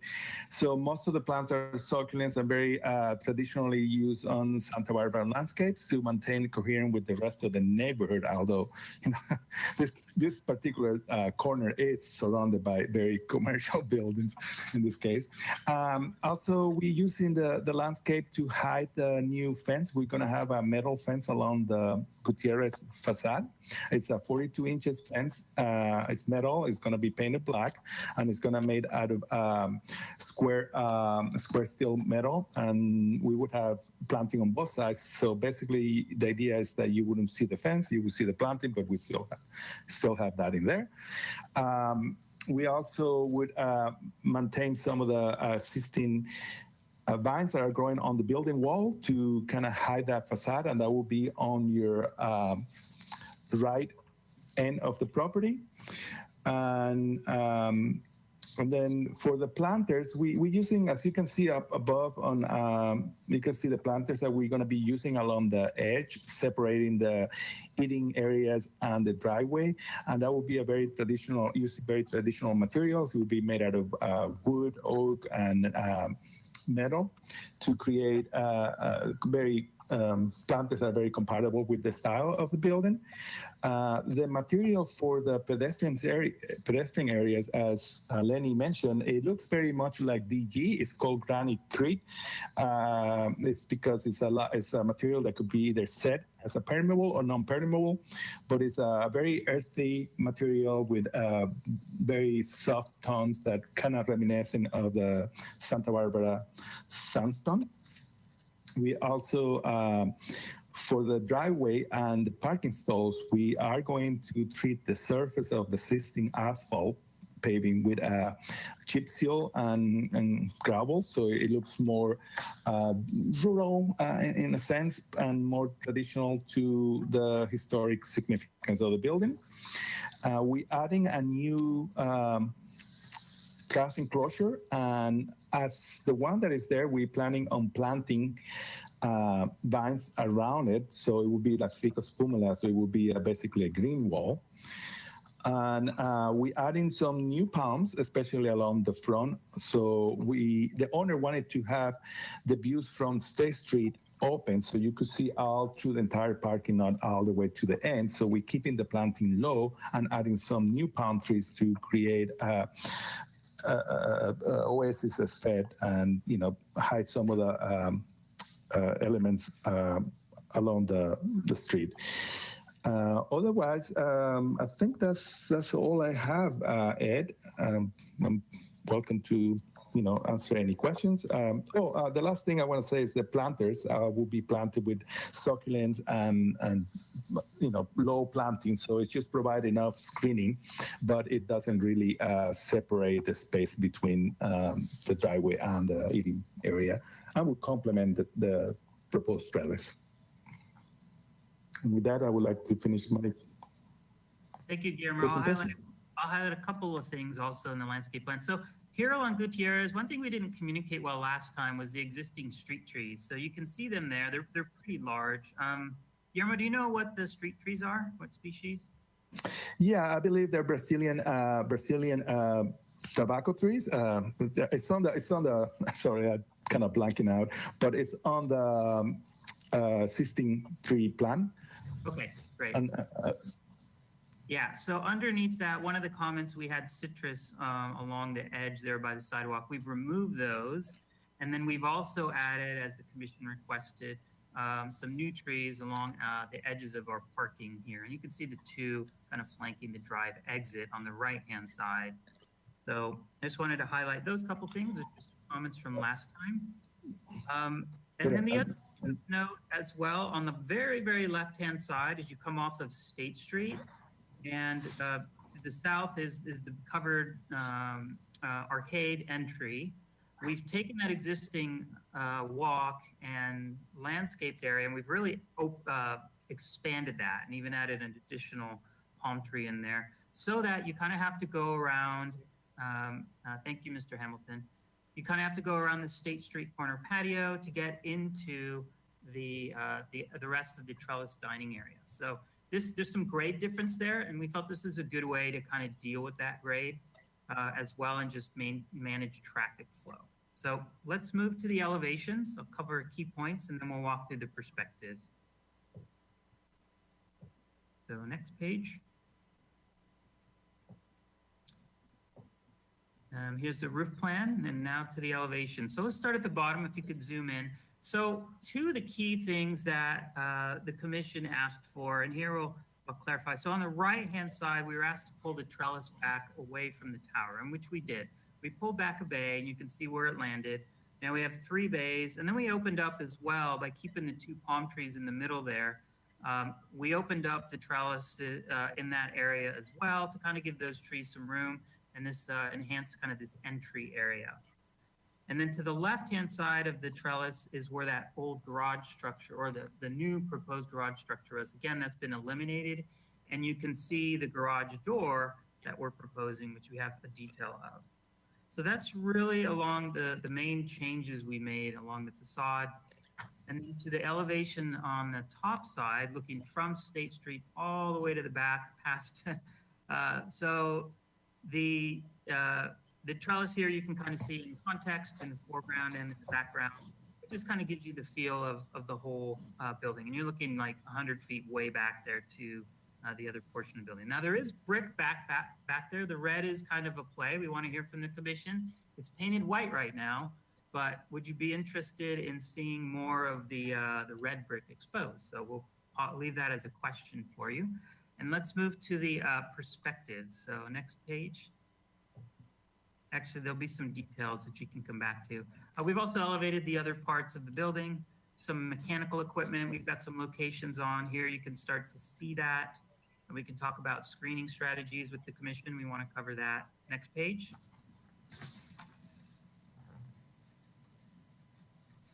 Looks like this is our trash enclosure, really just block walls, stucco, 7 feet tall with some wood gates. Next page, we'll just move past that quickly. Here's more detail of the trellis structure. So before we get into perspectives, probably good to see this. So yes, let's zoom in a little tighter. So we're taking we've reduced the size of the column itself. It's still octagonal. And we've eliminated the large base. So we're really bringing the whole column down more slender all the way to the ground with a small base, a reduced base. And then the finial itself is a play off of the tower. It's an octagonal tower that's there. So we're playing off of that. You'll see that in perspective. And then in the middle section there, number 2, the internal columns, which has the cantilever up to the building because we're not connecting to this unreinforced masonry building. We're stopping it to the end of the structure there.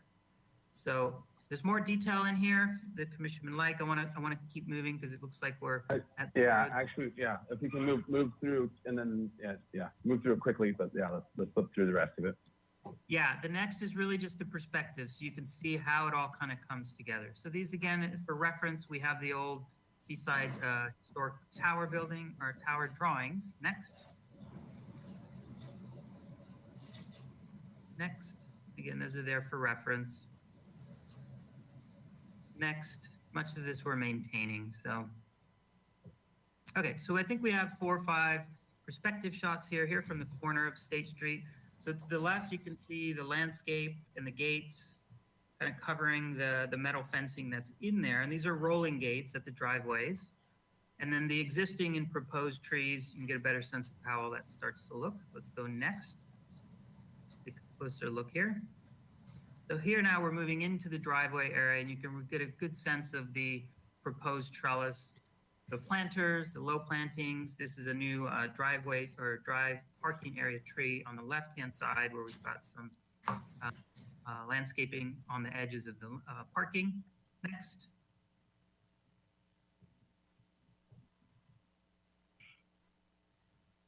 Here from the other side, here to the in the middle, kind of where the awning, that's where we've opened the trellis, and this is kind of one of the main entries to the building.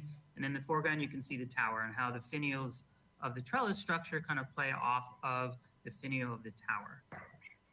And all our planters again. Next.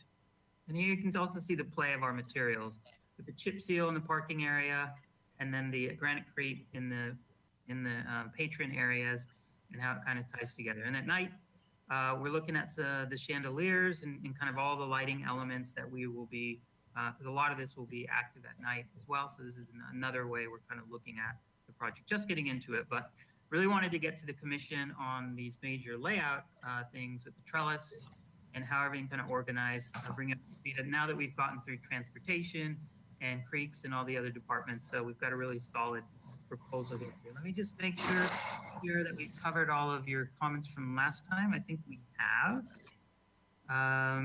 Yes, the trash enclosure is 2 feet from the sidewalk and is screened by planting. I'm looking at more detail. And everything else we've addressed throughout the presentation. So that concludes our presentation. There's plenty in there. If you got questions, we're happy to answer them as we move ahead. Thank you. All right, thank you. All right, so with that, let's go to public comment. And on this project, any member of the public wishing to comment on this item, please click on the green arrow hand icon, raise your hand, and you'll be called on. Have 2 minutes to comment on this, to speak. Thank you, Mr. Chair. We don't have any attendees by webinar currently, so I'll just ask Ms. Tarnowska whether we received any written correspondence regarding this item. Thank you, Mr. Hamilton and commissioners. We have not received written correspondence for this item. Back to you. Okay, thank you. There are still no attendees by webinar, so Mr. Chair and Commission, back to you. All right, and to the commission for questions. Any questions of the applicant or applicants? All right, Commissioner Emanuel. First of all, Guillermo, it's nice to hear your voice. I've got a few questions, and they kind of foreshadow possible comments as well. Thanks for responding to the comments I had last time. But what's the hedge material? What's the what? The screening hedge that the screen material that you've got between the sidewalk and the end of the parking spaces. Oh, okay. We have a combination of plants there. Good to see you too, Justin. We're planning to use natal plant on the inside and a variety of vines on the outside, including copper gold and as one of the vines. So we don't want it to look like one homogeneous line. So that's why we're planning having a couple of vines outside and the natal plants on the inside. And then I noticed there were 2 different kind of fence call outs. There's a fence for those vines and then also a fence that's in the front along State Street. I know that you're planning on covering up the ones along Gutierrez. But do those relate to each other, or have we seen those? The one across, along State Street, there is a wall, and then there is a existing fence there, but it's right next to a sidewalk. We will not be covering it's like a railing, really. Could we can we go to those drawings real fast? You can see it on that drawing that is right there, and you can see it right there on along State Street. Trying to point. I'm sorry, I can't point, but yeah. Could you zoom in, Mr. Russell? And my zoom question, in right. Yeah. Not the material, but the railing itself. The railing is existing over there. That one right there. Correct. That's the one that is existing. There is painted green, and then on the property itself, there is an existing rail there that will not be replaced. It's just a handrail. Okay. Will the railing that's on the Gutierrez side, will it match in relation to, not match, but be, at least speaking to the design of the other side? The fence along Gutierrez, we actually want to make that disappear. So that's why we're planting on both sides of it. So you will not be seeing the metal fence. You will be seeing planting, and it's just made out of tube steel, very light, painted black, with a square mesh, and then we're going to plant on both sides to make that disappear. We don't really want to have a long fence along that. It's just as a follow-up, do you have a drawing of that fence? No, we don't have a detail of that fence, but we do show that. The idea is to, as you zoom out on this elevation, you can see the idea is to have that green wall basically, with the fence in the middle that you don't see. Okay. And then my next question was, whenever this project came for concept, the strip of planting between the parking spaces and the dining area, there was an in-ground planting that broke up the paving between dining and vehicular traffic. And now it looks like there's just a bunch of planter boxes. Why go away from the in-ground planting? We're going with, because we needed more of a barrier to separate those 2 elements. as you can imagine, and cars and people don't mix very well. So we are planting, we're putting planter boxes. They're about 24 inches high and 2 feet wide and 4 feet long. And I think they're very beautiful traditional material to use there to provide the separation. Okay. Couple more. There was on the concept plan, there was a driveway, a decorative driveway apron that kind of broke up or on both driveways, I believe, maybe, that were there on the apron, and they're not there anymore, and it just goes to, I think, the chip seal. Is there an intention for taking that out?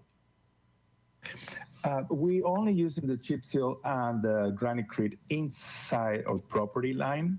Out in the public realm, we need to comply with Public Works, and they have asked us to provide a traditional, typical curb cut and driveway to that. So we kind of tied, our hands are tied on that. We need to follow. Yeah.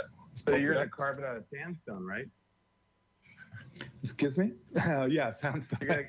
No. They want a typical concrete curb cut in there. Yeah. And then my last question is, what color is the chip seal? Is it supposed to match the Gravelcrete DG look? The chip seal is going to be a light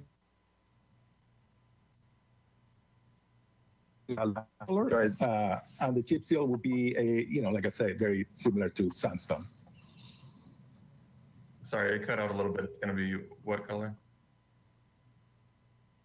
Oh, okay, sorry. The chip seal is going to be a light brown color. It's going to be similar to the sandstone, and it's going to, it's going to go along with the granitecrete material that we're proposing. Okay, that's all my questions. Thanks, Justin. All right. Other questions, Commissioner Jordan? Oh, you're muted, Commissioner Jordan.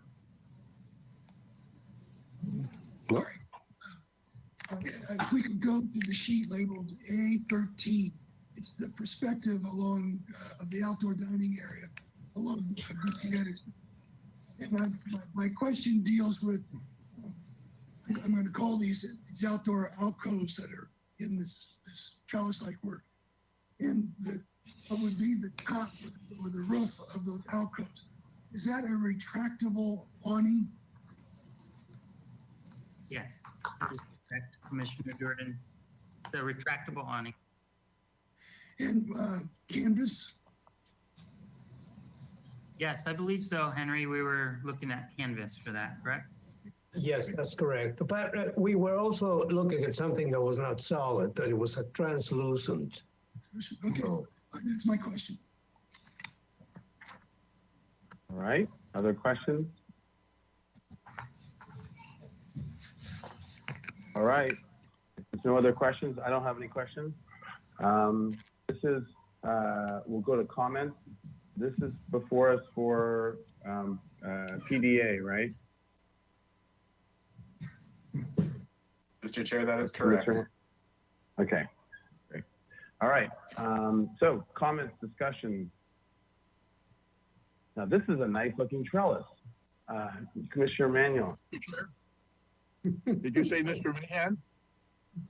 Sorry, Commissioner Manuel was raising his hand. Commissioner Manuel, then we'll go to Commissioner Mahan. Yeah, I certainly love these curtains on the pergola. I just think that's so beautiful. It's really lovely and so romantic. Thank you, Bill. In terms of the brick down at the end of your driveway, the building that is painted white now, but it's brick. I know that the Work Inc. building just to the south of you is all brick, and it's beautiful brick.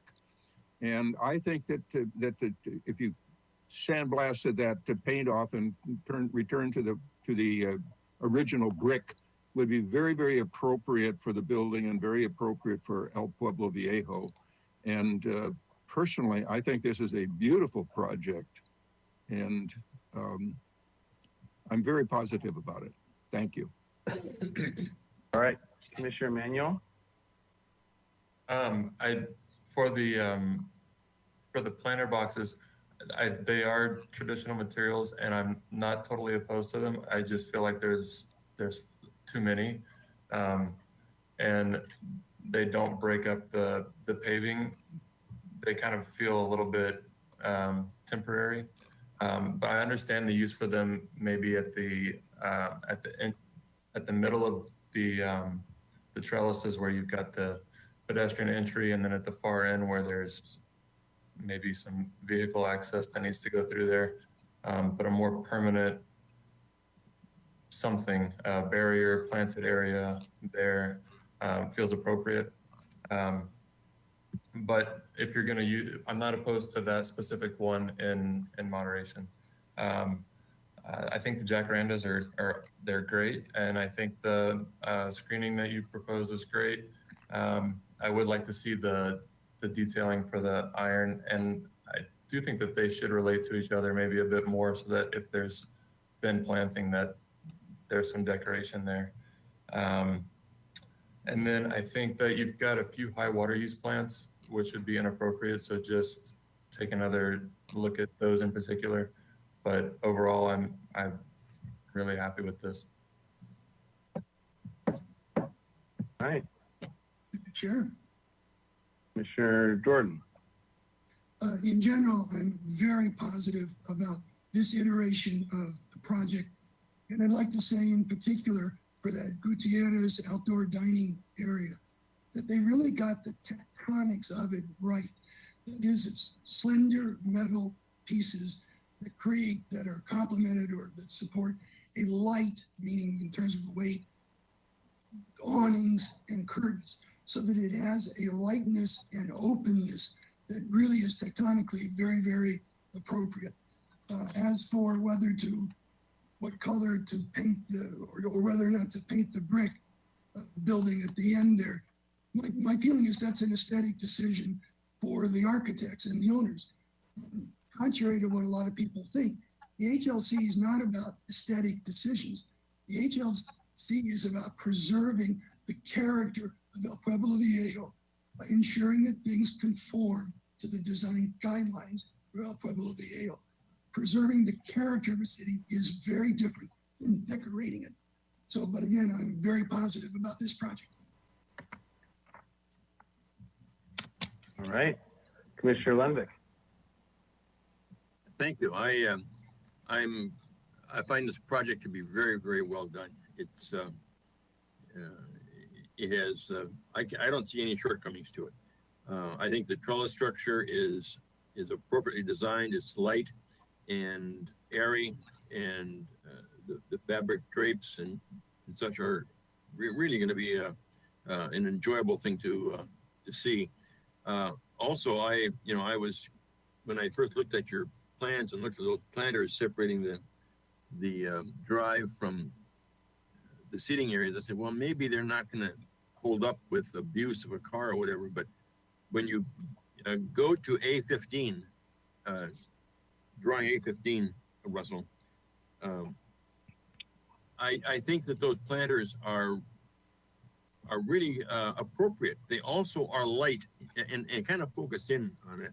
They're also light in their character. They're not sitting on the ground. They're sitting on four legs that are touching the ground, and the light kind of snakes out from under them. So I like the planters. I like the way the solution that you've used to complement the lightness of the trellis structure with the planters as well. So I think that a white plaster wall there would be a little bit unnecessary, and I think the planters are well done. So I think if the brick can be cleaned up, I think it would be great. The Enterprise Fish Company has got brick on it, and other buildings in this area are brick, and I think that would be really appropriate and a nice contrast to the white plaster walls. So I'm very happy with the project. Thank you. Chair. All right, Commissioner Hooley. I echo all those thoughts. Very well done, very sensitive, and will, I think, make a very successful project when it's executed. All right. Any other additional thoughts? Okay, so let me summarize where we're on these. I have the similar feelings as everyone else has said. although Commissioner Jordan, I think we get to both be anesthetic and hold the spirit of the EPB. But I agree in general with the assessment. I think on the brick side of things, my opinion is I think that the brick might be a bit nicer. Both are acceptable, painted as it is, or stripping it could. In my opinion, it would be probably even nicer. But it seems like a decision that could go either way for the applicant. Okay, so in summary, the trellis and the overall trellis design is very well done, very beautiful, and a great improvement. The fence along Gutierrez should be of ironwork, similar or at least complement related to the ironwork on State Street, the fence on Gutierrez. The plant there's a mixed review of the planter boxes. And actually, let's talk about this for a minute.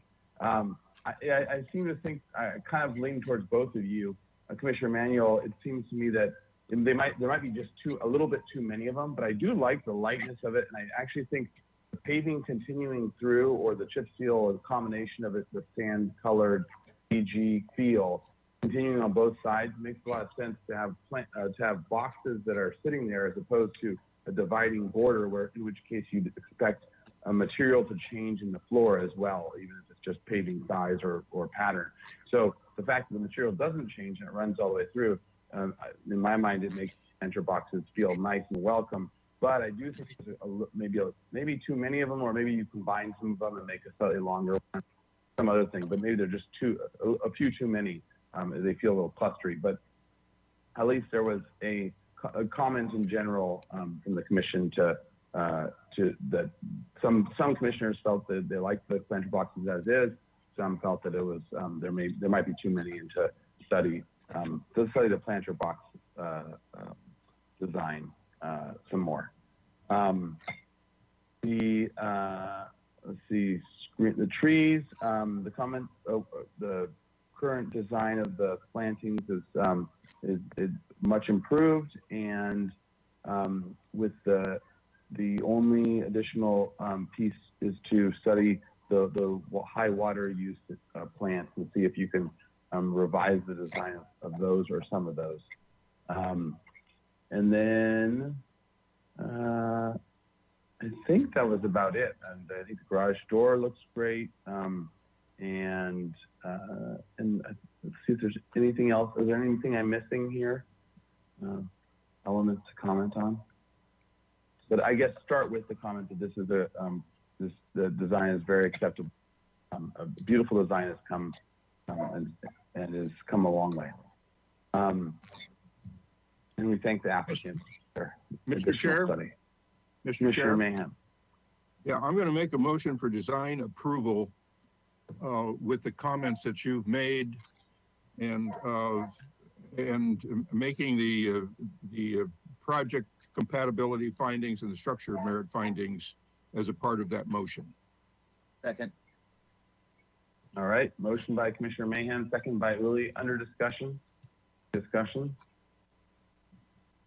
Okay. And to Mr. Russell or Mr. Hamilton, in terms of the project compatibility, you want to pull those up on the screen, Commissioner Mahan? Yes, Mr. Chair and Commissioner Mahan, the findings should be read into the record, and the project should be explained how the project meets the findings. Should we make these findings before we do the vote? Yes. Okay, I'll make the consistency with design guidelines in the design of the project consistent with design guidelines applicable to the location of the project within the city. Compatibility with architectural character of the city and the neighborhood is designed as a project compatible with the desirable architectural qualities and characteristics which are distinctive to Santa Barbara and a particular neighborhood surrounding the project, which includes the natural brick. appropriate size mass bulk and scale is the size mass bulk and scale is the project appropriate for its location and its neighborhood. Next slide, please. If there is one. Sensitivity to adjacent landmarks and historic resources is the design. The project is appropriately sensitive to the adjacent federal, state, and city landmarks and other nearby designated historic resources, including city structures of merit, sites, and natural resources. Public views of the ocean and mountains are not an issue. Use of open space and landscaping is not an issue either. All right, well, for the last one, it does use landscaping. Do you find that it does it appropriately? Let's let our landscape architect make those findings. Yes. Come on, you have opinions on plants, Commissioner Mahan? You want me to, all right. Sensitivity to, you want me to make this number 4? Oh, no, it was a 6. So the project includes appropriate amount of open space and landscaping. Open space and landscaping should be made by Commissioner. Well, no, I think it's whoever makes the motion. I think you just gotta trust okay. The use of open space and landscaping. The project includes an appropriate amount of open space and landscaping. Thank you. Perfect. And then that's it. Is that I think you're still on the hook. Yeah, there's still more. Alteration to a structure of merit. The structure of merit shall not be altered on the exterior, relocated or demolished, except with the Historic Landmarks Commission has made one or more of the following finding. The exterior alterations are being made for the purposes of restoring the structure of merit to its original appearance or in order to substantially aid in the preservation and enhancement of the historic structure resource. Thank you. Okay. And then there's some more findings, right? Yeah, one more finding, if you could get it up. Only need to make one. Only need to make one. I've made it. It's tree removal now. Here we go. If alterate, I made that one. Commissioner Mahan. Yes. You've made all the required findings for this project at this time. So as long as the seconder of the motion agrees with the findings, then we can take a roll call vote. Yes. Does the motion agree? All right, great. So that tree was removed just a decoy, just to make you worried about it some more. Okay, great. Okay, any discussion? We got a motion and a second. All right, roll call vote, please. All right, thank you. I'll start with Commissioner Dordan. Yes. Commissioner Drury. He might have left, I think. Yeah, he's out. Okay, Yeah, thank you. Commissioner Lundvik. Yes. Commissioner Mahan. Yes. Commissioner Manuel. Yes. Commissioner Uli. Yes. And Chair Grumbine. Aye. All right, thank you. The motion carries. All right, and this is appealable for 10 days to up to 10 days to City Council. And does that conclude our everything? All right. Thank you all for sticking in with it. So we had quorum. Mr. Hamilton, sorry, was there anything else? No, just want to thank you all for your time. I know it was another long meeting, although it was shorter than the last one. Yeah. Thank Not you. saying much. Everyone. All right. Thanks, everyone. Meeting's adjourned. Ciao.